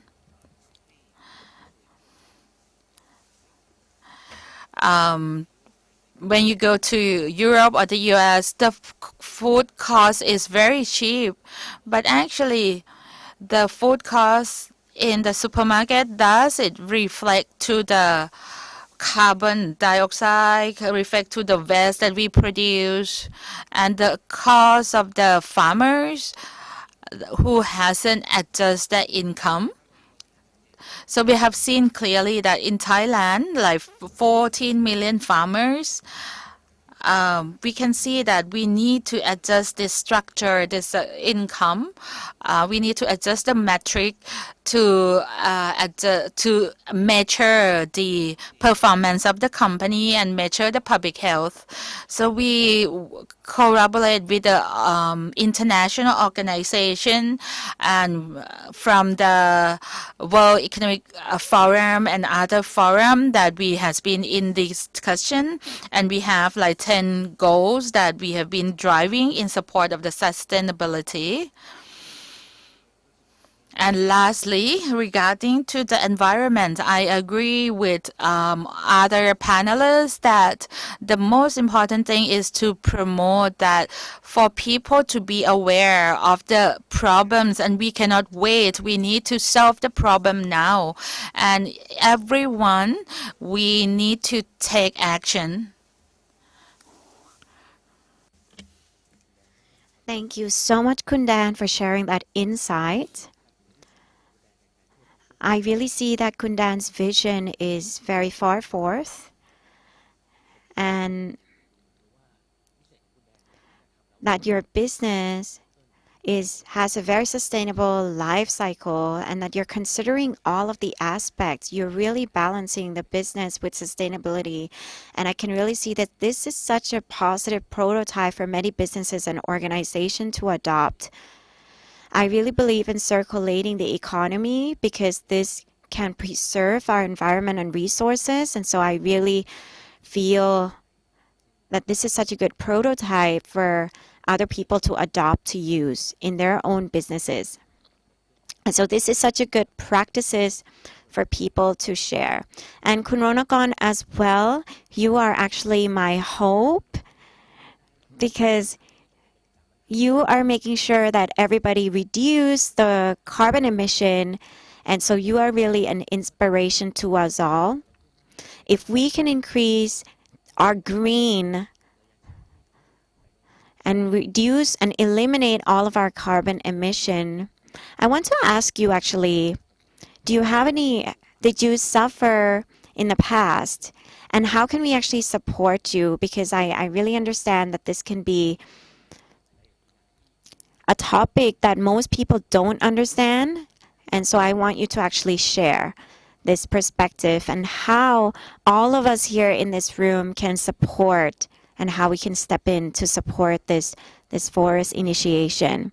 So I want to open a slide real quick. So the problem is that, and the problem with the environment and the problem with COVID-19 is actually very similar. So the environmental problem has been going around for the past 40 years. And the action that most of the private and public sectors are taking are actually not that big. So in COVID-19, people are actually seeing that they need to increase this action. And so the question comes to, when people are really focused and action-driven, how can they apply these actions to make sure that it integrates the environmental aspect as well? And so the question also comes to, how can we actually live with COVID-19 and finding balance? So this is very much a problem that is created by people, by humans. So how can humans and people take responsibility and solve these problems? And that's why I mentioned about that prototype community and also been awarded, because they have knowledge. They have knowledge from many generations. They have that wisdom, they have that capability, they have that power, they live there. They immerse themselves in that nature and utilizes the natural resources for their own survival from generation to generation. But what they're actually missing is opportunities. They're missing opportunities to move forward. So I really believe that all crises, including global crises like COVID-19 or even climate change, so human needs to collaborate with each other. I really believe that collaboration is key. In the past, all of the actions and initiations are usually initiated by public sectors. But now, how can we communicate and talk to even local communities so that they become involved, so that they become a part of the initiation, especially when we see that there are potential and that there are capabilities in these communities? How can we empower them to integrate so that the future of our planet and our economy can sustain? So this is something that I really believe that business and public sectors can be a part of. So today, I believe that we really need to think of the new innovation, nature-based solution. How can we develop nature-based business development? And what does that look like? How can we recover the forest and recover the green that we have lost so much from businesses, because the businesses were using these natural resources? We cannot just expect the public sector to take responsibility of this. We cannot even expect the private sector to take the responsibility of this. But how can we empower the business sector to take the initiative to also look at the forest and how we can recover this forest in an economical way and integrate it into the business itself? And how can we also create this to be a business? How can we create this to be a business?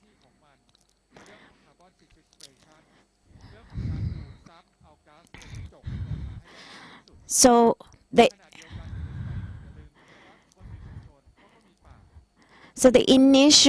initial purpose of recovering the green is to make sure that we reduce the carbon emission, but also we need to consider the fact that we also want to feed the community and empower the community to utilize these natural resources. Look around this room, you will actually see that everything around here is made from forest. So it doesn't mean that when we use the forest, it's a bad thing. We can utilize these forests for the good and for an economy. So I'm showing you the 10 steps to building back better. And this is not just a global thing. And this is to empower how the business sector can take the responsibility So this is something that I want to leave you with.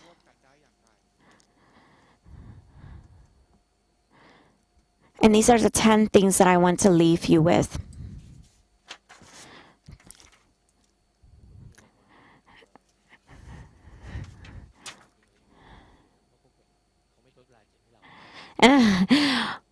Thank you so much for your insight. We have a few minutes left before we move forward. So I really believe that in Thailand, we have that aim to make sure that we reduce the carbon emission by 100 watts, 1 ton per year. So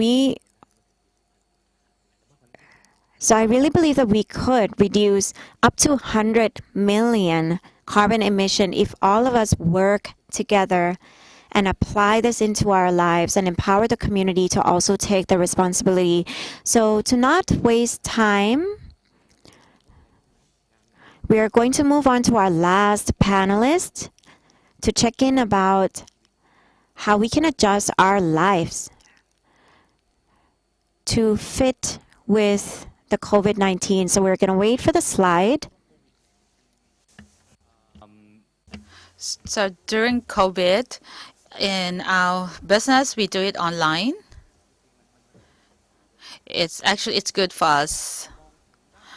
Well, look into the environmental front. I want to say that COVID is not good. That happened in the world. It affects the business. It affects the people worldwide. But if we look at environment, due to lockdown and lower activity, it also creates both positive and negative impact to environment. And I want to show you this phenomena. The positive impact during the lockdown, the pollution reduced. As Kun Patom said, the satellites showed that the pollution in the world has reduced, and due to the reduce in the pollution, study shows that it's helped people survive. There's studies in Europe and in China saying that the reduction of the pollution has saved life, like thousands, 10,000s of life, and due to lockdown, it lead to lower activity. And it's helped improve the recovery of the natural resources. We have the turtles that laying egg on the sand, and that is the phenomena that we haven't seen before for a long time. And during the World Overshoot Day, basically there is a data show that we consume less. We have less consumption in the country like UK and the US during the lockdown. The use of renewable energy has increased, and it replaced the consumption of other type of energy resources. We have seen that the increase of the medical waste, masks, waste has increased a lot in Thailand. It affects the sea, and well, when we have found lots of medical waste in the ocean, and they found like 2 million masks in the sea. And there is the waste from food delivery.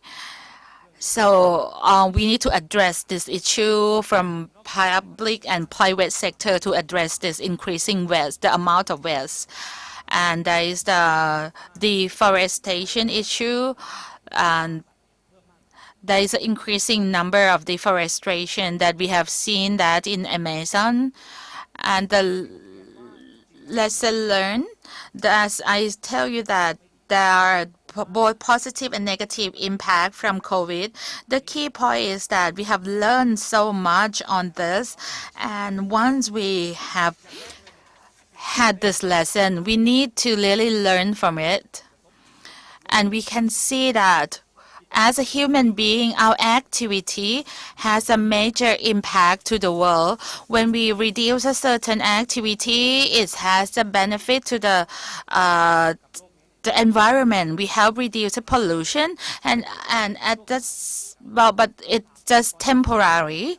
The question is that once we learn from it, so how can we sustain this lesson and create the sustainability in terms of in the way that it benefits the environment.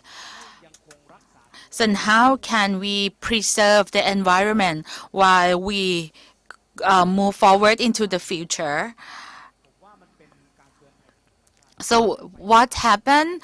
The climate change, waste pollution, and the major fire or other natural disaster. This is a warning that want us to stop hurting the nature, hurting the environment. So the pandemic occur because when we do something that harm the animal, harm the environment, the research shows that when the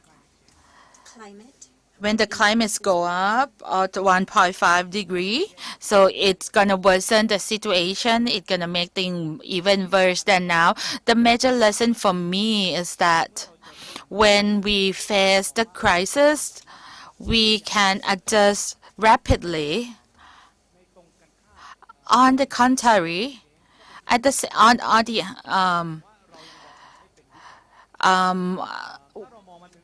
when we see this as a crisis, we can have the major move, we have the rapid move in sorting out this issue on the environmental impact. So when we take care of the world, we take care of ourselves. Lastly, I want to propose green recovery that we all can take part in, that we can help revive the economy. So the one of the 5 green recovery, the first one is rethink. So in all our activity, we need to rethink whether it's benefit the society or not, it benefit the environment, economy or not. And the second thing, we need to reduce and refuse, reduce consumption of natural resources. And the third, we need to emphasize on reuse to recycle our natural resources. The third one is to reuse, and the fourth one is recycle. We can say it's like circular economy. And we need to renew the energy. We should use more of renewable energy. And lastly is to recover. I see that the lesson that we learned during the COVID time is that when we allow the nature to rest, allow nature to recover, and it has the major benefit to the environment. So we really need to give the importance on this green recovery, and this will help promote the sustainability. Thank you so much, Kun Romtam, for sharing your insight. I totally agree with all of the information that you shared. Now we are back to the ladies, and this is the last wrap up that we want to listen to. So what do Kun Tani want to share with us today? That is a lesson learned and a wrap up.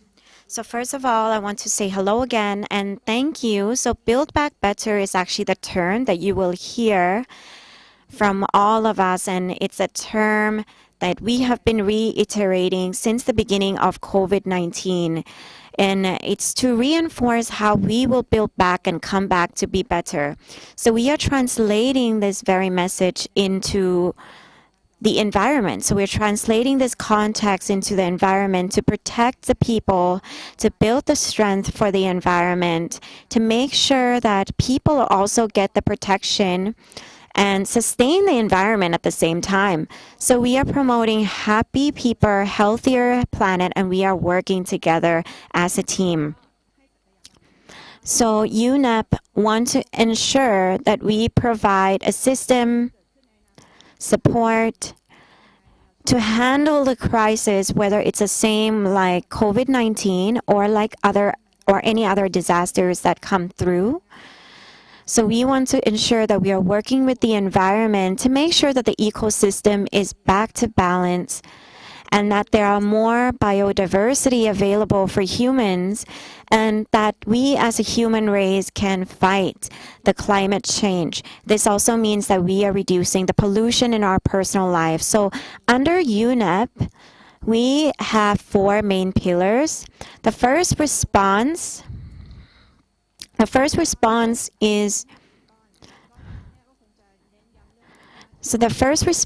is how can we reiterate and strengthen the environment so that they last with us for generation to generation. So we are working with researchers and scientists to ensure that we have the innovation and collaboration to make sure that this happens.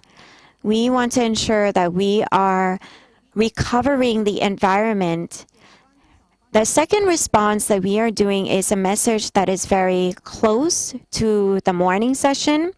How are we investing to make sure that we have the highest recovery? I really believe that we have enough money, but people are not using the resources correctly. So it's very important to utilize your money in the right direction. And we were talking about the green economy. We've been talking about this for the past 20 years. If you can just invest more, 2% more than the main sector of GDP, you will actually see a huge transformational change for nature and for people. And this will actually create a long-lasting sustainability in both of the society, in the business, and also the environment. The last chunk that I want to reiterate is that it's very important that you need to adjust the organization. If this is a non-COVID situation, there would be more people in this room. But this is why it's very important for us to find balance, which events we need to do in physical, where do we need to do the telemeeting. And so I want to move on really fast because our time is limited. So what were we normal before COVID? The regular normal that we don't want to actually happen again. So first normal is, when we're using the fossil fuel, it's renewable, but it takes millions of years. So we want to make sure that we don't use the fossil fuel. Because when we use the fossil fuel, it creates a non-clean air. It creates polluted air. And this means the normal that we don't want anymore, the second normal that we don't want anymore is if we continue business as usual, the environment, the atmosphere will increase by 3.5 Celsius. And this is dangerous. And that's why we agreed in 2015 that we don't want it to increase more than 1.5. We know that climate change has been around with us and it has been growing for the past 20 years. The problem of climate change is that, it impacts everything. You know that the environment is hotter, the natural disasters is prone, there are more impact of the natural disasters. How do we adjust to that disaster? The last normal that we don't want at all is we don't want to take advantage of other animals and plants, because we know that these animals and plants are extinct, becoming extinct. So we don't want to fall back into that normal before COVID-19. So even though right now we don't know if COVID-19 is a zoonotic disease, but there has always been records that these viruses actually grow. So we don't actually know whether COVID-19 comes from animals or not, but we know that when we abuse the natural resources, the animals need to migrate to come and live in the city. And when they come and live in the city, we get our water polluted, we get our environment polluted. And so this could be one of the potential reasons why. And that's why we don't want to fall back into that old normal anymore. The Build Back Better initiative is, we want everyone to see that target and action to reduce the climate change is very important. And so this will actually create new jobs, new opportunities. If we can have better air, better quality of environment, we will actually have a more sustainable economy and a more sustainable lives. We have more initiatives to build back better, but this is only one that I want to reiterate today, which is the climate change. The new normal that we want to encourage you to adopt is to create stimulus package, to have more investment and investors who are investing in the green companies. So it's no longer the old way. It's about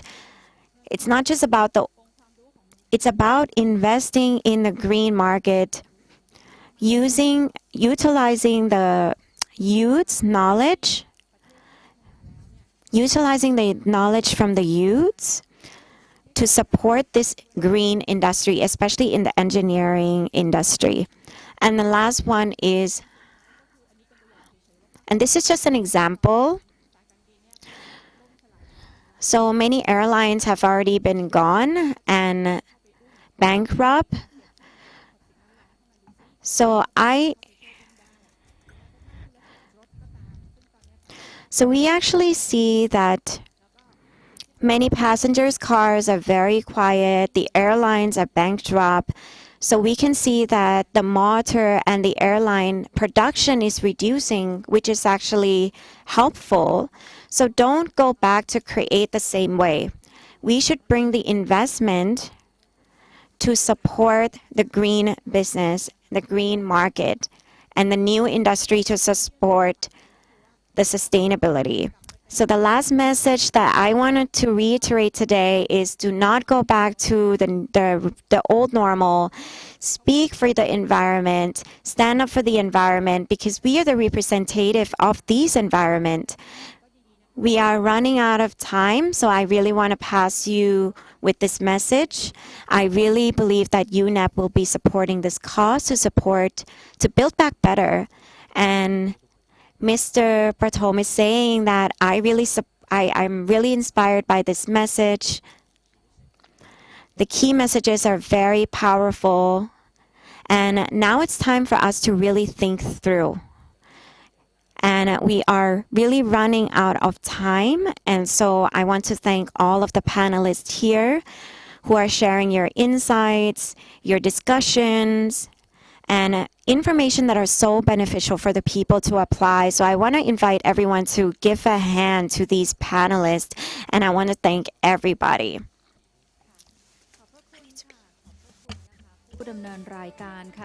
Thank you so much for the MC and also the panelists. So I would like to invite Kunop Don from the Global Compact to give the token of appreciation to Kun Dan and to Kun Ronagon from Recov and to Kun Rom Tham Chanurak, co-founder of Environment, and Kun Thani Srisakul Chairak, program manager at the United Nations Environment Program. So we have learned a lot about green recovery. We need to work together to collaborate to create the road to green recovery. I would like to reiterate that this is a sustainable event to be in line with the the organizer who promote this virtual event to reduce the carbon emission, to promote the zero carbon emission, which is part of our social responsibility. And this event, we get supported the carbon credit from Midpoint Company. So give big rounds of applause to all the panelists. And thank you so much to the moderator, Kun Patom, and also to all panelists. So we will take 15-minute break, and we will come back on the last discussion on promotion of corporate governance and anti-corruption. So please come back in 15 minutes. For those with a blue sticker, so you can have your break at AG and H meeting room. And for those with a orange sticker, you can go to C, D, and E meeting room. And for the member of the press, please have the break at the ground floor in the reception area.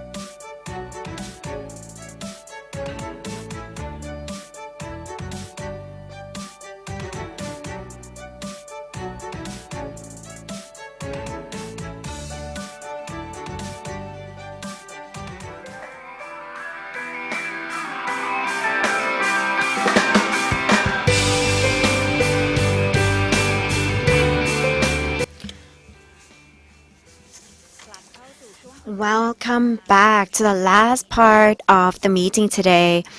And in this last panel discussion, we are going to be talking about promotion of corporate governance and anti-corruption. And so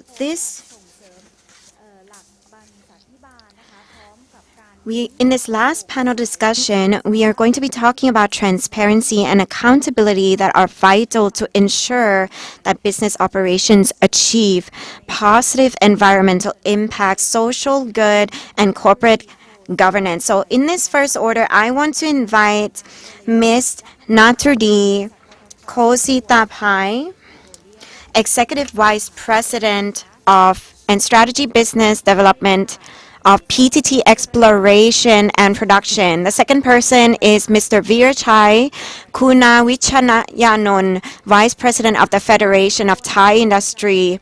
Dr. Poon Tiang Buranatham, Assistant Planning, Formulation and Budget Framework from Thailand Science, Research and Innovation. And the last person, Mr. Reno Mayer, Resident Representative of United Nations Development Program, UNDP Thailand.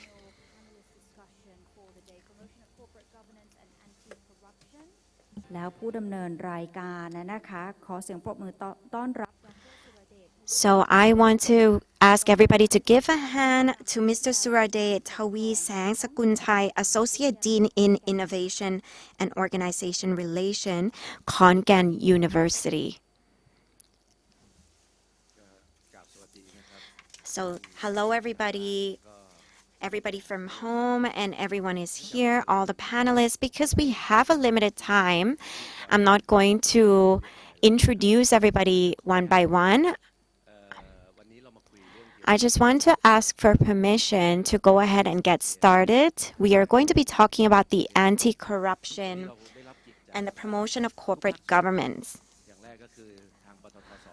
So we have support from all sectors. We have PTT, who is here with us. We have the education force as well from Dr. Poon, who is here on stage with us. And we also have Mr. Reynolds, who is going to be supporting us from UNDP. Because we have such a limited time, if you are ready, we're going to get started. So we're going to talk about the first question from PTTEP.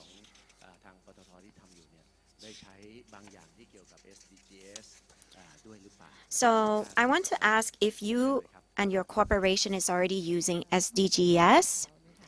So thank you so much for inviting me to come here. I'm very excited to be here. I'm the representative of PTTEP. So I want to talk about what are we doing and applying the SDGs. How are we doing that? How are we applying the SDG into our corporate to pass on the sustainability for the community, for our society, and also for our country? So I want to move on to the first slide.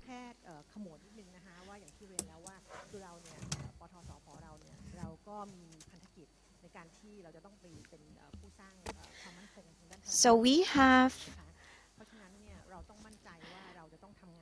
a responsibility to share, to make sure that everything that we are doing right now is correct, in integrity, because people can check on us anytime. So our mission is to be an energy partner of choice. So we want to make sure that this is a long-term value creation towards a society. So we have some framework that we are applying. So we are applying the SDG for sure. And this includes, so we need to have proper high-performance organization. And the second thing that we have is governance, risk management, compliance. And the last aspect that we are applying right now is stakeholder value creation.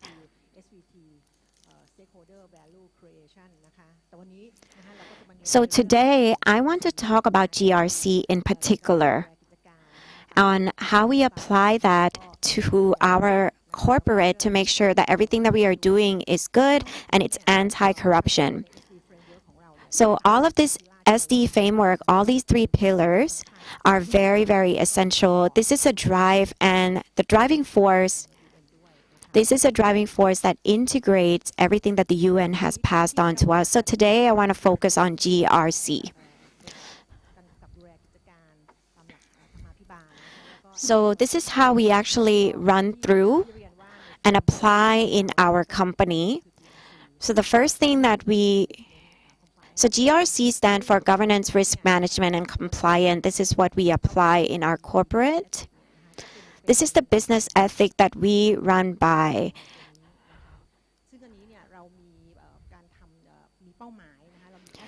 So we have an aspiration. Our objective is to make sure that we have 0 non-compliance.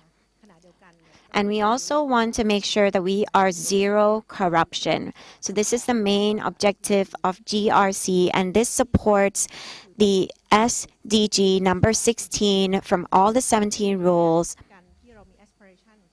So when we have this aspiration that we want to be a 0 non-compliance and 0 corruption corporate, so we always have to develop a strategy to support this. So one of the strategies is smart assurance.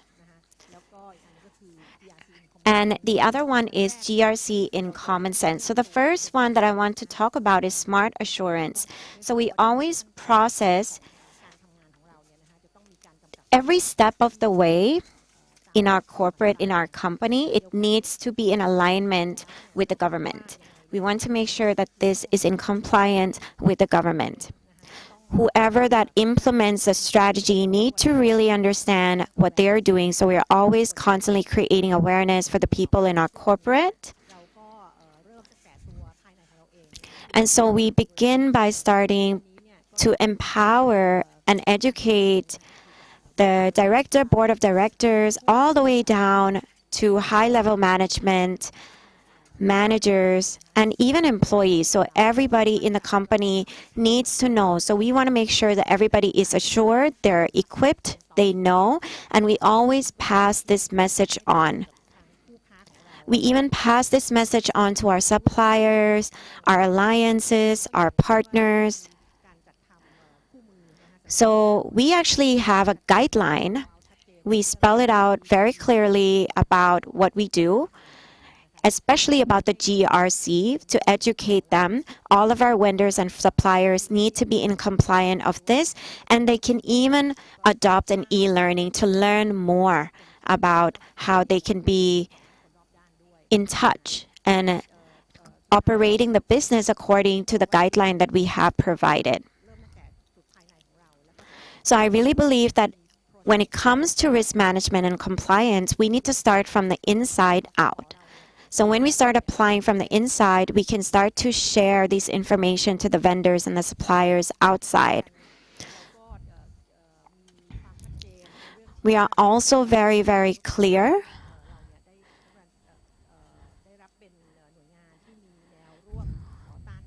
We are very clear, and because of our clarity in direction, we have been awarded that we are the anti-corruption company. People acknowledge us. We have received many awards to be a prototype in this type of organization, and we also are awarded for our equality in the company. One of the things that I also want to stress on is we are a partner of DGSI. So we have this clear aspiration, we have a clear implementation, and we also have a clear measure. So thank you so much. So you start with the people, and then from the people in your organization, you pass it on to other people. So I really believe that it always starts with the people. People asset is the most important asset. And so that's why it's very good that you have the online learning platform for all the people to be able to adopt this. This is such a good prototype and a good example for Thailand. to be inspired by so that they can be in DGSI. We're moving on now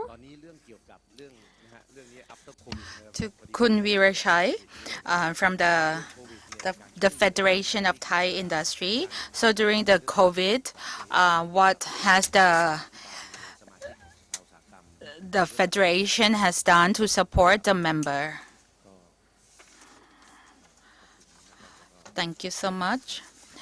Good afternoon, everyone.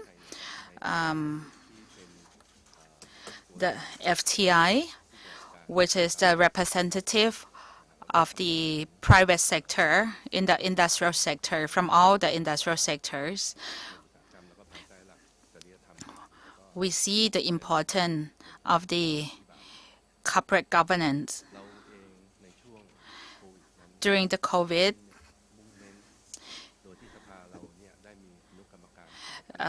the Federation has many subcommittees,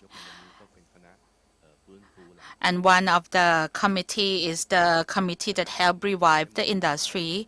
And in this subcommittee, we see that the industry that we will focus on is the digital industry and the industry that involved with health, wellness, medical devices, and logistic industry, and the robotic industry, and bioeconomy industry. And those are the focus industries, and it will become even more important to our economy. And the other things that the FTI want to do is to promote Thai products, and we will promote the purchasing process, and we will promote the local made products, and we will also apply digital, the AI in the purchasing process, and we will also develop the supply security. During the COVID, we see that there are many industries that has to wait for the material from overseas for a long time. So we see that it's very important to reduce the dependence of the material from overseas. We really need to produce local-made raw material, and we need to promote this in local-made materials. And the other thing is to promote the use of the technology in agricultural and the food sector. So digital can create a transparency. That is what the FTI has been done to the member. So now we move to the academic sector. So now we are moving towards the research, science research, and we're going to be speaking with Dr. Pun today. So how can we actually bring all of this knowledge from the public sector to be implied in both private and public sectors? How can we bring the strategy of the anti-corruption into place? So I actually want to reiterate that I would rather give an example, but not the image. So I want to really focus on the city level, the innovation level, a smaller picture. So one of the challenges that I want to stress on today is that it's not really about just the corruption. It's also about how people tackle the problems, how people overcome challenges. We don't know what's going to happen, but I want to invite you to acknowledge that we don't have a proper system yet, to really evaluate the quality and how we are utilizing the resources. It's not very clear. I'm sure we have a system, but it's not very clear, and there are still loopholes in these systems. And that's why it's not so efficient to really measure the intentions of the people. For example, in Khon Kaen, how much do people actually use the money? We went to Chiang Mai yesterday. We actually have a lot of resources, but people don't really know where it's going to. We are missing out on the dialogue, so it's very important to come back to the solution and the dialogue. So I want to come back to the dialogue about how important it is to communicate, to be honest, and even our leaders can even explain how we can utilize the resources, because sometimes these information are so complex that it's not relevant for the newer generation. The other things is I really noticed that we are missing a collective intention. We are missing a collective intention. We need to be able to communicate with each other and connect with each other and sit with each other. So right now, honesty is really, really important. It's becoming up. So we need to create a collective awareness at this moment in time. So many things are personal issues, but I really feel that when it comes to public things, we need to be able to sit down together and have a collective awareness, have a collective intention. And we never properly discuss about how we can utilize the public services. So there's no proper communication about how we can use. We are missing a dialogue for sure. We are missing a dialogue for sure.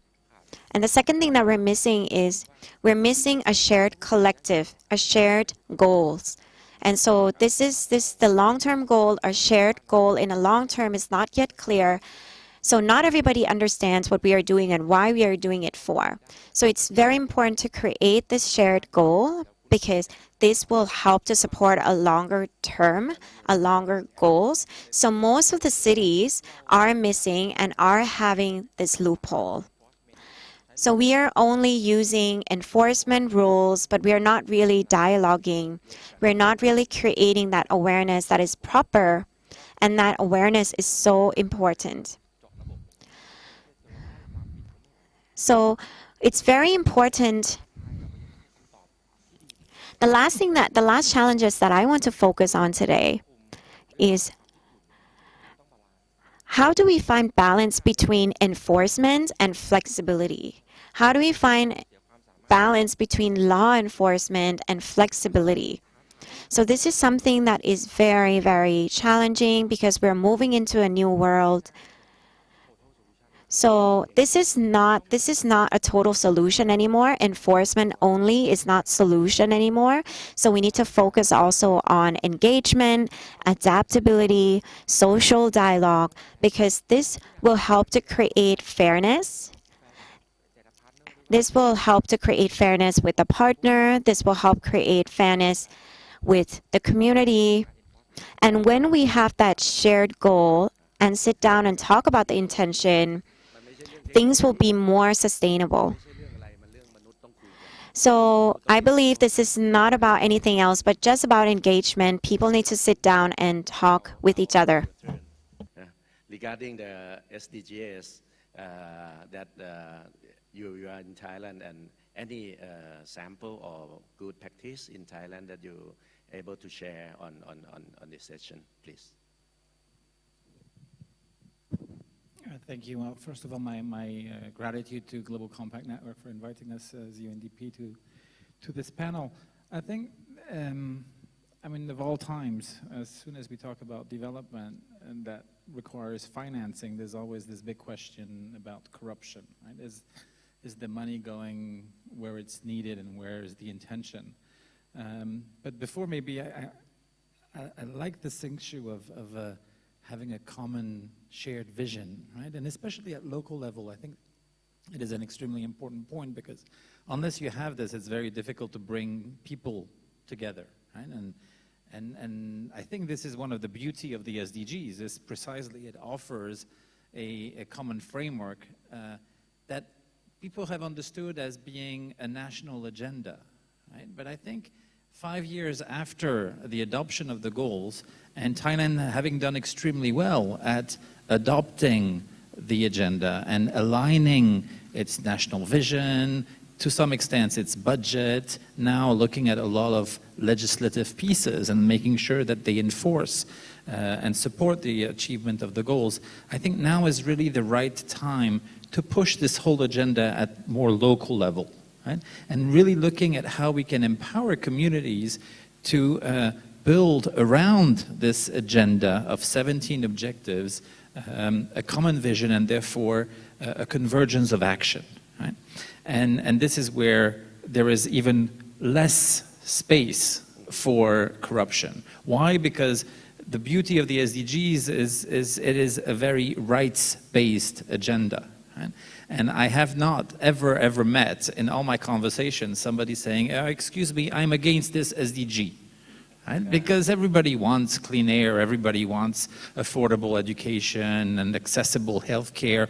So the values underpinning the 17 goals are values that we all want. We all want as countries, we all want as societies, but we also all want as individuals. Right? Now, of course, it has a cost. Right? And therefore, we should really find ways of bringing all the various sources of funding, be it public financing, private, domestic, international, all of it has to be focused around ideally one tool, right? One vision of how you're going to finance this.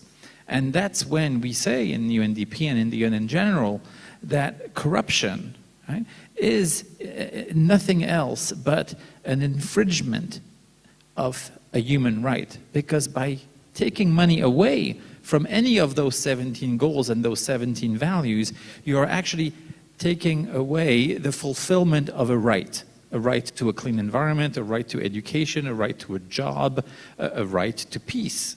Right? So how do we do this concretely? Right? I think this issue of dialogue, right, of ensuring a mobilization and a participation of people, making sure that the citizens out there are not just spectators of a government or a private sector taking action for them. We all need to open our doors and say, we need to work together. Right? And this is why the last, but certainly not the less important goal of the 17 goals is Goal 17 on partnerships. It underlines the need for those mobilization. Now, it can take the shape of social audit, community audit, for example. In UNDP, we've worked with the Controller General's office in the Ministry of Finance to reform public procurement and to make sure that there is citizens' participation, that they actually are physically invited to a meeting when you open the bid, when you discuss, you know, the selection of the winner of the Public Procurement Act. So there are many tools and ways, and empowerment is definitely one. Another one, and I think we've heard the importance of the digital sector of the economy from our friend from the Federation of Thai Industries. Digitalization is another way, I think, a very powerful way of ensuring full transparency. Right? And the work that we do with the National Economic and Social Development Council around the 400 billion baht of stimulus packages around projects that are here to revitalize especially the rural economy, we've seen a lot in the SDC relying on public websites, on access to information, and also on two-way communication between citizens and the government. Right? People are invited to submit comments, but also in the media. You know, we see our friends from Thai PBS, for example, the community media function that they have invited people to just take their little, you know, with a simple cell phone, and they can go and they record, right? And they are, you know, a competitor to a journalist. Sorry for the media who is in the room, but they do little reports on what they observe in the community. And this is a way also for very strict monitoring of projects that the local governments are conducting, and a way of raising attention. Right? So I think that they're sometimes very simple, sometimes a bit more sophisticated, where technology comes in and really helps, but many, many ways of promoting this culture of transparency, which then needs to elevate to a culture of accountability. Because one thing is to denounce, the next thing is to really bring to justice and you know, with punishment. You talked about enforcements earlier. I think these are elements. And I'll finish by just saying that this is a time when it's absolutely critical. Right? The COVID pandemic, the crisis it is having on the country, has such a profound magnitude and really running the risk of Thailand going backwards in terms of development achievement. It is a really serious situation, and the government has well understood it and is putting a lot of money out there. So this is not the time to waste it. Right? This is really the time to make sure that it goes to what it is intended in terms of addressing, mitigating the impact, but also, and this is an area where we want to work more, is targeting those most vulnerable. Yeah. It cannot just be money up for grabs for anyone. It has to go to those who are suffering the most, so that ultimately it's also a way in the long run to address the issue of inequalities in Thailand. Yeah, it's confirmed that we need to do the communication, the right communication นะเข้าประเด็นแล้วนะครับก็คือมันคล้ายๆกับเรื่องที่พวกเราทำพอดีผมกับจัน This is really on point. This is very much on point, especially all of the work that we have been doing. I really believe that once the people and the city start talking, this is actually where we can implement this and increase transparency. And so we are trying very much to do this in Khon Kaen and other cities around town. So I really believe that dialogue is so important. Right now, I know that many governments is helping, many sectors are helping and supporting dialogue, because we really believe that communication is so important, because this will make things easier. That means that we can bring the SDG principles to really explain to people what is happening. So now we're at the last part. We have 20 minutes together. So everybody has about 5 minutes, 4 minutes, let's say 4 minutes. So we're going back to Dr. Pun. So please maintain your time. We have very, very short amount of time. So we want to tackle technology and transparency. So Dr. Pun is saying that he really believes that this brings him to the next point. He really believes that once you have that dialogue and the proper technology will increase a peer-to-peer relationship, because it promotes communication, it strengthens the relationship. So when you talk about what's important. You just don't talk about everything. You talk about what's next. You talk about the solution. So I really believe in communicating about the moving forward. It's very important the kind of dialogue that you choose, because this will help to create the efficiency. So talk about how to move forward towards the goals. So talk about the efficiency, and also very important to talk about the efficiency, because when we do that, it helps people in the organization to start talking with each other. And this is where you will have the common goals. This is where you will have the shared vision. And this will even help the process to be faster. And this is where blockchain also comes in to make sure that all the reporting is correct. I believe that the new media that are coming in, you will have fake news, but also real news. So it's very important, because now that the media is coming, people might be accessing, private information from the phone and reporting that, and that's not good. So it's really good to create that equality and to communicate correctly, to encourage and strengthen dialogue amongst peer-to-peer and moving on to organization, to the people. So I really believe intention is important. When you have the correct and the right intention, when we talk about the corruption, right, it's all about intention. So you need to have the right intention, because when you have the intention, then it will move the dialogue to be more effective. So back in the days, we used to communicate through and note down everything through the books, but now we're actually in a new generation where everything is moving so much faster. This increases effective communication. So I really believe in creating positive dialogue, because it's more important than negative dialogue. I really appreciate the SDG principles.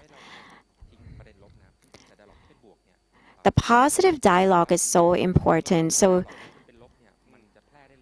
I believe that when people talk about negative dialogue, the news spread faster, but I am a pro positive dialogue. So I want to make sure that the SDG principles, which is so positive, needs to be implemented even in the daily life of regular humans. Regular people who are not even in the private sector needs to know about the SDG and what we are actually implementing, because this will support positive dialogue. I'm not worried about the digital going fast. I'm worried about the content that is going through the technology, because if the negative news are passed on through the technology, that is not good. So for PTT exploration, what do you think about the technology and corruption? So moving forward, we will go to peer-to-peers, and it's going to be blockchain, and we will have the direct communication. It will create transparency. Is that true? And so this issue might be a little bit further than PTP, but for PTP itself, so can you share about the technology and the transparency? Thank you so much for PTTP. This is like the main topic of discussion on the digital technology for our company. We move forward and we do things in line with the changing in the world. We believe that the digital technology is help improve the efficiency at work, and it also help reduce the mistakes. It's improve accuracy in our performance. And in the project that we're working on, we have been using the digital technology, and we create database, and we track back the historical data, and we link into the current information, and we use that to improve efficiency at work, and we help and that reduce the human error, help reduce the mistakes, and most importantly, we use all this information together with digital technology. And so what we have been doing is that we use that in the auditing process, and we link that to our database, and we use it to predict the trend. And when we see the trend, so we discuss with the involved department on that issue. We have been using the digital technology in the purchasing, in the inventory, and auditing. And part of the GRC, we also apply the digital technology in the risk management. We have the database that trace back and check the risks. And when we have the outcome, so we discuss that with the involved agencies. And this information that we have, so it's like a precaution, it's like pre-warning, so that's help us prevent any risks that may occur. And another thing that we have been using is on the risk management, on the financing. We use AI to improve the accuracy in purchasing various options that will help improve our financing. Apart from that, another thing that we focus on in our energy, in our company, it involves energy transition, and and we have the transformation project, And it also includes digital transformation, organization transformation. And for digital, it's clearly that during the COVID, we have the lockdown. And with the system that we use digital technology, we can work continuously and without any disruption to the energy security. And we also have the transparency in our system. So I think that we need to continue moving forward with this practice.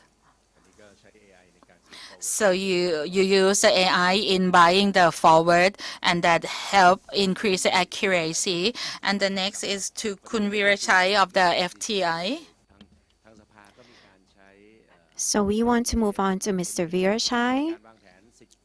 So you have a plan for the next 10 years, and you have even 4 pillars of how you are going to be spending that. So can you share with us about the development and the plan of the future?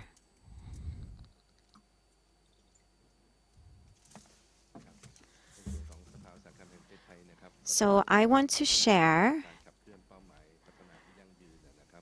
that we are a part of the driving force, and we are applying sufficient economy philosophy into our organization. So we actually have, and we are already applying all of the 17 SDG, but we are focusing on the 4. So in the next 10 years, from this year's until 2030, so we are focusing on number 6, which is the clean water and sanitization. We are focusing on affordable and clean energy, and this is 21 million baht that we are spending.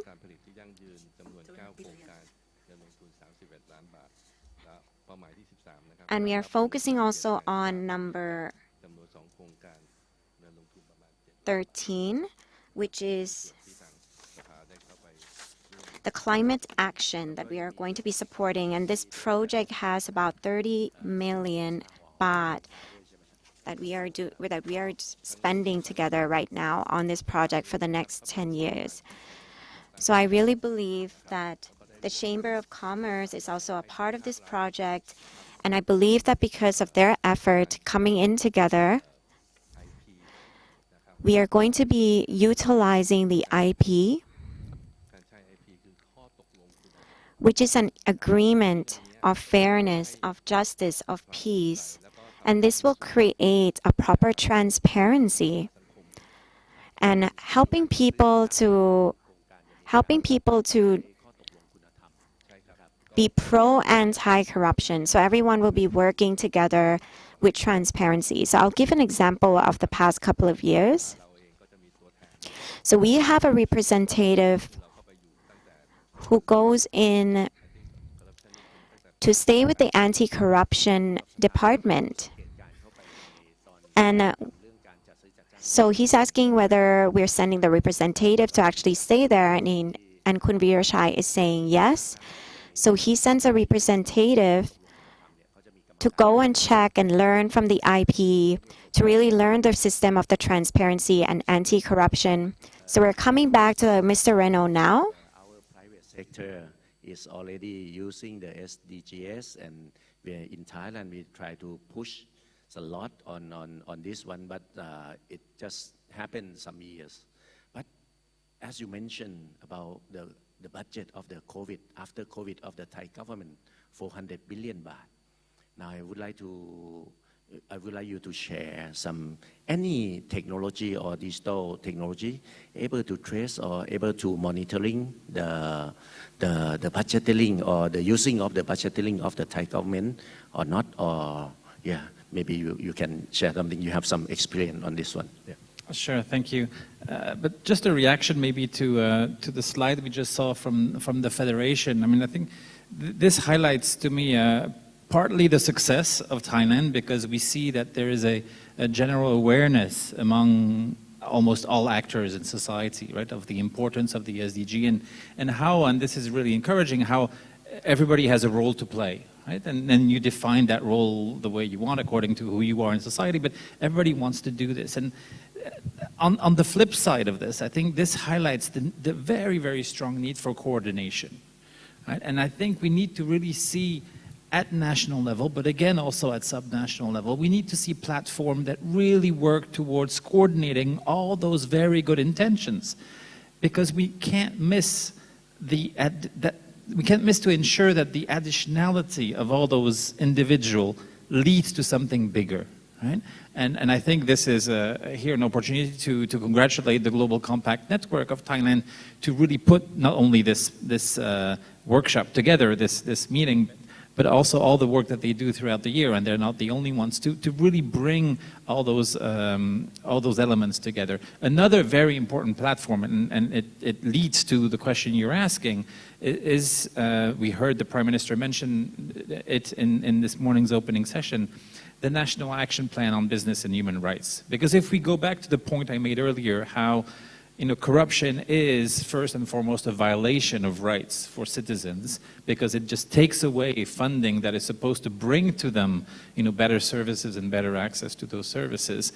The action plan, with its 4 pillars, is going to be a very important tool for companies to not only abide by it and follow it, but really to change this mindset of accountability that will just absolutely guarantee a zero tolerance on lack of transparency and zero tolerance on corruption. So how do we monitor this, right? And I think we can use the example of this 400 billion baht work that NESDC has approached UNDP, but not only UNDP, a number of anti-corruption agencies in Thailand to really help them reassure and guarantee a strict monitoring of the implementation. How do we transform those 400 billion baht of a considerable amount of money and good intention on the side of the government? What do you mean strict monitoring?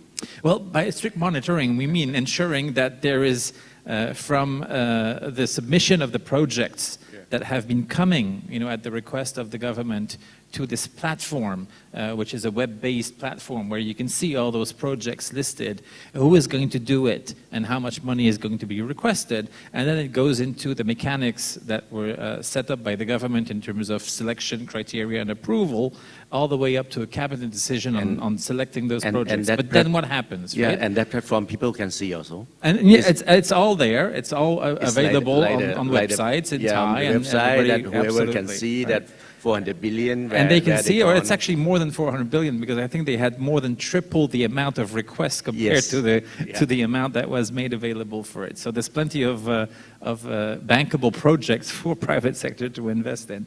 But fundamentally, what is important, and even if the several organizations are being asked, it's very obvious that no organization will be able to go everywhere. So it goes back to this issue of mobilization, of partnerships, of building alliances with academia, but also I think with citizens, right? So that we empower them and we partner with them so that they are the ones going down at the community level to make sure that not only are the projects real, meaning that there is a beginning and an end to something. It can be an irrigation scheme, it can be an access road to market for rural farmers, etc. But that this is actually happening. But then there's also a quality assurance perspective to it, right? And this citizens, you need some skills and qualifications to do that. So we need to be able to partner and to get the information and then to collect this information, but also to bring it back up. Right, aggregated, and this is where again digitalization and platforms that rely on information and technology are going to be so powerful. So this, in a way, is not an overnight type of work, but I think it's extremely important, and I really congratulate the government for having reached out to international partners, because it will bring, we trust, a level of confidence, right? Because at a period of crisis like right now, the last thing you want is mistrust between citizens and government, right? Yes. And I think the success of Thailand in its COVID response is precisely this collaboration between individuals and government on compliance with whether it's health policies or in the socio-economic sector on really a good intention translated into projects that are going to be implemented and monitored by citizens so that the crisis and its impact on society will be as little as one can hope given the context. Yeah. Yeah. So as you might hear, all the listeners from home, you will see that PTTEP, you will see the Federation, you will also see Dr. Pun from Khon Kaen University. So it's very important now. We are seeing the changes because the public sectors are actually drilling down and going down to the community level. Even many public sectors are now actually going down to ensure that the communities are getting the vaccines that they need. And so we're laser focusing from the big picture to the community level. So even in Khon Kaen city, like my city, we are using SDG to create a smart city for Khon Kaen city. So under the big umbrella is the smart city in the 20 years, and the smaller umbrella, we actually use the SDG 17 principles to ensure that we are following through, because this will support sustainability of our economy, society, environment. And this is really, really important. It's what Thailand is needing right now. I really want to thank the panelists. So I believe that we have about 5 minutes left. I want to ask if anybody has any questions for the panelists, or you can even, anybody has any questions? We have about 5 minutes left.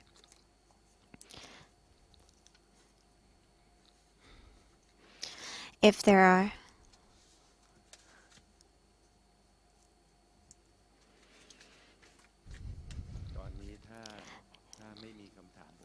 are no questions, so we have one question. So thank you so much. Thank you so much for sharing your experiences and wisdom. I'm interested in how we can bring the technology to check the transparency. So who's going to be responsible and monitor these technologies to ensure that it's not going in the wrong way? Because we don't want to make sure that it's going in the wrong way. Who's going to guard the guardian when it comes to technology and transparency? Because we can already see the risk. Who will guard the guardians in the application of technology in enhancing transparency and accountability in all these systems? So Khun Reynolds will be answering this. I will not be answering the question, but I will just underline its importance, because I think this is ultimately a very sovereign question, and it is for the government of Thailand to answer. But I think from the UN perspective, I think the issue that you're raising in terms of all the data that is needed in order to be to have an effective monitoring and then ultimately measuring issues of transparency and non-corruption, whether it's projects, whether it's investments. You need data, right? And you collect all this data, and then the big question is, what do you do with it? Who has access to it? How do you store it? How long are you going to store it for? So the whole governance of the issues of privacy around the use of the data is absolutely fundamental. I don't think, any silver bullet yet. Otherwise, I think everybody would be very happy and relieved. But I'm very happy that we see questions like this being raised at this juncture. Right? But ultimately, it really is a government official to respond to this. But I think it is the role of businesses and the role of the UN to keep on asking the questions until we find systems that are acceptable to the majority. มีท่านจำปุนเพื่อทางหรือสภาช่วยตอบหน่อยนะ So Dr. Pun from TSRI will add on. So this is a point that I stressed on earlier, that there are good points and there are bad points, but civilization needs to move forward. There are more benefits than I see there is with risk. So a few points that I want to talk about today and approach today is that number one is I want to encourage peer-to-peer, not centralize the process, but in fact encourage peer-to-peer communication. The second thing that I want to speak on is that there are many levels to access data. There are many levels, and that's why we need to create a sustainable system. So one of the things that we can actually open right now is to share the performance to the public. This is one of the things that we can already start sharing, is to share the performance with the public. So sharing about the input, how much did we input and what is the output? So this is something that we can already start to share. One of the issues that is happening right now between the public and private sector is it's not about the digital, it's not about the innovation, but it's about the innovation of the society. Where is the balance?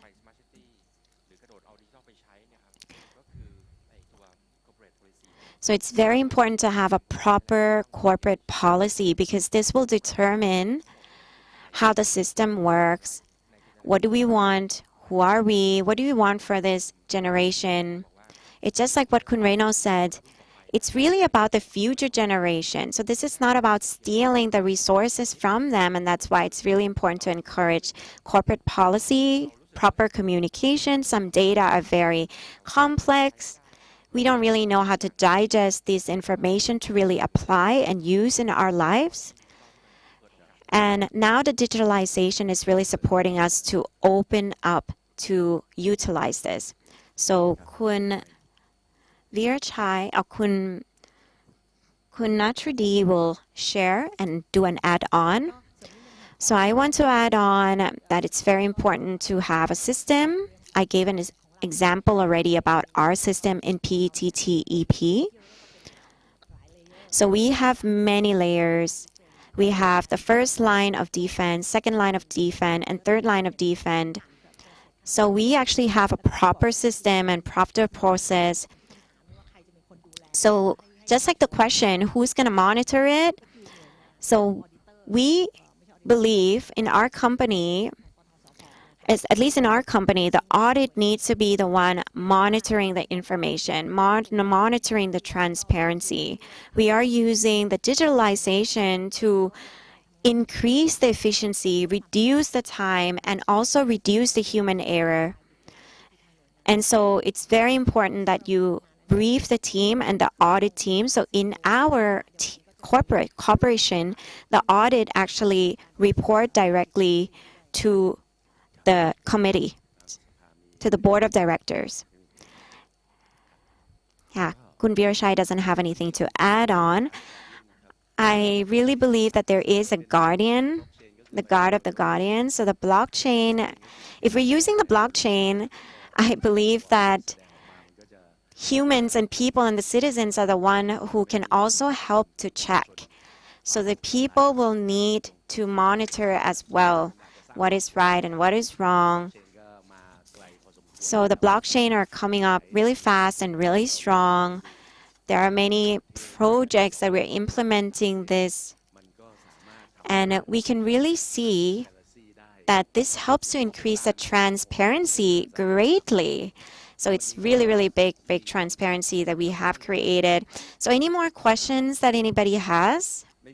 If not, we are going to say thank you to everybody for your time, for offering this opportunity, and for being here all the way till the end. I really want to thank Ms. Narshudi, Executive Vice President of PPTEP. I want to thank Kun Virchai, Kun Navichanayon, Vice President of the Federation of the Thai Industries. I want to thank Dr. Pun, Tiang Buranatham, Assistant Planning Formulation and Budget Framework, TSRI. It's a very long line.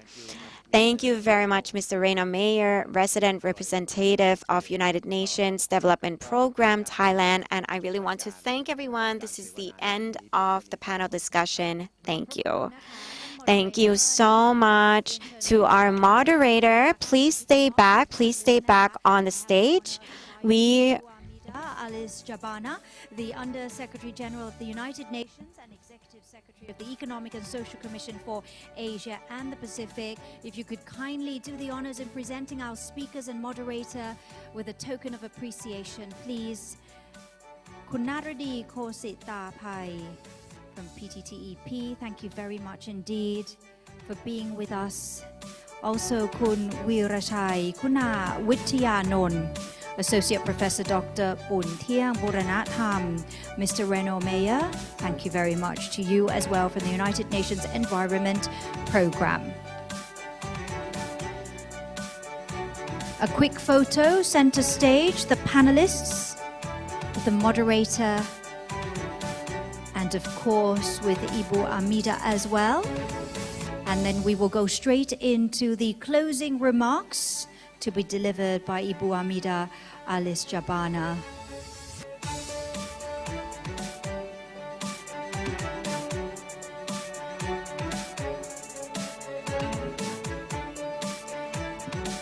And that will wrap up the final panel discussion for today. This one on governance.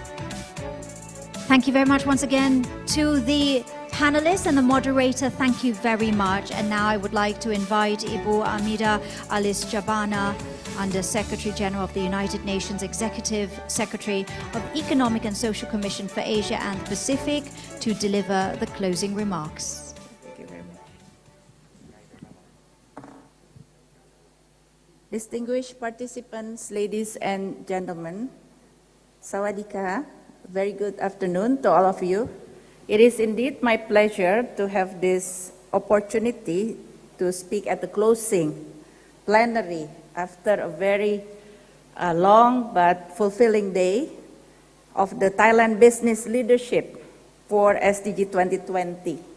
At the outset, I would like to express my sincerest appreciation to the Global Compact Network Thailand in partnership with the United Nations in Thailand for organizing this very important event on the occasion of the 20th anniversary of the UN Global Compact, as well as the 75th anniversary of the United Nations.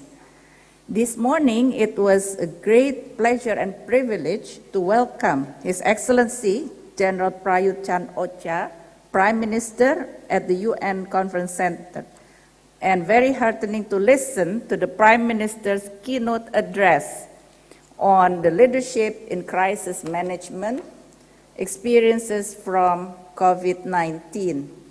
Prime Minister unequivocally underscored the criticality of the whole of government and whole of society approach and collaboration in times of national crisis. It was also encouraging to see the presence of Mr. Supachai Cheranavon, President of the Global Compact Network Thailand, and alongside senior representatives from the private sectors and their collective efforts and commitment to supporting the socio-economic policy responses of COVID-19 in Thailand. In promoting harmony between economy and environment to overcome challenges of pandemic, Thailand's experiences in the application of the sufficiency economy philosophy for sustainable development is very inspirational. So colleagues, ladies and gentlemen, during this meeting, speakers highlighted the importance of the 10 principles of the UN Global Compact that focuses on areas of human rights, labor, environment, and anti-corruption or governance, as a way to guide business sectors to take concrete actions to advance SDGs. The practical options, strategies, and experiences based on the 10 principles discussed today can further encourage the private sectors when they are engaging or further scaling up their engagement with governments and other stakeholders. Allow me now to share 2 reflections for your further attention. First, I would like just quickly highlight key policy recommendations from the recently launched UN Secretary General's Policy Brief impact of COVID-19 and on Southeast Asia. So I welcome all of you to read the full brief. Yeah? It can be easily downloadable from UN website. Second, let us align policy recommendation of the Secretary General's policy brief to private sector's contribution to the post-COVID-19 recovery plans and its impact on SDG implementation in Asia and the Pacific, and certainly also for Thailand. According to the SDG policy brief, governments in Southeast Asia can drive an effective socio-economic recovery strategy through focusing on 4 thematic areas: on tackling inequality, on bridging the digital divide, on ensuring a green recovery, and on upholding human rights and good governance practices. Let me just quickly reiterate the 4 recommendations of the SG policy brief that can lead to building back better. On tackling inequality, achieving a successful recovery from COVID-19 must address systemic issues, including extreme poverty, socio-economic inequalities, and gaps in social protection, gaps in healthcare coverage, and healthcare system. Due attention must be given to the vulnerable segment of the societies, including women and children from poor and marginal households. On bridging the digital divide, COVID-19 has highlighted both the role of digital technologies in pandemic response and the vulnerabilities posed by lack or the gap, or digital gap or digital divide. We are advocating for accelerated investment, both, not only hard infrastructure, but both hard and software or soft infrastructure in ICT and digital economy. On greening the recovery, the government policy should be directed to industries that are low carbon, resource efficient, and aligned with environmental and climate objectives, as in the Paris Agreement and the 2030 Agenda. It is essential that all steps taken in the recovery must accelerate towards a sustainable, resilient, and low-carbon future. Finally, countries can play an important role in upholding human rights and good governance, as well as strong institutions in the face of COVID-19 pandemic. So colleagues, ladies and gentlemen, recovering better, charting a pathway to a new normal is closely aligned to private sector's contribution in reviving the economy and the societies in Thailand as well as beyond. Allow me to share 3 focus areas for your further reflections and policy priorities. First, forging strong partnerships with the private sector to bolster the delivery of services such as healthcare and facilitate participation of women in economic activities, especially in SMEs or MSMEs. Second, investing in ICT infrastructure in close collaboration with private sector can facilitate availability of digital technology to improve public services to citizens and business continuity in areas such as e-commerce, digital finance, as well as back office functions. Third, scaling up private sector investment in areas such as agri-business product, in which Thailand is very strong and have a comparative or even competitive advantage, bioindustry, service sectors such as tourism, or green tourism. Again, this is also a competitive or comparative advantage of Thailand, can certainly create high quality green jobs. On the 20th anniversary of the UN Global Compact, let us mobilize the private sectors and other stakeholders, including women and youth.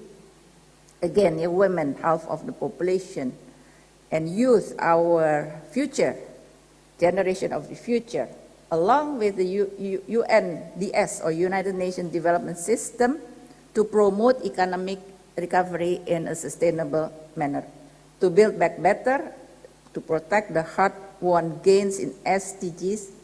Again, the participation of private sector is key, very strategic, very essential.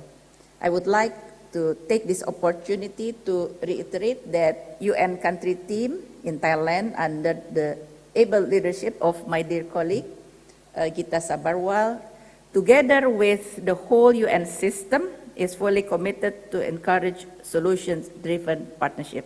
Thank you very much for your attention. Thank you very much. Thank you very much to you, Ibu Amida Alice Jabana, Under Secretary ขอบคุณมากๆนะคะคุณอีบูอารวาดา for Asia and the Pacific, delivering the closing remarks. ขอบคุณมากๆนะคะคุณอีบูอารวานาที่มาแชร์นะคะการปิดนะคะสรุปงานแล้วก็ดิฉันก็อยากจะขอบคุณทุกคนเลยวิทยากรทุกท่านนะคะและทุกคนที่มาในวันนี้ค่ะรวมถึงทุกคนที่มุ่งมั่นที่จะนำปรัชญาเหล่านี้นะคะไปใช้จริงๆในชีวิตนะคะดิฉันพัชรีวัฒสาวงศ์นะคะและดิฉันขอบคุณมากค่ะ